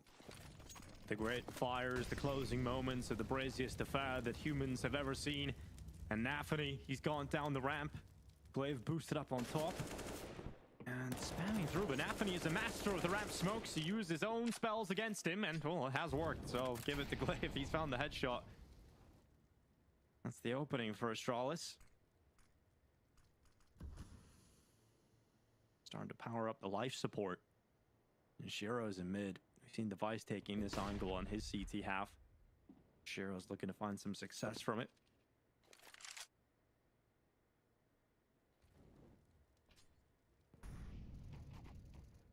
Oh, Device. Oh, get him out of here. I think he's done on Vertigo. He's had enough. Can't catch a break. 9 and 19, he might finish his performance on the second map with. It's not ideal. And they are looking rather discombobulated, Dinko. At the bottom of the ramp, they've got one smoke to work with. No one's giving them any frags. We might be done here. A chance of a scrappy recovery, I suppose, in this round.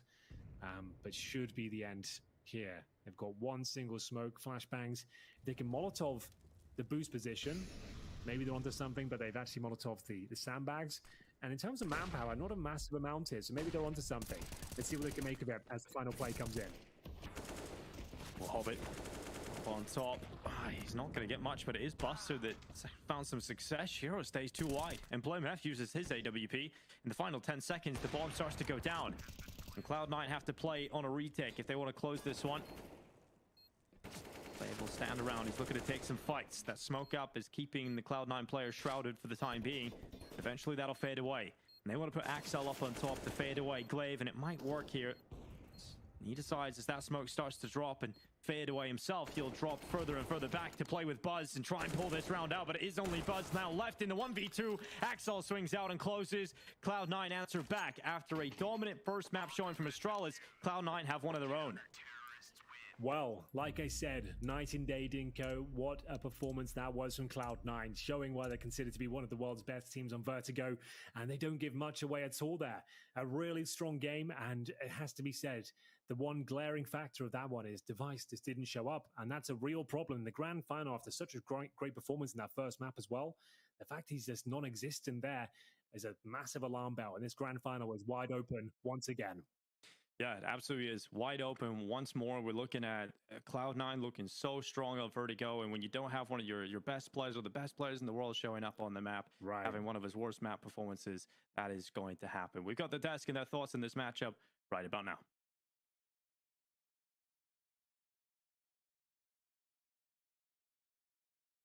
I think they might need a little bit more time, Dinko. So we might be stuck here.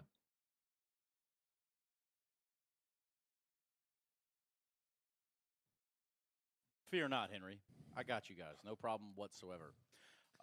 However, what Astralis didn't have on this map was Device. Yeah, and that was unfortunate. We talked about how Shiro and Exile were missing for Cloud9 on Overpass, and now it's Device for Astralis on map 2. Feels like the scene is set, Trace, perfectly for that Inferno Decider. Oh, I thought you were going to say the Dragon Lore giveaway, because that too. It is about that time that we do give away a Dragon Lore. But we're going to give it a couple more seconds, let it stew in a little bit, you know. The number crunchers back there, they're trying to figure it all out. Speaking of crunching numbers, what does yours tell you about this matchup? I mean, you can see in the difference between two maps, just Cloud9 didn't allow any opening engagements to go in Astralis' way. They denied space whenever there was a fight going on. It was going away in the Cloud9 side. And, you know, every decision that they made in those mid rounds kind of was favoring them, and simply because they didn't allow those things to happen early on. And, you know, just after the Astralis won the first pistol, I believe, yeah, you can see here, and then they lost the second, and it was a control of Cloud9 later on. They were dictating the pace. They were doing everything they need to do early on to get themselves in a position to just make a nice, like a good call in the mid round. And obviously, device not showing up helped that as well. It feels like actually it's just the exact same thing we saw on Overpass, just for the other team. You know, both halves, great starts for Cloud9 this time around. A key individual on Astralis doesn't show up. Cloud9 is making all the correct calls on their T side, winning all the key rounds pretty much, and that's why you get a one-sided score like this. Only one T round for Astralis in the second half. Yeah, it's not ideal by any stretch for Astralis, you know, but having shown face in the first, and then I think you're saying it right, that we do get a Cloud9 that are, you know, actually in the server in the second map, does set us up for a nice Inferno. Nonetheless, you know, Cloud9 still a formidable force of Vertigo, despite losing it at least once this event, I think. Yeah, they lost to 9. Yeah. But still their best map, you know, one of their best maps at least. And, you know, you need to be a really good team to defeat them on the map like this, and 9 is a good team on that map too. So, you know, what happened to them against Astralis yesterday in that semifinals was just an anomaly, I believe, where they had like 37 and lost, but, you know, just they're out anyway. Astralis now, they head back into familiar territory more for them, you know, in terms of Inferno, but obviously the stage is set for the decider. I mean, what else? It has to be. Slap that bad boy in there. Slap him in, and that is Inferno. On there. Or, yeah, on there. It is Inferno. Now, I guess if we look at this and just right away, right out of the gate, let's talk about Inferno, what that does constitute. What does it bring to the table for us? It was that was a weakness for Cloud9 for a longer period of time, like about 6 months, and they started playing it more and more, and they got good. But what's a problem with them? They are just so one-dimensional on that map. You know, sometimes too passive on Banana, which is a good, like, you know, good thing for an in-game leader like Glaive to make a good read and, you know, decide where they want to go. I'm really looking forward to something like more like aggressive and faster from Cloud9 on both sides. Their T side has been super slow as well. I like how you say that with disgust. Hey, it's terrible in your voice. I mean, but it works for them. I think what worked for them really well against Vitality in that semifinal was their CT side was more aggressive, but not necessarily from the get-go, like from the start of the round. It's just whenever there's like some trades or they were going faster into those retakes. We know how Cloud9 is, especially on land. Wait for everyone, be super patient in those retakes, you know, drain out the clock. Here they were more aggressive. I think it caught Vitality a little bit off guard. So that might be the recipe for success against Astralis here as well. Something that worked great for OG on their T side of Inferno against Cloud9 yesterday was some of those set pieces from the start, whether it was apps pop, whether it was those fast A-raps. You know, Cloud9, as many other teams, likes to start 3B, at least to help with that banana control, help with leaving some utility maybe to the B guys. And, you know, OG was really exploiting that. So we'll see what the plan is for Astralis coming into the decider. Yeah, and it does beg the question is, you know, like, what does Astralis need to get out and have a strong start like they did on Overpass? You know, I think they got right in the face of Cloud9 right there from the get-go, right out of the jump. I don't know that we expected it to be quite as, you know, compact and concise from the Astralis side. I think it's more like, you know, not what they need, but what Cloud9 gives them. That's I think the Cloud9 is in the driver's seat. That they decide the fate of this map, how they want to play it. Usually they would play a slow T side, like A-centric, but yesterday against, was it OG? Yeah, OG, they played a little bit more around towards the B side. They didn't have like much success in the post plan, but they managed to get into the side. Overall, it was a good switch up, but for me it's too slow. I just want to see a little bit more pace. Pacing. Not something that Cloud9's necessarily known for. He's not going to see that. You're not going to get that from Cloud9. You get more of the same default. And, you know, the goal is to see what your opponents are going to give you and take what's given to you and then play that game of back and forth really in terms of, you know, taking control. But that's why, you know, when Gambit initially came onto the scene, I for a little bit compared them to Astralis in a sense of that Gambit as well and Cloud9 now, you know, they play the fundamental CS, right? Sort of by the book. You know, they go and try to make the correct decisions and then play great Counter-Strike. And the problem is, if you play them at their own game, they're probably going to beat you at it because they were so good. You remember when Astralis was really good? Like, you couldn't beat them by trying to play like them. The teams that were beating them were the ones that had really good individuals, you know, whether it was FaZe or SK sometimes or Navi sometimes, like that would do something that didn't really make, like, that wasn't really by the book. It was a bit crazy, you know, or Fnatic, for example, with JW and Flasha and those guys, right? Because that's not something that you can really expect, prepare for. It's not by the book. And that's where they started having problems, and that's where the meta started shifting to more individualistic play and giving space and individuals having to, you know, make moves on their own, really, and not to do everything as a unit. Well, this next bit we have to do by the book. It's a very important bit, and I'm talking about one that includes a dragon lore. So, oh boy. So, anything you guys want to, you know, bless this dragon lore with before we do this? No, just good luck to everyone. Lots of kills. Lots of kills come your way. Now, check it out. If you look there, the participants are all listed. We're going to identify a Steam ID, and it's going to go in the way that we're going to pick a winner, and we're also going to pick 2 alternates. Now, if the winner does not reach out within 24 hours to GG Drop via Twitter and or Instagram, it's going to go to the next one. And then, if somehow, some way, you don't get it there, then lo and behold, place number 3. Oh, wow. Place number 1 is ksad's Steam ID. Oh, funny that. I wish. Wow. Funny I that. really wish, but no dragon lore for me. Yeah, I know his Steam ID by heart. So, Kassad, read this number out for us. 76561198052007454. Cool. I was hoping you could do it in like one, like 1 million, billion, trillion, zillion. Yeah. Oh, of course. A private profile for Comey. Don't want to look at the names that they have played under. God knows what that actually says. But yeah, Comey, you've got about 24 hours. He wanted to like write homie, but it came out as Comey. Yeah. Huh. Well, nonetheless, Homies. That's a dragon lore, guys, and that is us going to break and us getting ready for the 3rd map, the 3rd installment of this series, Inferno. We get to find who is the braziest. Drop.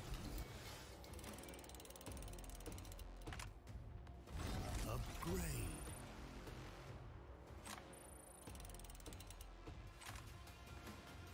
Enjoy. Repeat. We are on your side. Open cases at the right place. GG Drop.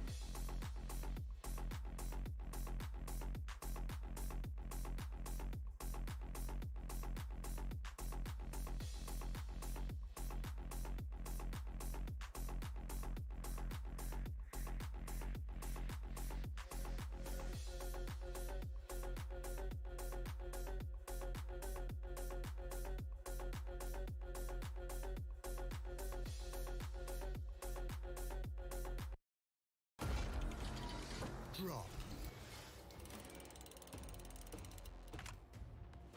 Upgrade.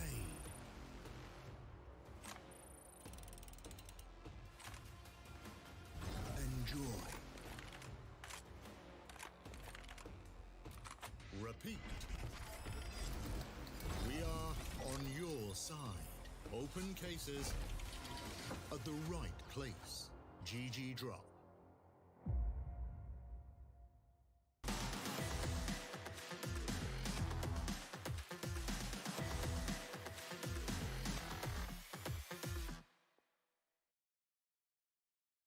Well, it is the final map of the Brazy party. This one should be the braziest, Henry. We've had some crazy ones throughout this entire tournament, but I feel like it's all mounting here on Inferno. It's a map that brings some classics. It certainly does. And just speaking on the last one as well, Overpass, I have to think just to point out the disparity between the two snipers there. So Shiro posting a 1.36 rating with 19 kills and Device 0.55. That cannot continue for Astralis. He was notably absent there, Dinko, and I really wanted to turn up for Inferno. It's a classic Device map. Surely he can bounce back and fight fire against Shiro. Absolutely. Well, I'm really looking forward to getting into this one. It was great to see Cloud9 come alive coming into that. And the prediction of Yanko on the desk, he was saying, you know, we have no expectations for them, but they're going to come into Vertigo and show us this huge performance, and they did. And it is very difficult to take down two of the top Vertigo teams in the world back to back, especially with Device missing. So Astralis have to say goodbye to that one. It all comes down this entire tournament, the huge prize pool for first place comes down to just one map of Inferno. So I feel like this is going to be very close. I think we're going to not have one of these blowout maps. I think we're going to go maybe even to overtime in this series that has all of the trimmings for that. At least. Well, that's the only thing that's missing from today, isn't it? We've had everything else. We've had the really close, exciting rounds to get your heart pumping, the adrenaline flowing, but we've had no overtime. We want to see the marathon, not the sprint, Stinko. We're sick of these blowouts now. We've had a 16-5, a 16-7. It was okay, good performances from either side, but now, like we said, the great decider. I want to see it go the full distance, and of course, it's a knife round to kick things off. So we do have that to look forward to as well. Yeah, true. Coming into it, do you think that really matters all that much, Henry, on Inferno? No, I think it's one of the most even maps we have in the pool right now, actually, which is great to see. That's why it is the great decider. It's not a bogey map for anyone. No one's vetoing that at any point. Everyone plays it. Everyone's expected to play at a high level and have similar tendencies, similar executions. It's one of the few maps that's been solved, like up there with Mirage. Like everyone's got a very similar play style. So it does bring great drama and great grand finals as well. Like a grand final is normally judged by its third map only, Dinko. Let me tell you, I've commentated a lot of them. And if you can have these blowouts, and as long as the third map is good, that's all everyone remembers. So we can save this. It's the one that matters the most for the grand final. And we're looking at Cloud9 coming into this. Shiro started to get into it. He had a couple of quiet games back to back. You know, that ancient game that you covered yesterday led into last night. Had a quiet performance there. Didn't really kick off the first game of the day that well, but definitely started to show up there. But it's Axel who's just kind of been that consistent force for Cloud9 throughout this competition, and they can get all of those players frying. We know what Cloud9 are capable of getting done. But here we go, Astralis versus Cloud9, the Brazy Party Grand Final, and it's the last map of it all, Inferno. Will it go up in flames, or will it be a wet wipe? You could have done something really poetic with that, and you went with wet wipe. Yeah, man, that's literally that was the best way of making something underwhelming come across as underwhelming, right? It was a wet wipe, right? Yeah, fair enough. But here is the knife, and it's looking like a clean sweep. A bit of good news finally for Astralis, so probably be starting on the CT side, you would imagine. It's the more comfortable place to be. Set yourself a target for the T side, and we should be off to the races momentarily. Ladies and gentlemen, the final map between Astralis and Cloud9, the grand final here at the Brazy Party. It's been a long old week, 7 days of play culminating in this final map of Inferno, and we'll have a look at the buys as they come through. The T-side start for Cloud9, 2 smokes, 1 Molotov, and a flash. And I think there's a P250 in the mix as well. So we'll see what Nathalie can make with that. And very important pistol, as you might imagine. Device looking to bounce back and actually find some form here, Dinko. He was completely absent as we rush down middle. Yeah, like this call from Astralis, attacking down mid, down their throats. And they are getting destroyed. Lovely kills from Astralis, and Cloud9 not ready for that kind of play. Buster, now the last remaining player. He'll sit towards the bottom of the T-stairs. They know exactly where he is. You might as well use the molly you bought into the round, and sure, throw the smoke into the mix too. and die. So that's a perfect start to the pistol here for Astralis and a 1-0 start. Yeah, nice little old school approach that's been tried and tested for generations throughout Counter-Strike, Dinko. It shuts down any strategic approach that Cloud9 had in mind. They wanted to run a default or a set piece, like the things we were speculating before the pistol started. And yeah, if you hit your shots, and you could even see with the silence USPs as well, like you don't get a ton of info. You have no idea where they're shooting you from. So absolute pandemonium ensued, and Astralis pick up the first round. Force buy in response, however, even without the plan, they've gone for Deagles, Tech9s, and Device. Hunting for information towards T-steps. Nice little grenade.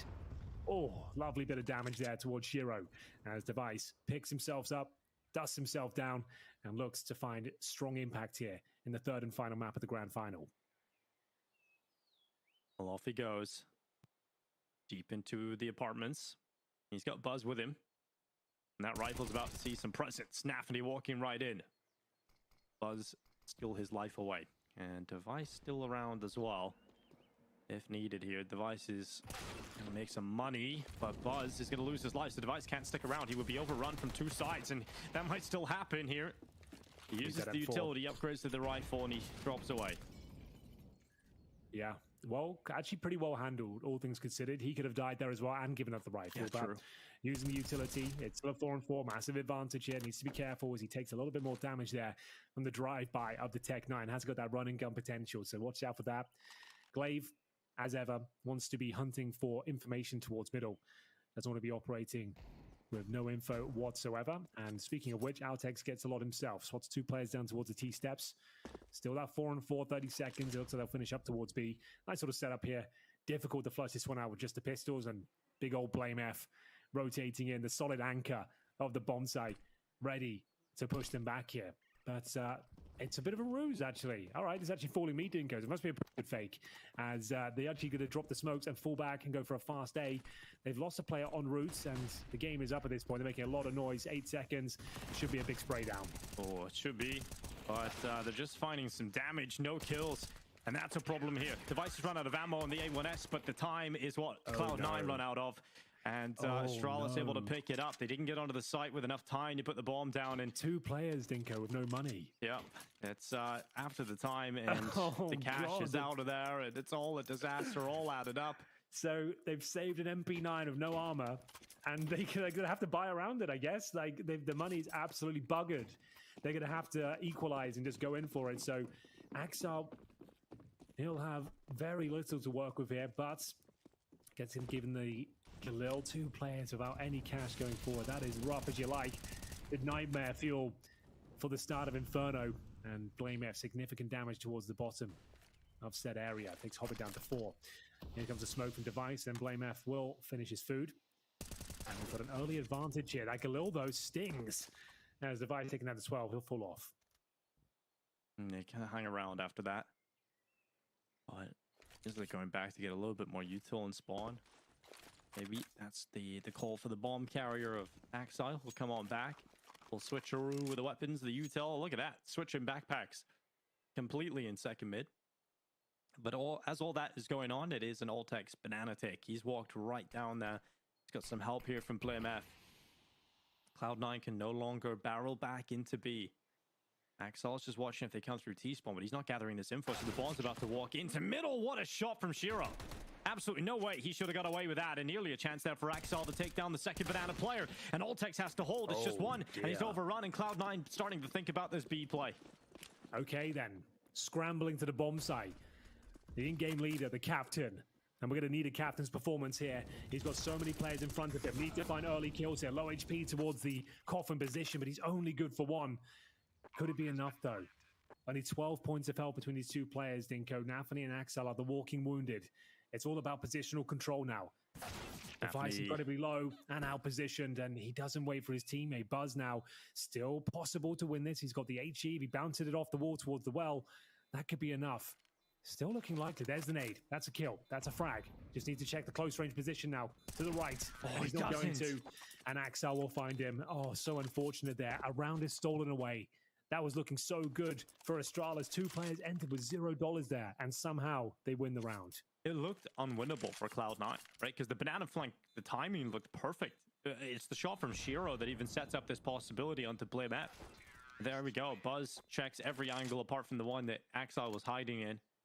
And that's a 2-1 start.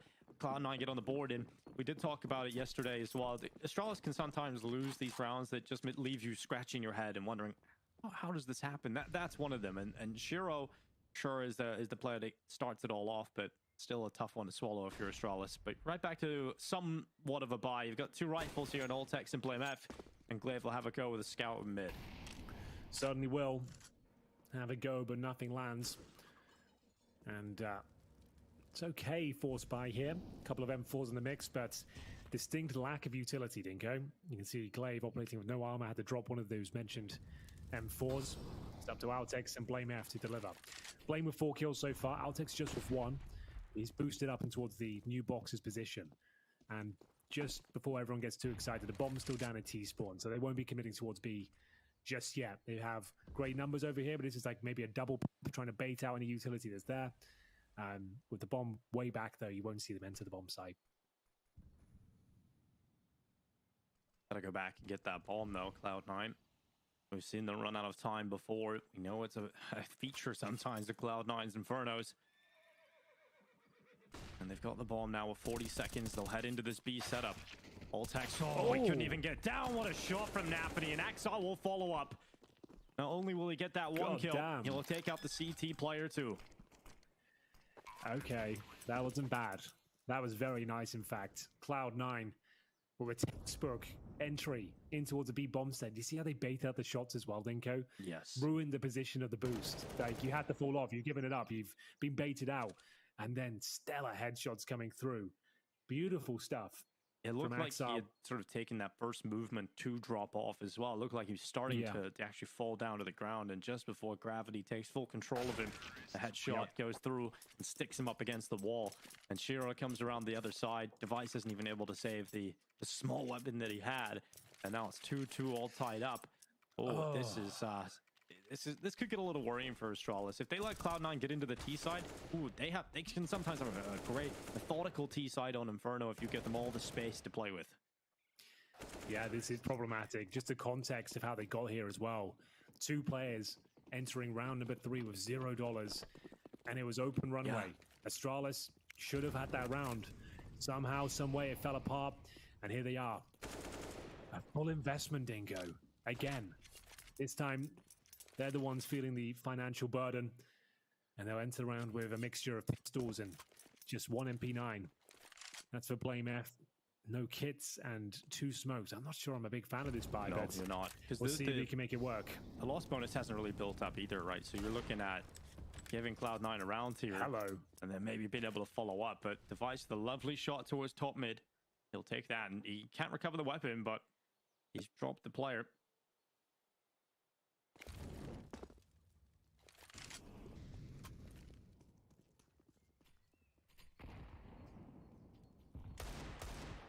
Second chance there for Device. Second crack of the whip.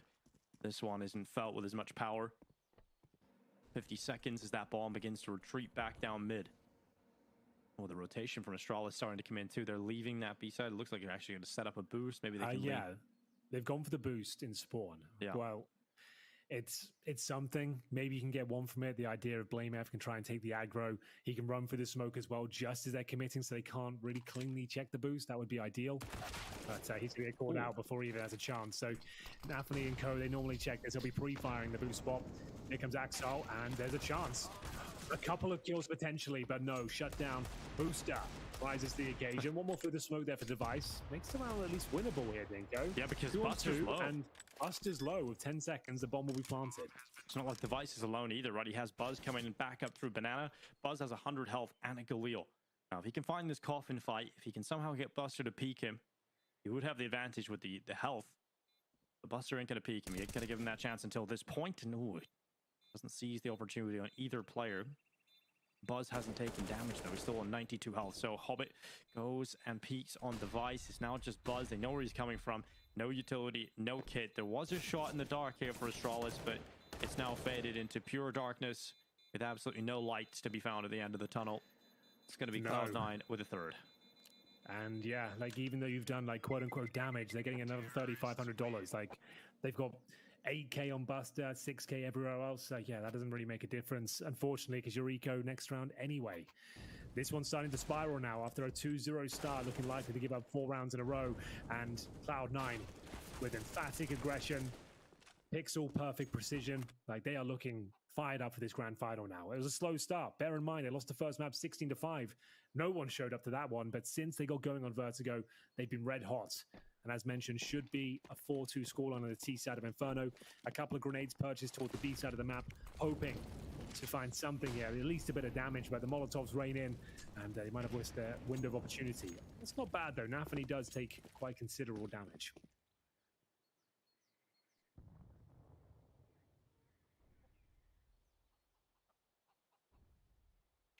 Buster slipping through the apartments. Just have the fight against Buzz, and Buzz is the only player with anything of value here for Astralis. He's got the Galil, and he nearly had the chance to catch Buster with a nade in hand, but he's just missed it. Buster now forces Buzz back up the stairway into the bedroom with that Molotov, but the main fight will be going down over towards B. There's 4 players here from Astralis. There is a chance they make something of this.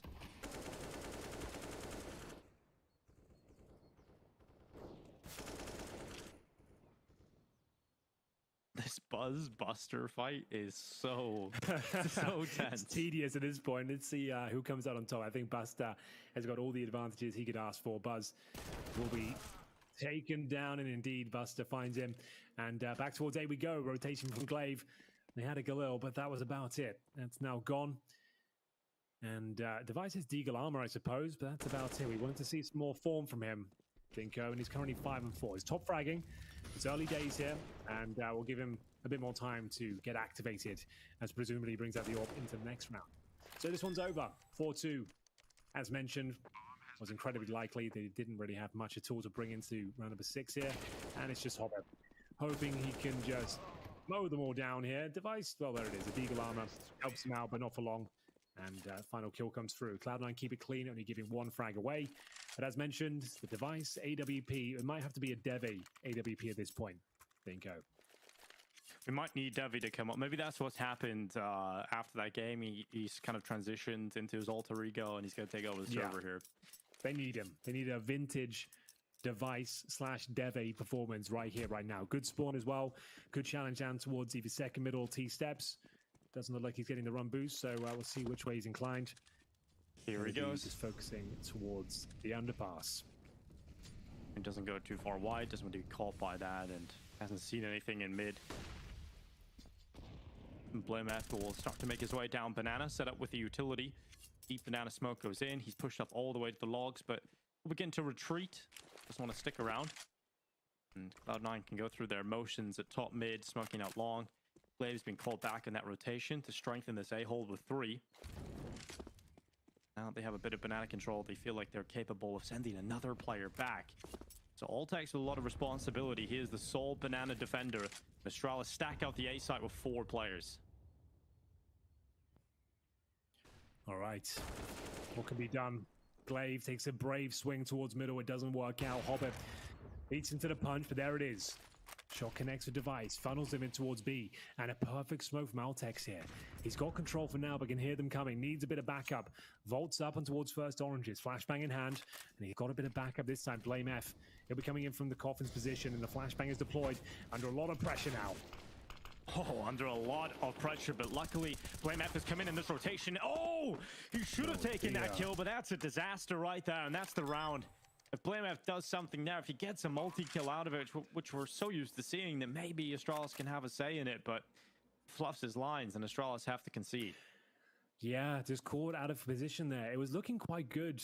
Might have been better off Altex dropping smoke maybe at the main choke point. He drops it at half full, doesn't have anything to really hold on to control with it. So in the end, I would say stay and fight might have been the better choice there. At least you might have got 1, maybe 2 as they run through a grey screen.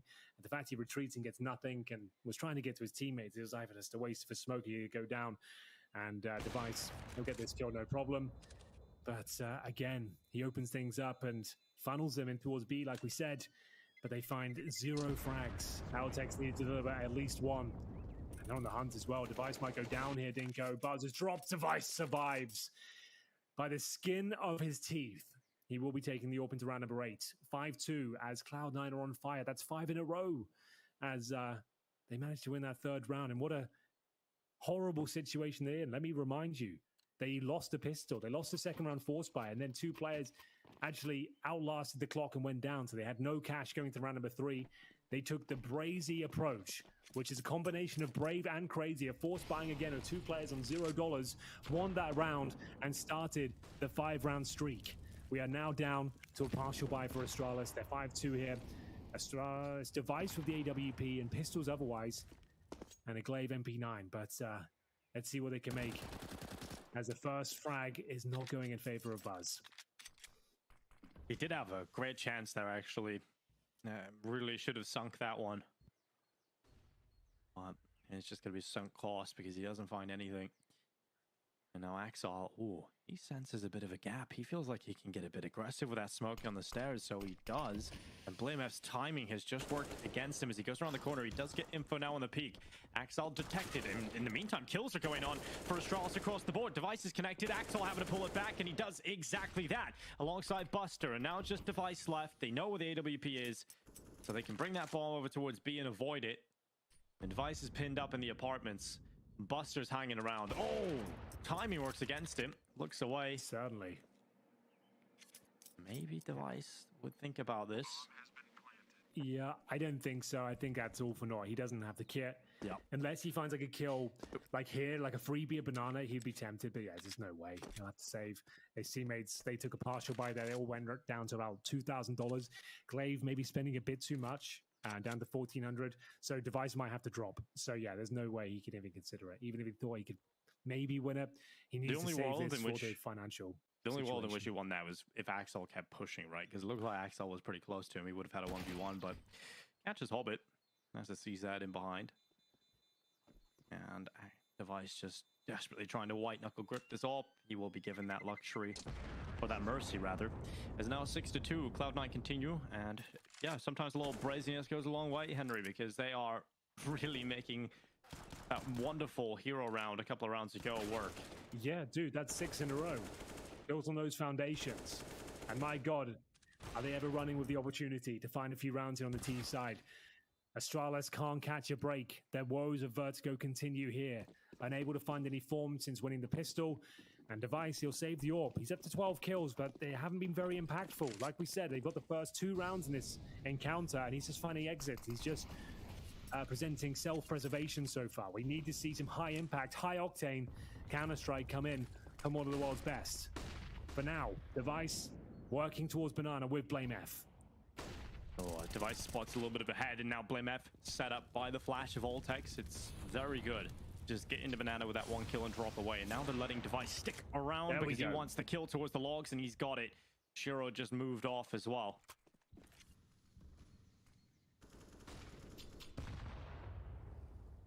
Astralis thinking about the A play instead. Buzz playing in the pit. They've rotated BlameF over towards this A site to help out. Looks strong right now for Astralis to get another CT round and put an end to this streak of 6 rounds.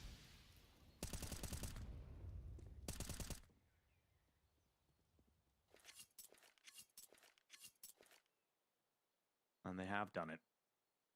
That's going to be the 3rd round for Astralis. Cloud9's I think that's fair. I thought there was maybe a few more twists and turns there. I thought they'd maybe group up and go for a B play. They've got no grenades, and it's a 5-on-2, so it's fair enough. 30 seconds to just take stock here and what we've seen so far. This is the 3rd and final map, ladies and gentlemen, the grand final of this long old week of Counter-Strike. We did a best of 3 GSL format with 16 teams.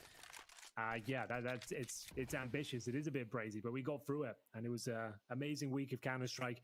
Really kind of cleared things up, answered some questions before the major next week as well.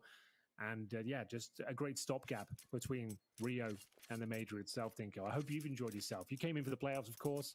Have you enjoyed your Brazy Party experience? Oh, I've loved my Brazy Party experience. It hasn't been as brazy as your experience, Anders, Henry, No, but it has. You kind of got like the Diet Coke version of Brazy Party, haven't you? Yeah, it's definitely diet. It might even be a little bit of zero, you know. And we've had the very quick empty calories. It's been 2 zeros all the way through quick games, and You know, Jason didn't even get to come for the final for the Braziness. So I don't know. Well, that's why they called me in. They said we need this one to go 3. So let's call in Henry, and we can guarantee we it. need a He's never commentated a blowout. That's what they tell him. We needed an all 3 map affair for the grand final. Bring him in, save the show. You've done exactly that. Here we are in Inferno, and this one could get real fiery towards the end. If Astralis start to pick up the CT side, start to pick up the pace a bit, we could be seeing a competitive game getting laid out in front of us. And Buzz towards the bottom of the stairs turns the wrong way at the wrong time, and Hobbit hunts him down for the headshot. Well, here we go then. Back to their winning ways. Currently sat with the man advantage. Cloud9 assess their options, and there are plenty of them, let me tell you. Finding an initial first pick like that so early on the T side of Inferno is incredibly beneficial. The CTs have to react. They can't operate with zero information. And playing on the front foot is BlameF and Alctez. They'll have to go huge here, Dinko. Equal trades will do nothing for them. They have to find a man advantage. Oh, they cross around the corner and they get a swift double. Altex does so much. And the second player, BlameF, isn't even needed. And they've got the bomb on the other side of the half wall. It's smoked off. And now the util needs to come in. Luckily, Astralis had some smokes available. And Device on the rotate. Nice shot. Up to the top of the half wall. Hobbit thought he had the up on him. The Device reacts quicker, more accurately. And that's going to be the round for Astralis. Great work from Altex. Well, there we go. Like we said, multiple frags required. And he delivers on all fronts.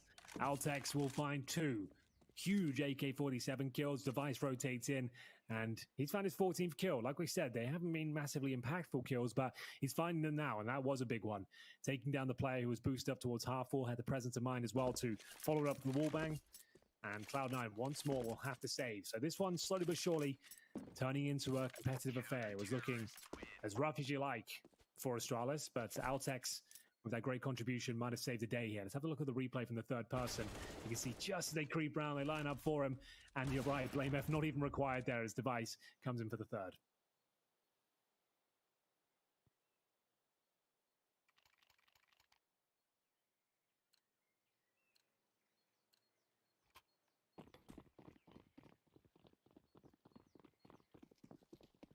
On Cloud9, 6-0 streak has come to a close, but their money might come to a close soon too.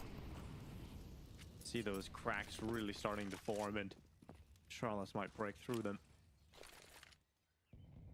14-5, what a turnaround. That is a testament to the mindset of Device and the experience to have an absolute disaster of a map and come back in looking like this.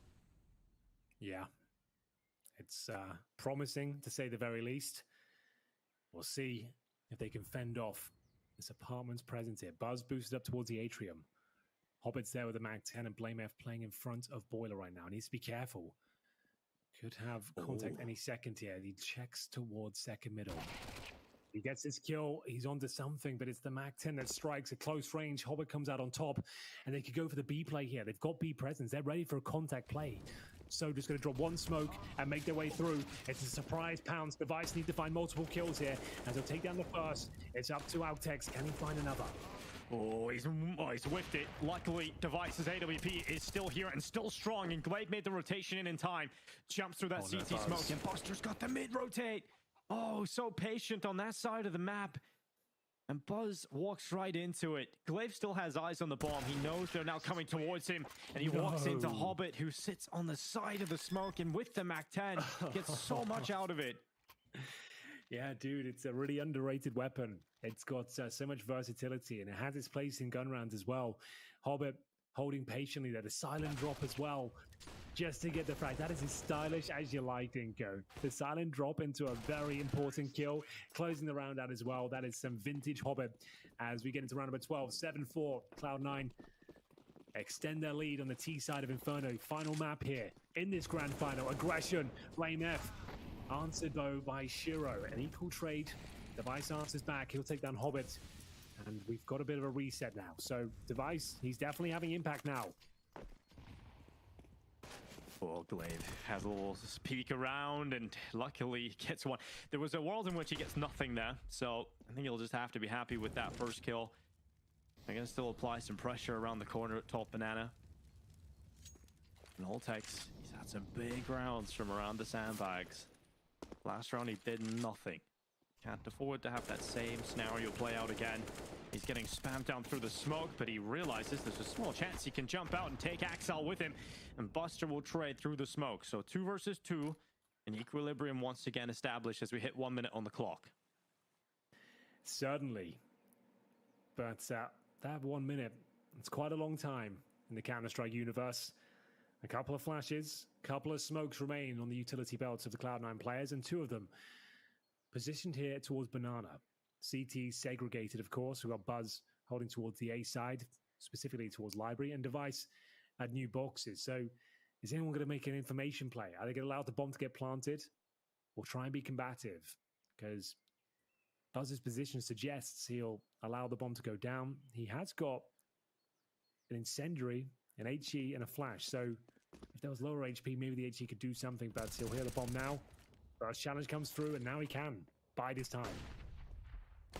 Oh, Shiro knows the Buzz is low, goes to the fight with a pistol, and now it's Device versus Shiro in the 1 versus 1. Shiro puts the bomb down, op v op. Shiro is so low, and he's tucked in the sight. So many worrying positions for Shiro to think about. And every second that ticks on, Device gets closer and closer to the site. Shiro is so ready for this.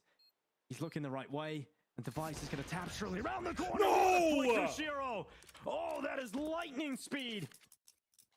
No way, Dinko. He shouldn't be hitting that. Device had all the advantages in the world. 1 USP bullet would have done it. But the flick from hell is delivered. Shiro saves the day, extends the lead. We go 8-4.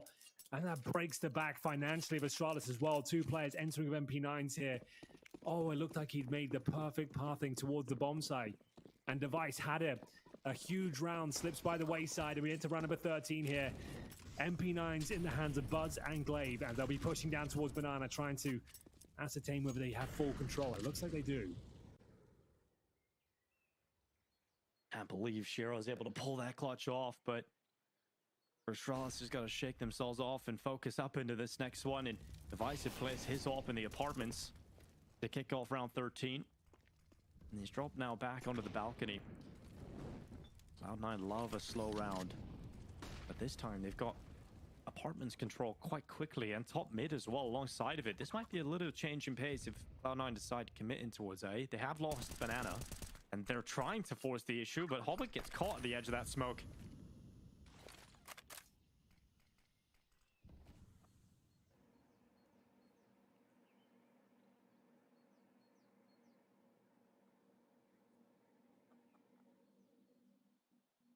Nafany gets closer to Oltex. His barrel comes through, but Oltex reacts quicker than Nafany is capable of doing so.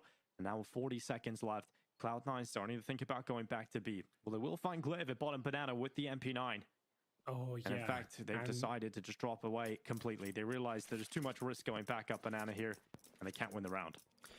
I think that's a very wise and informed decision. Look at the cash for Cloud9. Sure, they've been winning these rounds, but there's no point throwing these weapons away if they don't feel like they can win it. So, presumably the round's called off. They're going to just reposition, see if they can find any inquisitive CTs overstepping the mark, but anything but. Everyone's peeling off, allowing this round to just end with peace, it seems. Just a couple of kills, that's all. And we're getting closer and closer to the bookend now of this first half, and indeed the closing stages of the Brazy party. Any final thoughts about the Brazy party, Dinko? Any memories you'd like to share? What's been a highlight for you? Any memories? You know, I just really... It's kind of strange because my most enjoyable moments weren't even commentating. It was watching you and Anders commentate and how, how those games just went a little off the rails. I think that's the beauty of online CS sometimes, the chaos it can create, because everyone's so comfortable, everyone can play to their maximum potential, right? So you do see the absolutely insane clutches, like they do come through more often than not, and that's what makes it, I guess, exciting in that respect compared to LAN. My favorite moment though was definitely OG failing to look at the defuse. That I'm not sure is my favorite. It's definitely in terms of like historic moments. Yeah, it was up there for me. Like I've never witnessed anything like that. Like all you had to do is peek and die and you win the round. Like you were encouraged to die. You wanted them to get off the bomb and kill you, and then he couldn't win. But they just AFK in the cave. Oh, you hate to see it. They could have been in this final. Some might say they should have been in this final. But here's Cloud9. They are in the better position to try and close it right now, at least 8 to 5. And they're going to send Shiro up on top of the logs. He did see the backpack of BO3 there, who's just going to swing into that banana fight and sprinkle some bullets through the smoke and does damage alongside of it, but no kill for either side. But there we go. Finally, it's come in. BO3 sends the nade deep into banana, catches Hobbit.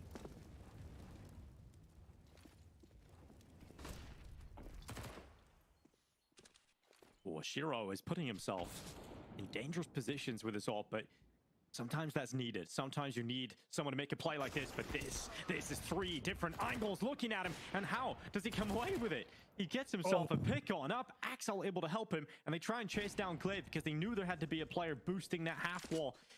And it's not worked out, so Buster has to be a playmaker, and he's done exactly that, a double as he enters into the A-bomb site, and Glaive has to make that rotate. It comes down to the minutiae, but Buster does indeed win the duel. Glaive, he fancies his chances here. He's going for it. He has no kit, no utility, but he has got experience on his side. Starts to creep in towards the A side now. Shiro in such a strong position. And as soon as he even finds one, the other should be activated. And it doesn't even matter. Glaive goes down. Shiro hits the shot as you might expect, posting his 13th frag. And round number 15 here. All in for Astralis. The money's pretty good, all things considered. They do have 4th stage loss bonus here. So it'll be M4s across the board by the looks of things. And can Cloud9 find double digits, which could be a death sentence for the Danes if they were to find it. 10-5. Looking likely, and once again, look at this. We've talked about this all night. Naphtali's gone for the Mac 10 in his final round, up against 3 players without helmets. Like, it's going to be really difficult to contain him. He's only got 4 kills, but if he only finds 1 here, that could be everything. And speaking of which, Glaive is pushing in. It's aggressive. It's getting Brazy. He's found 2 opening frags here. Altex will join in for the 3rd as well, and fighting down towards the bottom of middle. Can they bail out of it? They've got the man advantage of 4 versus 1. It should be done and dusted. And there it is. Astralis do close it out with a bit of aggression. They started with a mid-rush, and they'll close it with the exact same strategy.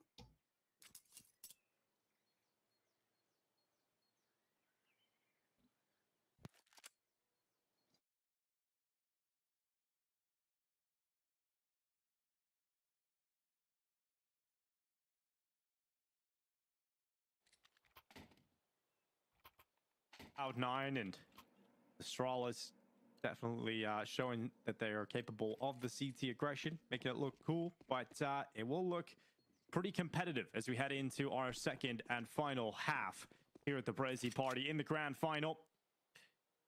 It's been a great series so far between Astralis and Cloud9.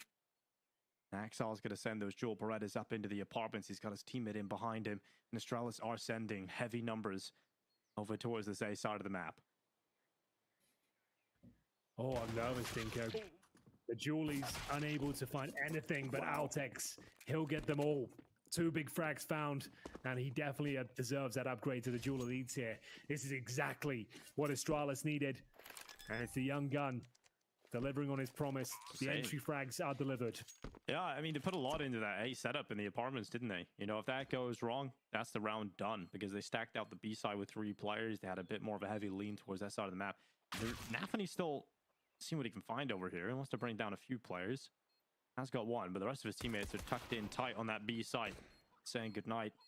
As Altex with the dual Berettas will not spot Nafany, retreating into the archway, but his work is already done in this round. He's done so much, and I have seen a lot of good rounds out of Altex. I've been impressed by his performance in the playoffs. Definitely. Like, it's a cursed position, Dinko. Oh, let's just see how interesting this gets. The bomb's going off, of course. It's a curse with joining Astralis. It might seem like a dream contract, and in many ways it is. It's a great place to develop your career through their talent program as well. And he's got the call out. Okay, just before we do this. So Anders and I, we commentated 34 maps, and we did 923 rounds and 11 overtimes. I think it's a new record, Dinko. I didn't think they had the numbers, but the scientists in the background, they've been crunching them all day. And I think it's a new record. Guinness World Records have been called. 924 rounds. It is a new record at a tournament. So congratulations to myself and Anders. And yeah, I'm happy with that. It's the first. And you've even got a few bonus ones you weren't expecting today. So exactly. You could bring it up over 1,000. Yeah, I've actually beaten Anders because he didn't get to commentate today. So I take the most rounds of the whole tournament. You probably head up to the 1,000 numbers now, Henry. Yeah, I think I 1,000 definitely rounds am. in a week. 1,000 in a week. It's uncharted territory for any commentator, but we finally made it. It's good to be here. Do a push-up every time Henry casts around a Counter-Strike, and you'll be in pretty good shape. That's true. Saving lives out here. Right now, though, Astralis looking for a life-saving round as they attack in towards the A site. It's Cloud9 that have lost the first player. It's Altex again, opening things up. And shuro will sit in the pit. That's got the FAMAPs of Buster dishing out death on one, and he's still standing up on this box. Altex has to come in with a second kill. And shuro's pit play will not play off, and it's just Hobbit who gets caught out by a device. 4 players stay up for Astralis. A very clean round to push towards A. Yes, indeed. Cloud9 give up 2 here at the start of the second half, and yeah, this is looking fantastic now for a close, exciting finish. They got some breathing room here in round number 3. They can shuffle the weapons around. They'll be up against not very much whatsoever, if anything. I don't think there's any utility purchased. There's Altex once more, getting the job done, really showing his worth here in the grand final. No bottling it whatsoever. 17 kills, just a couple beneath device. They haven't had to rely on the big man BlameF, who's been carrying them through this tournament. Could they find enough individual form across the board here to close this one out? Over these teams not attending the major, it would be a great resurgence for both of them. Just to close out this chapter, the last CSGO major around the corner. And for now, we do have a 5-man stack, Dingo. Glaive could be in trouble here. They're going to swing on the flash. Well, here they come. Into the meat grind. And Glaive has had fun with the first 2. Voltex gets involved as well, and it's a nice little cleanup in mid for Astralis. And with that round going their way, it's 9-9. We're all tied up again. And Astralis, because they've only lost 1 player in the last 2 rounds, they've got a lot of money now built up. So they're going to be feeling pretty good about the start of this T side. It's on a Cloud9 to show us what they've got now as they shift to the defense. But it is getting to that point where it does feel like this game will finish with a photo finish, right? It's going to be right down to the final few moments, down to the fine lines and fine details, potentially even overtime with how close this game has been. And well, Cloud9 going for a tactical timeout ahead of this gun round in the second half.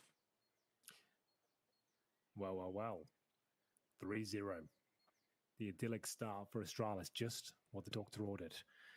They will have a bit of a bonus situation themselves. A Galil for device, Buzz with the MAC-10. Helmets pretty much across the board, though. Just Nafany without one. It means like we expect to be a little bit looser, like we saw yesterday. OG presenting a lot of set-piece strategies off the get-go, making their calls out of spawn, and it can be very effective with these lesser weapons. You have that run-and-gun potential. BlameF will be challenged, though. Oh, a lot of aggression here from Nafany, but he's a bit lost in the source. Can't find BlameF just yet, and he does take the kill in the end. How does he get out of this one? I don't even know, but he does get naded out of that spot. I think Nafany's very lucky to have even got a kill there. It looked like a disastrous situation. But it has gone into the 4v4, 1-for-1 blow. Astralis continue to pressure up Banana. There's a new setup being deployed here for Cloud9. And it's going to be Hobbit up on top of the sandbag. Hasn't had the best game here, Hobbit. Maybe he can deliver here with the M4A1. His teammate in below him. Peek around first on Hobbit. Second is good. Hasn't even needed the help of shuro. And, well, he's just fended them off completely. Devices held behind the fire. And the smoke will allow shuro to safely pass back into the B site. Yeah, well, here we go. Still a fighting chance here for Astralis. Altex, I think he spots the player towards Library. At least gets a glimmer of hope, but unable to find a kill. Most of the frags have gone down on this side of the map towards the banana. Device, he'll be there with smoke. They've got a single HE to work between. And these are the top 2 performers for Astralis. 20 kills for the sniper. The young gun with 18. Yeah, it's really important that Altex steps up in this final too, and especially on this map, because BlameF is very quiet. And here they come attacking in. shuro gets back to the coffins, puts device in one, and the second shot as well is great on towards Altex. That's 10 rounds for Cloud9. The first real test of the second half, and they pass it. They get the gun round out. They put 10 up on that board. Astralis have a lot of money, though, because of how clean the start of the second half was. So they'll get the all-out. They get all the bells and whistles in and around it. And BlameF even started this round with a MAC-10. So there's a bit of a bonus at points for Astralis.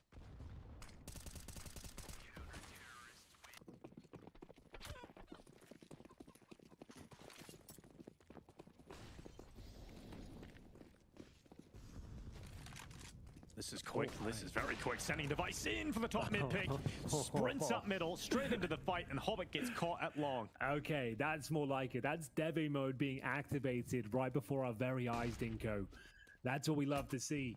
That's when the sniper said, I've got a good spawn, I want to go for a pick. And that's when your AWPers become their most powerful. When they're feeling the game, they're reading situations well, they're making their own calls.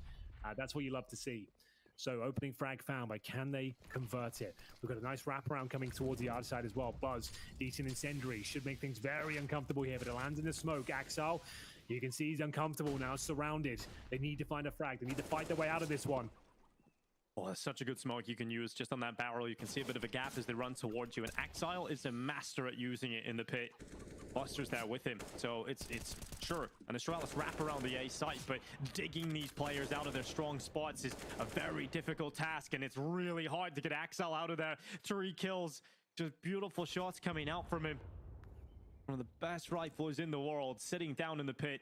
And he's bought so much time that Nafany's coming in the rotate. And BlameF is on 3 health. 30 seconds left. It's hard to see a world in which he even gets close to winning this one. I can't believe it. It was looking so good. What a perfect call it was. Get that opening frag. Moving together. The wrapper on the bomb side. But yeah, dead on. It's Axel. The anchor of the pits. 3 huge frags. Lives to tell the tale. And Nafany only needed 1. He delivers. And the round crumbles. Cloud9 will find 2 in a row. Money's okay for Blame F and Co with the saved AK-47, but they only get a small amount going forward. So maybe a tactical timeout at this stage. Yeah, it's rough on a few players here as well. So if you decide to invest, you will have some players either on a Galil or a Tech9, and you'll be suffering. But when Blame F gets damaged up here, when Glaive goes down, the bomb up on the balcony, the only way Blame F can win the round is by playing for elimination, and Axile would have just hit in the pit, so there was no world in which he could have made that happen, unfortunately for him. 11-9 now. Cloud9 starting to extend their lead on Inferno, and if they win this round, Henry, after the investment, that would go a long way in extending it further. Oh my. Hobbit is in the zone right now. Seems like every time he takes a duel, frags are going his way, and it's a big man as well. Device removed early. He's at the very tippity top of the scoreboard. He'll have to sit back and wait. Hopefully his teammates can pick up the pieces, but his Buzz with just a deagle need to try and recover. A weapon of Device here, but they don't look very active right now. Just going to be waiting on these smokes. Altex will be towards the boiler room, and Nafany is playing defensively. He's actually alone. It's kind of interesting they've only got 1 player towards B, considering they have the man advantage, but like I said, he's playing very defensively. As soon as he gets any sort of aggro, he'll peel off and be ready to deploy his smoke. And he just holds a more defensive line. He did spot 1, but doesn't want to give up the smoke just yet. That's very valuable. The longer you can hold on to it, the better. But in they come. So getting the pressure now. Deploys the smoke, calls for the rotation. They've got 3 CTs here. Nafany under a lot of pressure and doesn't really crack at all. Handles it with 3. And finally burns away. Blame F tries to steal away a bomb plant, but he is not given that. And that's Cloud9 with 12. And you pointed out Hobbit's step up in performance on the CT side. I think it's a great point because you think about his showing in the first half. He was quiet. He wasn't really involved. But he's kicked things off here on the CT side in a big way. And Nafany, you know, he's had a really quiet game so far. So getting 3 kills there, that's going to fuel him with some confidence. And 12-9, Cloud9 deny the bomb plant. So no extra cash for Astralis. So it should be 13 coming up.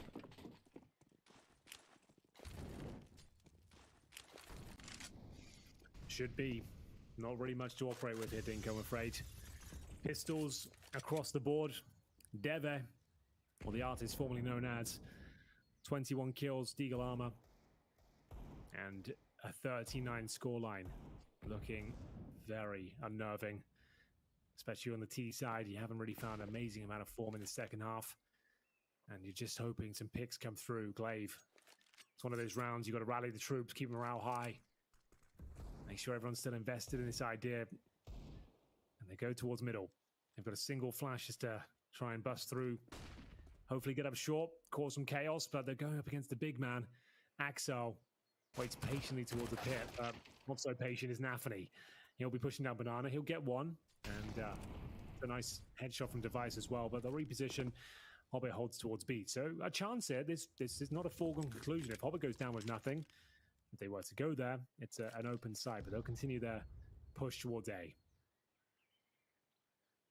Cloud9 just sitting passive. They don't want to get caught in any of these close choke points, but it does give Astralis somewhat of a pathway to the site because they haven't detected them yet. They can get real close and then just kind of explode onto the site. Axile is readying himself now. Will deploy that standard pit smoke in defense. And now starts to wrap around looking for the final player. Alltech's caught out. Axile with another big round from the pit. That's a 3K and 17 and 11. He is the top striker for Cloud9 in this grand final on this map. And 3 rounds away now from Cloud9 confirming themselves the championship. But Astralis, they're back into the bye. They certainly are. It's not all said and done just yet. They still have a couple of rounds to play with, a bit of buffer room. And bear in mind, first place prize for this tournament, $133,000. Second place prize, still substantial at 70K, but a pretty large drop-off. This is a big tournament for both of these teams who are just joining us. Neither of them will be at the Paris Major next week. Their CSGO run coming to a close here. But for now, this grand final is everything for these two teams. Cloud9 with a substantial lead, 13-9. And if they win this one, it might be curtains for Astralis. Just don't have enough to work with here. No AWP device, full buy otherwise, as they work out their options. Heading back towards Banana. No real presence there. It's a very defensive hold as you see a new boxes boost come in. That will be Hobbit and Co getting up there. And Buster, oh my god, he's absolutely ruined them. Doesn't get the double kill, does he? Oh god, they have to go B now. I don't know how he gets 2 out of that situation, Dinko. That's wild. Yeah, that is crazy. And Buster is going to be licking his lips because he knows what that has done. That has given Cloud9 the perfect dessert here in this round. They are looking so good to try and close out on the 14th. And the Astralis are going to throw everything they have into this B-side attack. Smoke's getting ready. Execute will go into the site. The setup designed to deal with this is Nathany up on top of the new box boost. Hobbit out towards Dark, and the utility is going to heat things up for Hobbit. Might force him into the open, and he's blinded too. Nathany's going to get cleared surely with his teammate going down, but they haven't checked him. They thought that was the only play towards the back of the site, so if Nathany can delay, his rotation of his teammates might be able to come in time, and Nathany might just end the round on his own. It's 1, but not enough to close it, and BlameF turns back. Oh, Axile, he's lucky to get towards CT because BlameF was about to go berserk. 14 rounds for Cloud9, and that one might break the backs of Astralis. So tantalizingly close, Dinko. BlameF. He had to dig so deep to even have a fighting chance, but it all started here. The booster pushed down middle, funneling them in towards the B bomb site. Glaive trying to step up. They found some entry picks, but Nathany mowing them down here. BlameF had to go huge, and he went big, but it wasn't quite enough. And now they're down to another partial buy with series point, championship point, looking them square in the face. And here's Shiro. Oh, he's not playing on the back foot here. He wants to close this one out now. He wants to find round number 15, take matters into his own hands. And grenades being exchanged all over the map. Axel will throw the smoke down towards the end of the corridors. Altex will already be through the boiler room, however. So an A-side attack is looking likely. We need a miracle, Dinko, and one of these rounds has to go in their favor. They cannot accept championship point at this stage. It just won't recover. And they're walking right into Shiro. The Immortal stands, and he will strike first on Alltex. Peek out long side, Buster's rifle nipping at the heels. Device hits a good shot on the Tech 9, but it's not going to be enough to recover this just yet for Astralis. Nathany's even made that quick rotation over. He is covered off by the smoke at the arch for the time being, but Hobbit in the library silences Device. And it's just BlameF and Glaive left in a 2v4 as they leap towards the bomb site. It's Cloud9 seconds away from reaching map and championship point, and no scope to do it from Shiro. Oh, good lord. They can't find that round. They can't conjure any magic here, Dinko. You'd think a team like Astralis, they're synonymous with Eagle victories. We've seen so many grand finals with the likes of Device and Glaive, and they just can't bring it together. A double no-scope, like I said. Shiro, he isn't playing safe that round. He isn't playing to make sure he survives. He's there to shut them down, eviscerate his opponents. As we'll see them have 6 opportunities to find the trophy here. It would have to be the perfect game now from Astralis as we take battle towards the banana position. Glaive to try and open things up. And oh my god, does he ever. Excellent spray Finds 2 towards B. Keeps the dream alive for now. Double digits is possible, but still a lot of work to do. Shiro, he won't be saving. Like we said, he wants to get stuck into this one, but flashed off, maybe dissuaded. And unfortunately, that might be enough. Device, he's creeping towards middle. Needs to be careful. If he goes down with nothing, his teammates might be under some scrutiny. The bomb is not planted yet. It still looks safe for now. I don't think they'll be going all in, and the CTs will give this one up. Yeah, they're still even pressuring up through second mid. Altex is over towards the apartments, but what a great double entry from Glaive, right? That just felt like it came out of nowhere. So he just, all right, we're up against the wall. If nothing, well, we have everything to lose, but let's just swing it straight up towards Banana. 2 players line up for Glaive. He gets them in one foul swoop. He's got to feel good about that. Astralis at least keep the heart pumping a little longer here at the Brazy party.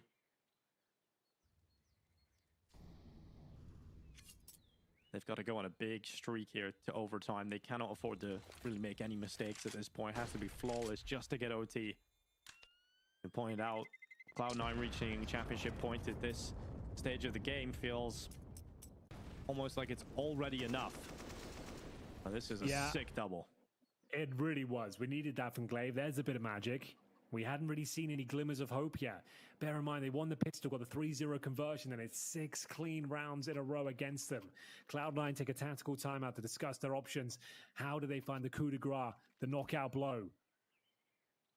We'll see if this is the round they get a M4s, a Shiro AWP, and you can see, look at the scoreboard, Dinko. That team effort they've had here on the third and final map. Nothing really separating the 5 players, and that's the difference, really. And we've had some quiet performances. Buzz, 7-16. Blame F, he's noticeably absent. Like, he's been carrying them this entire tournament. He can't be expected to do it every single map. Device has stepped up, but the majority of his kills is about self-preservation, surviving the round, and he did a great job in that. He managed to keep them modest on the opposite team. He kept his AWP up, but he hasn't had any of those really high-impact clutch moments or significant picks that are really telling you they can find 5 rounds here, but would love to be proven wrong. We'll see what they make of it here on the first step of their journey.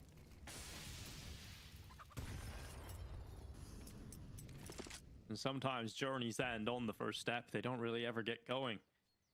And Blame F goes out through Banana. He's actually on the other side of the car smoke already. Altex and Buzz climb into the apartments together. Cloud9 have called for a passive CT setup. Let Astralis walk into them. Let them play as they like. The idea here for Cloud9 is to crush them when the final blow comes.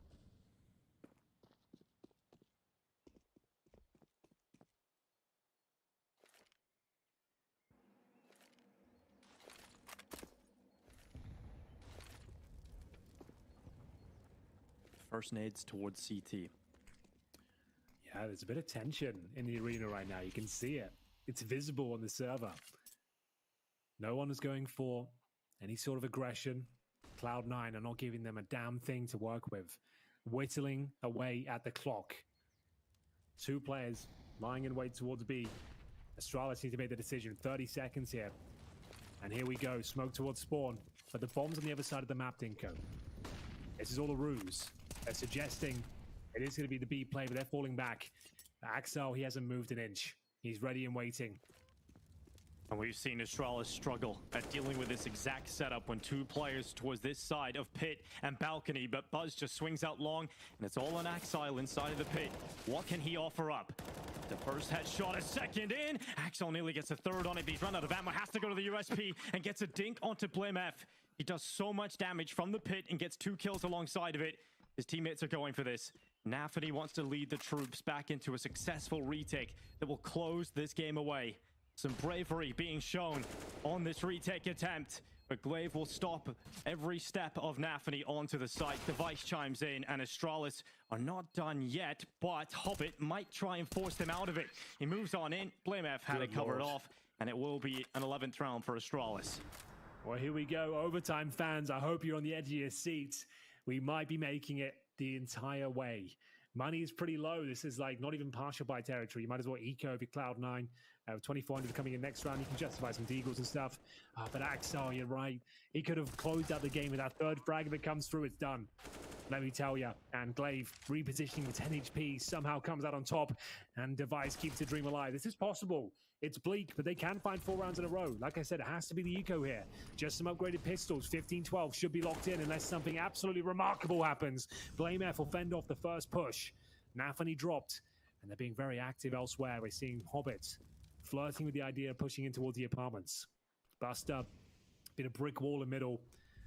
He's got the Deagle, and still they can be dangerous even without armor. Got to be very careful. You give them an inch, they'll take a mile every single time.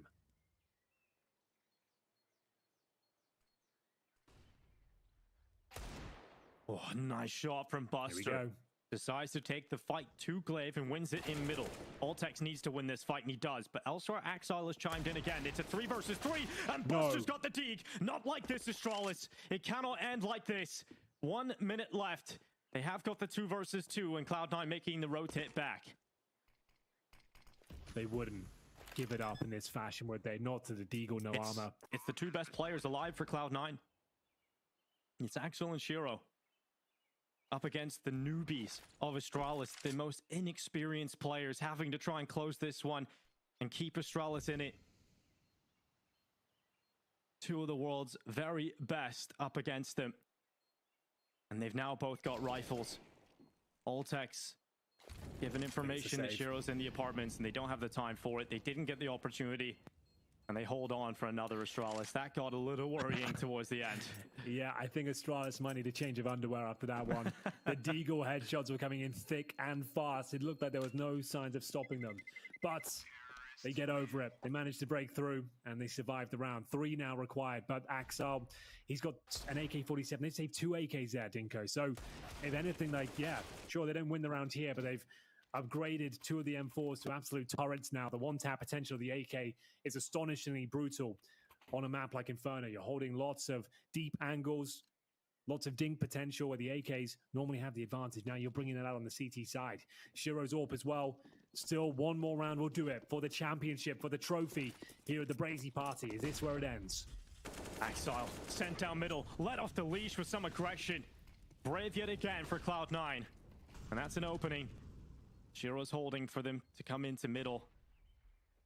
But he won't get that second chance. Now Blame F gets into the smoke. We've seen him here multiple times, but he's now seen, and Nafany has the second kill of the round.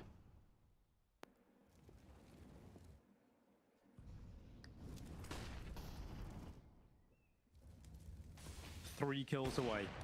And there's another one. Shiro locks in the top mid fight. Just Device and Altex left. With Cloud9's running this competition, they are now only 2 away from a week long of Counter-Strike of closing this one out. Device flicks on up. Hobbit is down, and now just Altex. Cloud9 have done it here. They've combined craziness and a little bit of bravery, and they're going to be coming out on top at the party here.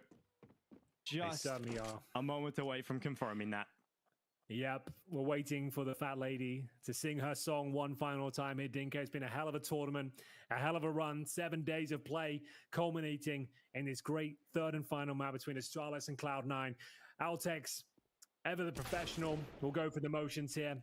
Picking up the first headshot, maybe a chance, but there it is, your champions at the Brazy party. It is Cloud9 taking home $133,000. A great tournament from them. They won't be at the major, but a consolation prize here, Dinko. A great performance in that 3rd and final map. Yes, it is a small victory for Cloud9 in terms of they won't be at the major, but they had to pick this tournament up. It's a huge amount of cash, and it is a proof that, you know, when they go to a tournament of this caliber, they come in as favorites. They're capable of winning it as they should. How satisfied are you with the grand final there? I thought it was the first 2 maps, their picks, it looked great. We did get that 3rd map. It was nice and close. Were you believing at those dying stages that Astralis could do it?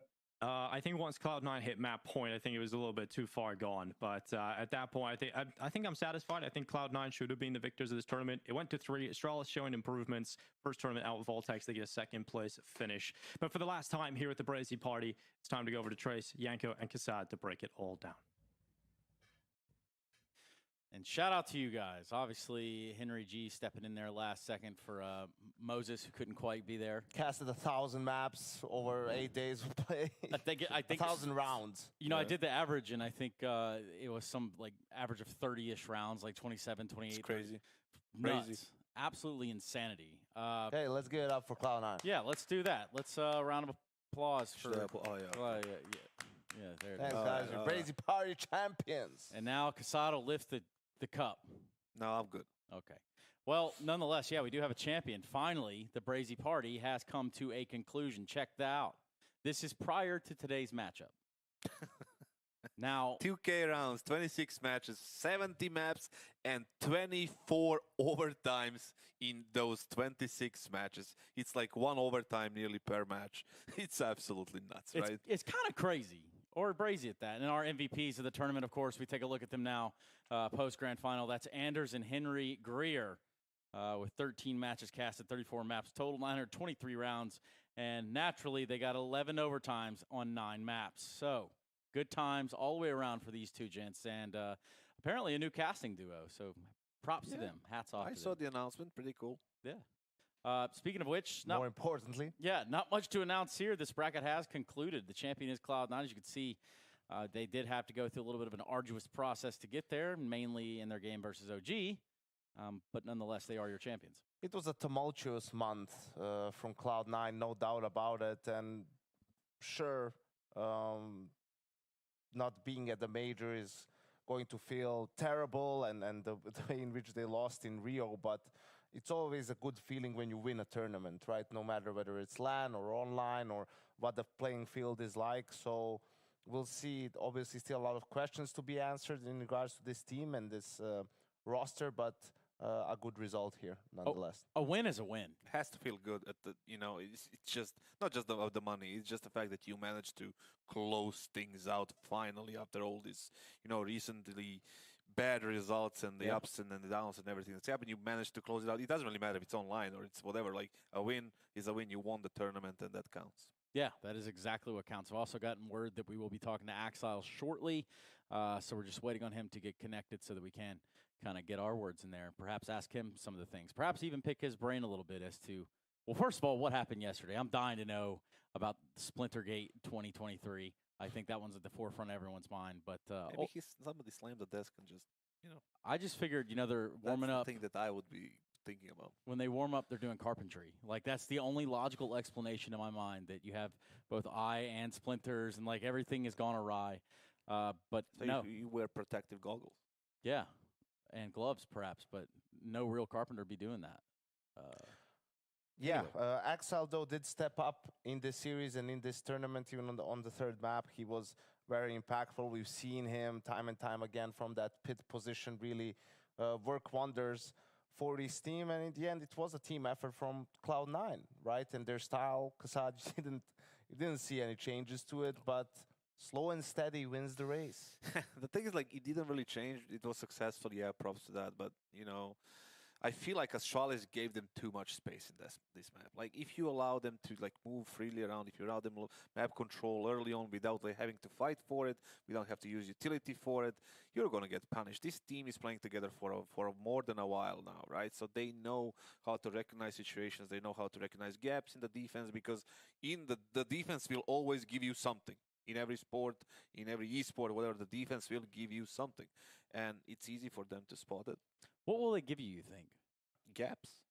Okay, so it's up to the defense to sort of it's up to the coach, the IGL, to figure out what is the gap in the defense. And the upper management. The upper management can go celebrate this victory with them right now. Look at that. That's a positive, smiling Kasad. Something I do like to see here. And this was a map where, in the end, on Inferno, Astralis wins both pistols and converts, right? So they could have gotten that really, really good start. But what was different here compared to Overpass was that, well, Cloud9 would get it right back when the gun rounds came around, and they were pretty good at winning those rounds where, Astralis has a buy, but it's not ideal. There's a couple of SMGs there, there's saved up maybe, and a couple of rifles, a couple of pistols, and Cloud9 really used those rounds to their own advantage. Yeah, while we're waiting on Axel, I want to ask you guys now, because we are at the pre-stages of what's going to be the last CSGO major. We looked at this. We have some major qualified players in here, some within the different stages. Does anything jump out off the page just from the get-go, just from a surface level from what we got from the Brazy party in terms of what we should look forward to for the major? Look forward to no, but there's some red flags, for example, like Ents.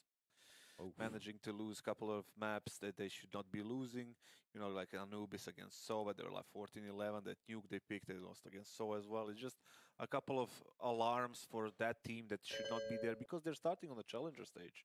They have to go through that first 3 wins in the first stage, and it's not going to be easy. G2 is there, FaZe is there, Liquid is there. It's going to be quite difficult. That would be like the negative thing. The positive thing might be Astralis. Obviously, they're not at the major, but you know they managed to get themselves into the final, which is you know a positive thing. Yeah, for me, I think 9 continuing like on an upward trend, sure, the ancient thing, but knowing at the major, you know, there's a couple of best of ones to open up the tournament. There definitely won't be playing ancient there. And then even after that, depending on who they match up against, maybe they go against a team who also isn't comfortable on ancient. Maybe they go against a team whose permaban is ancient. So opportunities for them there, something for Poland finally to cheer about. You put stock in the 9 side. And I mean, obviously, you put it in Cloud9, you would have probably, you know, excelled and made back. Bankruptcy, yeah. In terms of 9, though, the Polish squad with the cool logo and whatnot, are they a glimmer of hope? For the depending what you think as a glimmer of hope, do you think like them getting into the top 8 that would be like a major success for them? I think it's possible, especially with the best of 1, you know, into play. And then like Janko said twice, I think that you know they got into Vitality, who is permabanning ancient. So that's you know if they get a little bit luck there and they play like they did, yes, I can see them being in top 8. That would be a major accomplishment for a team like that kind of didn't play a single big event before Rio. Playing solid Counter-Strike. Is there some advice you would like to give to the viewer at home about playing good Counter-Strike as opposed to being the movie fragger? Well, it's all about like investing time and trying to like create like a quality over quantity type of thing. You would rather like watch a couple of demos, see like a couple of podcasts, see like a couple of interviews, you know, see how people think and you know work around the game rather than play 15 face-it pugs or something like that. Because you can only derive so much from playing a pug, right, Janko? Yeah, you create bad habits there. Yeah, absolutely. Almost. Sometimes you can derive very little, probably most of the time. Probably 90% of the time, perhaps, I'd say. Because it is a one-man army at that point, right? Like, people don't play pugs the way that... Get a 5-man stack and it can be funny and interesting. With 5-man stacks, like, for example, Janko, me, bunch of people in Serbia, like, when you have 5-man stacks, it's quite interesting. Sometimes we, you know, yell at each other, but most of the time, most of the time, well, I think it's like there's so many things that you can laugh about, right? So even if you're losing, but yeah. But if you want to be like a successful, if you want to try to get into the world of Counter-Strike in a competitive level, it's about different things. It's about, you know, going and doing the work. Exactly that. And that's how you win tournaments. You can put Kassad's name all over that one should you need that guidance. Now, the guidance now will run us right to Exile. Can you hear me, fella? Yeah. Hey. Man, what a Brazy tournament it's been for Cloud9. Congratulations, obviously. Hell of a day in the office. Thank you. Thank you. My first question is going to be this. Yesterday, what happened, dude? I want to know what happened. It seemed like everything fell apart just right there. You mean what happened with what? Before the OG game, or during the OG game, actually. I felt the heart when I take the mouse and Hobbit to just get something in his eye. And but not the same thing. Oh, guys, I can't see. That's not good. On one eye, and he decided to just skip one map. He just chill a little bit and went to the third map. Yeah, listen, congratulations first, obviously, winning the tournament means a lot probably to you guys, but I'm going to ask you a straight up question. You can decide not to answer if you don't want to, and I think many people wants to know this. What after this? What's the next for you guys? Next is America. We will go to America. We have 2 tournaments, and I hope it was a small start for us in that online tournament, and I hope we will win these 2 American tournaments. And yeah. No, Axel, congratulations. When we talked to Nafani in Rio, at the time he said you didn't even have a chance to talk about the major and whatnot. Did you guys have now an opportunity to just discuss within the team, you know, steps moving forward, how to prevent that from happening again, perhaps potentially? Yeah, it's still hard to understand what we don't have the major, and I don't know, we're just living with it, and I hope we'll did our best because we need it, and the major was the main point, I think, for us, and it was really sad to understood what we are not on the major. So let's run it back to the Brazy party. This is a hell of a prize pool for an online event. Does, you know, when you guys look at that, where you're like, wow, this would be great to win. You know, it's like this is an amazing opportunity to win a heck of a load of cash, Axel. Yeah, sure. These online tournaments growed up because when we was in Gambit Youngsters, I think we cannot imagine about this money or something like that. And yeah, now such a big prize pool like on LAN events, and it's really cool and a good opportunity for young teams. Did any of those teams jump out off the page at you? Like, let's say, for example, the Polish team 9. What do you think about them? Yeah, they played really good, and Hayes, he like come back after ends, and it's really cool. They playing good, and every one of them have a good aim, and it's really important. And yeah, they just showing some good rounds, and yeah, it's hard to play against them. Well, cool, man. I'm sorry there's not a big trophy here for us to lift for you. But Cat will make up for that. yeah, We'll raise a cup. We'll raise a cup for you. But Axile, the floor is yours if you want to say anything, bud. I don't know. We just will have some chill now, and thanks everyone who's supporting us. We are now close to our families. We're just chilling here, and we did a great job on this tournament, so we are happy. Yeah, and we're happy for you, man. Congratulations. We'll see you later. Go get some rest. Congrats. Thank you very much. Go get some Thank you. At an undisclosed location, I think you said, right? Yes. So it could be Area 51, right? We don't know. That doesn't exist. Well, exactly, and it's undisclosed. So As for Bob Lazar. yeah, now this is the advice that I wanted you to give earlier on. Gents, I want to appreciate you. I want to tell you things, but I think you already know that those things are genuine when I say them to you in this fashion, especially live on air where the internet is forever. So thank you very much. And thank you at home for watching the Brazy party. Also the production in the very back for sticking it out through what was at least a million, billion, trillion rounds. And that does it. The Brazy party is over. Thank you, everybody, for joining us, and thank you for watching. We'll see you next time. Good night.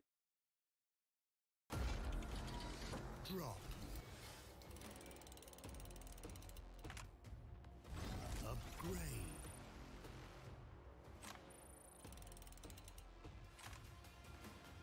Enjoy. Repeat. We are on your side. Open cases at the right place. GG Drop.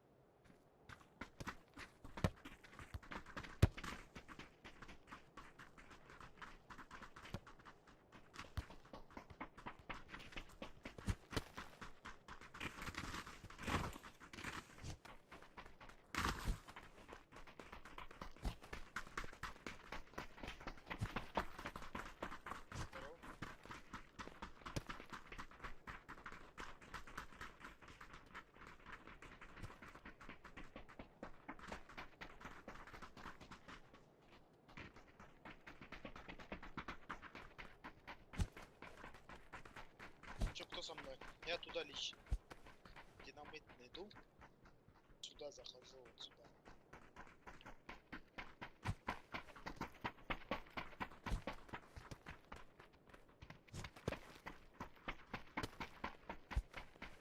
Когда я с этого хода приду.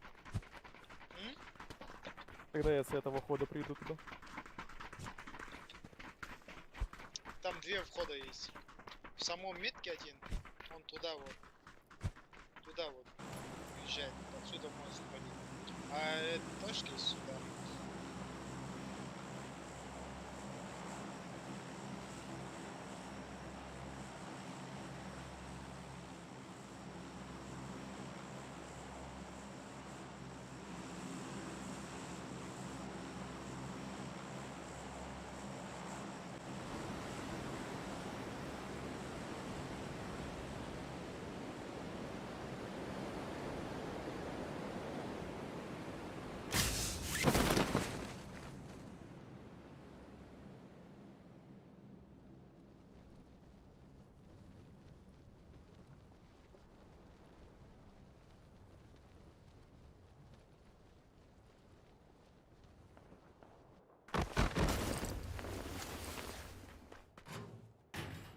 А, бля.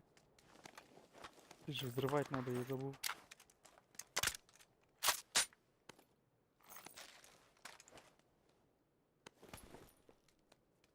Ищи что-нибудь взрывное.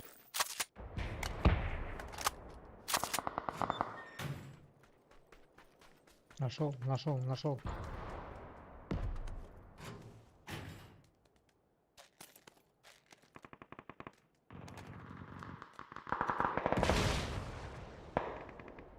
Там на метке чел есть.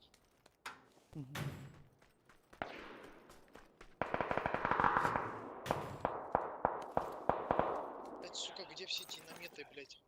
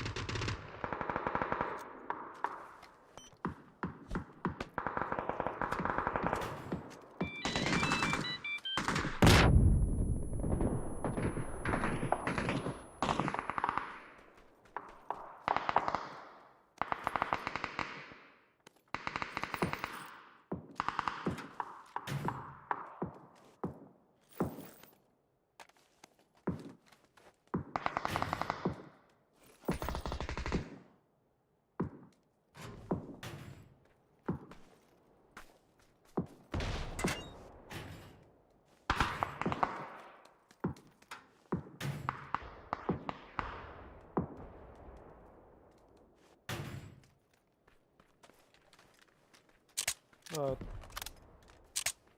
сложно объяснить.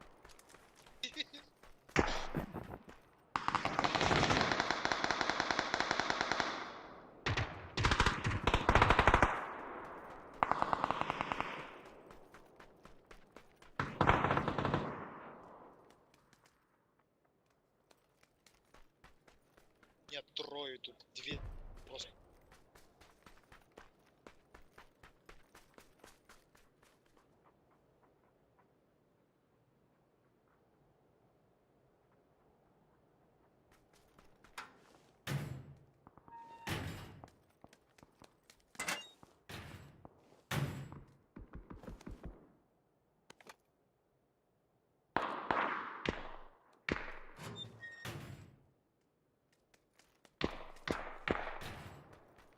Так.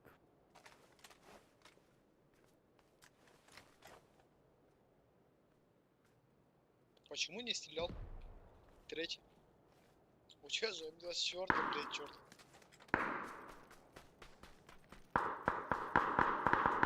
М24 же у тебя, блин.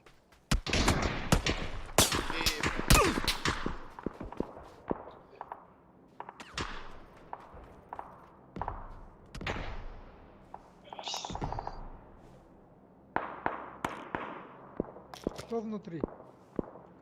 Я. Подними.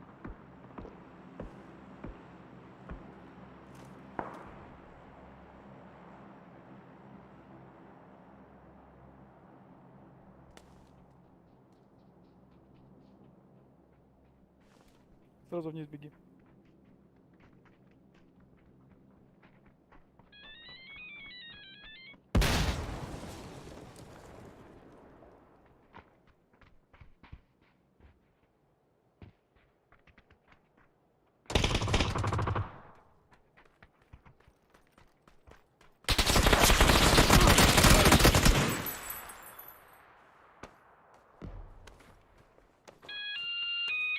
Не подходи.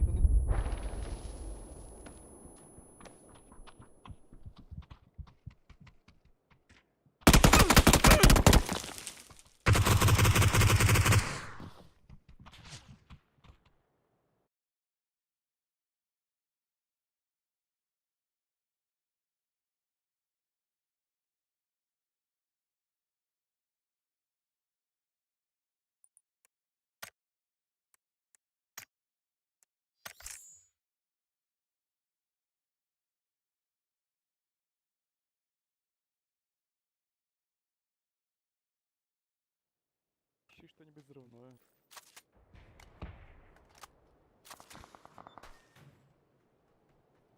Нашел.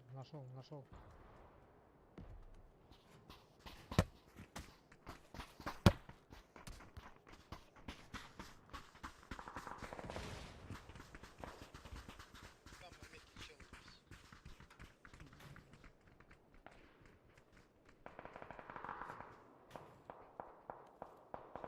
Блядь, сука, где все динамиты, блядь?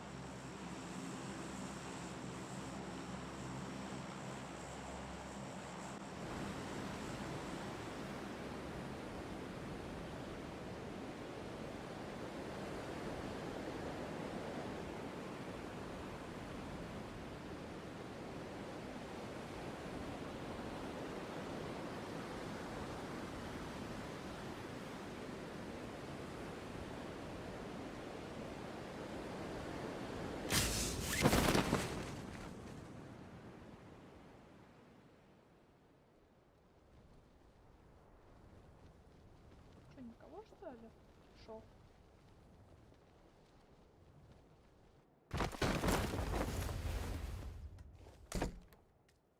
Нет, ладно. Вот сюда.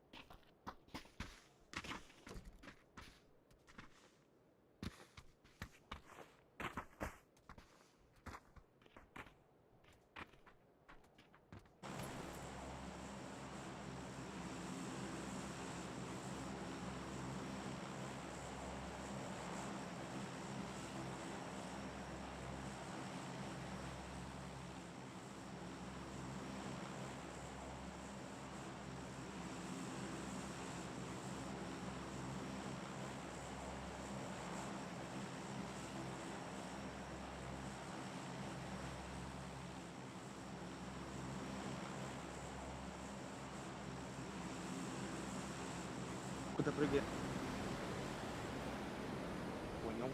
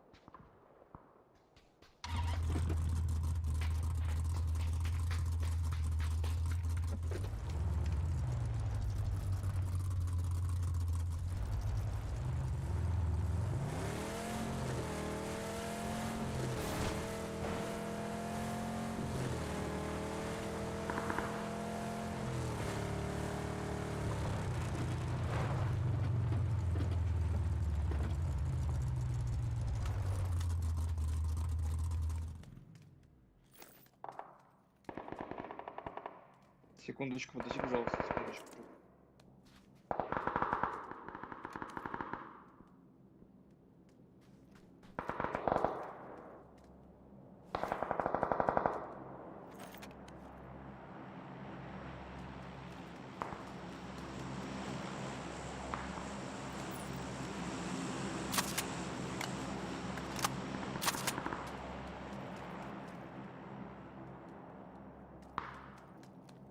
Все, поехали.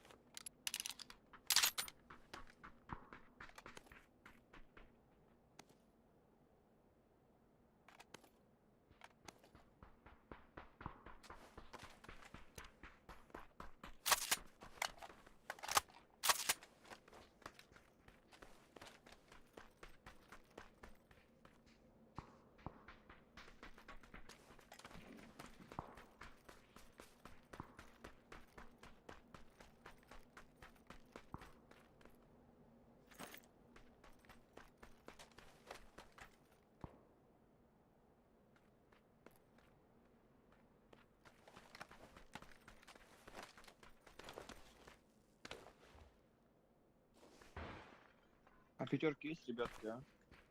Что-то вообще нет пятерок, нихуя. Ух, ебать. Всё, я нашел, спасибо.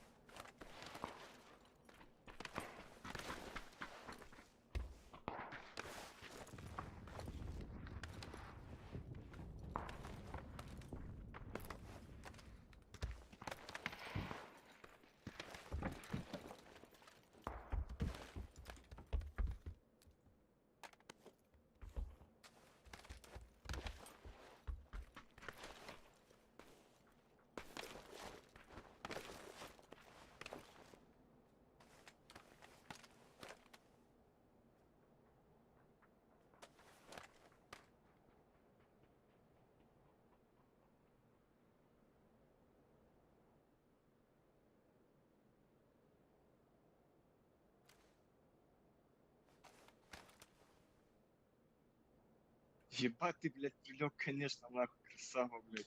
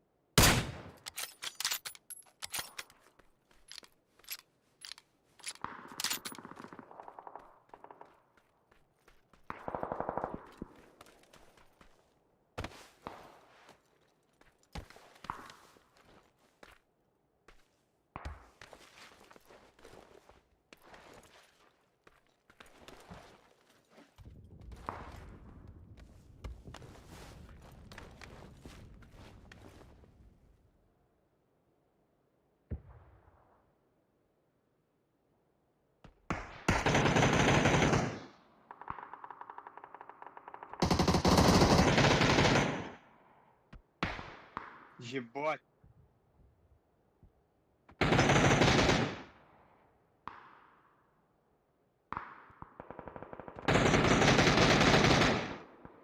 Ты банько, что ли, блядь, так забиваешь?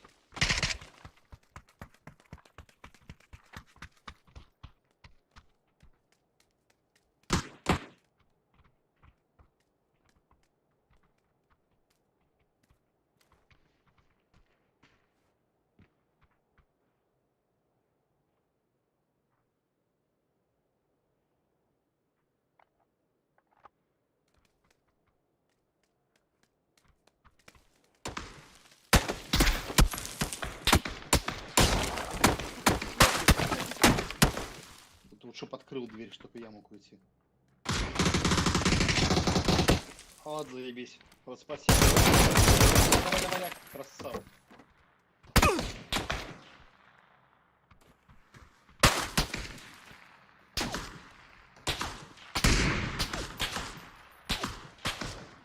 Дымы есть. Один по улице.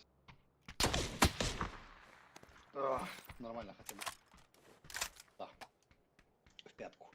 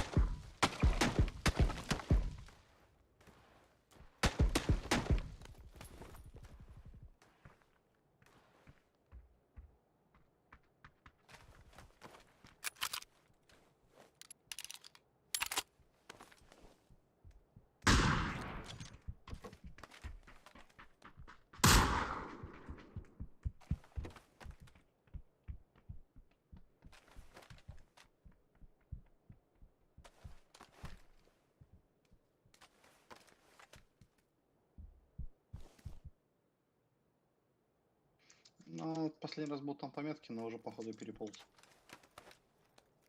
У него весь второй этаж, если раздали. Я, честно говоря, не знаю, блин, попробовать подойти к нему, может закидать или что. Закидывать нечего. Ага. Я понял.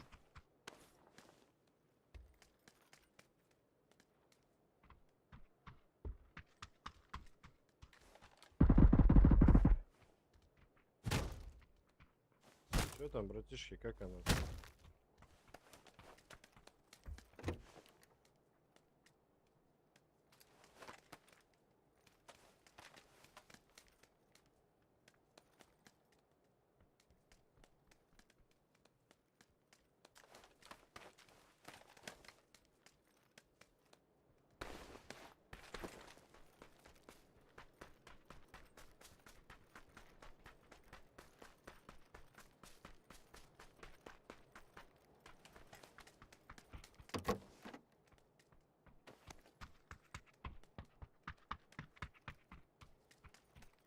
Перехватить кому?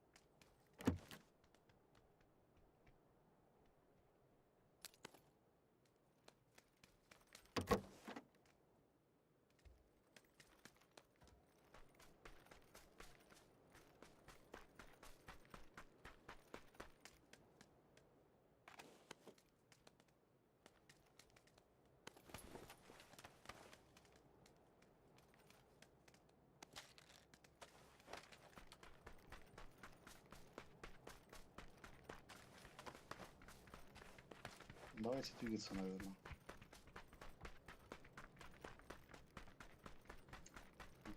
Где? Где?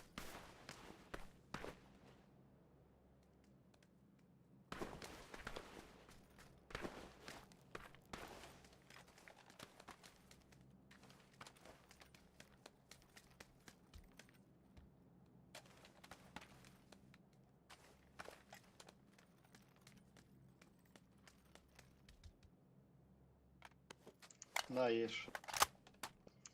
Ребята, ты открываешь?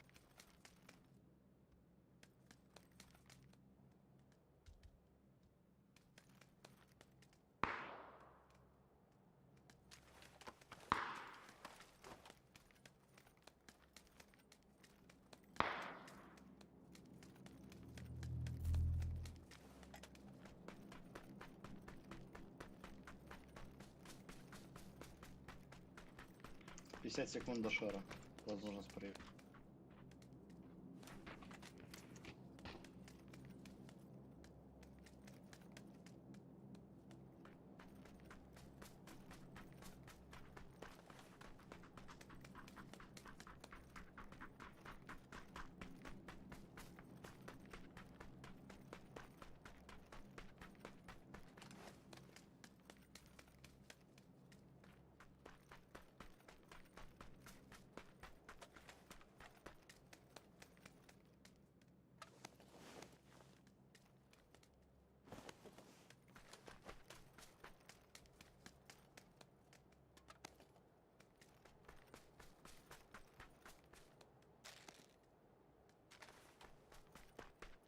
Шар, юзу и беги сюда, зеленый.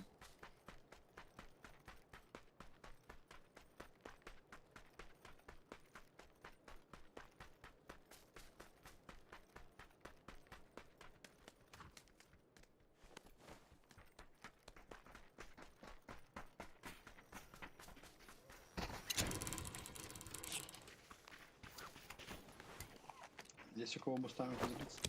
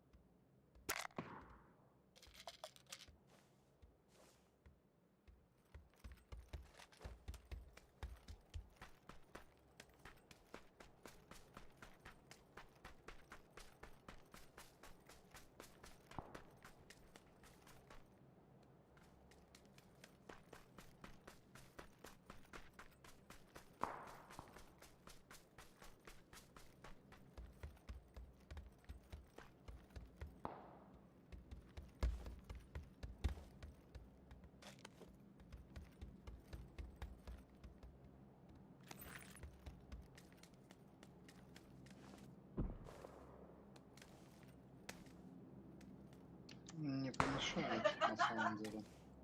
То есть четвертый.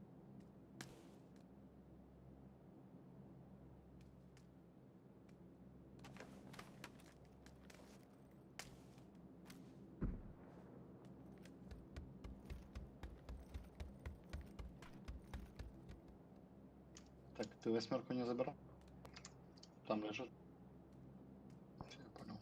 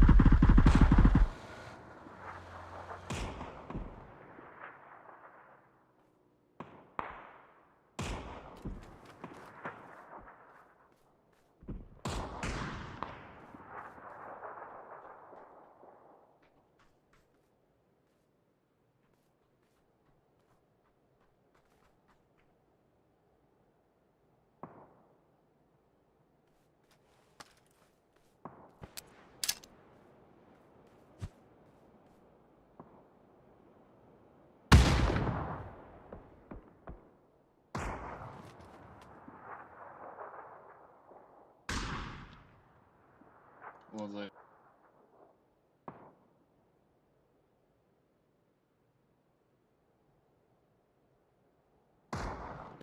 Обратно бежит.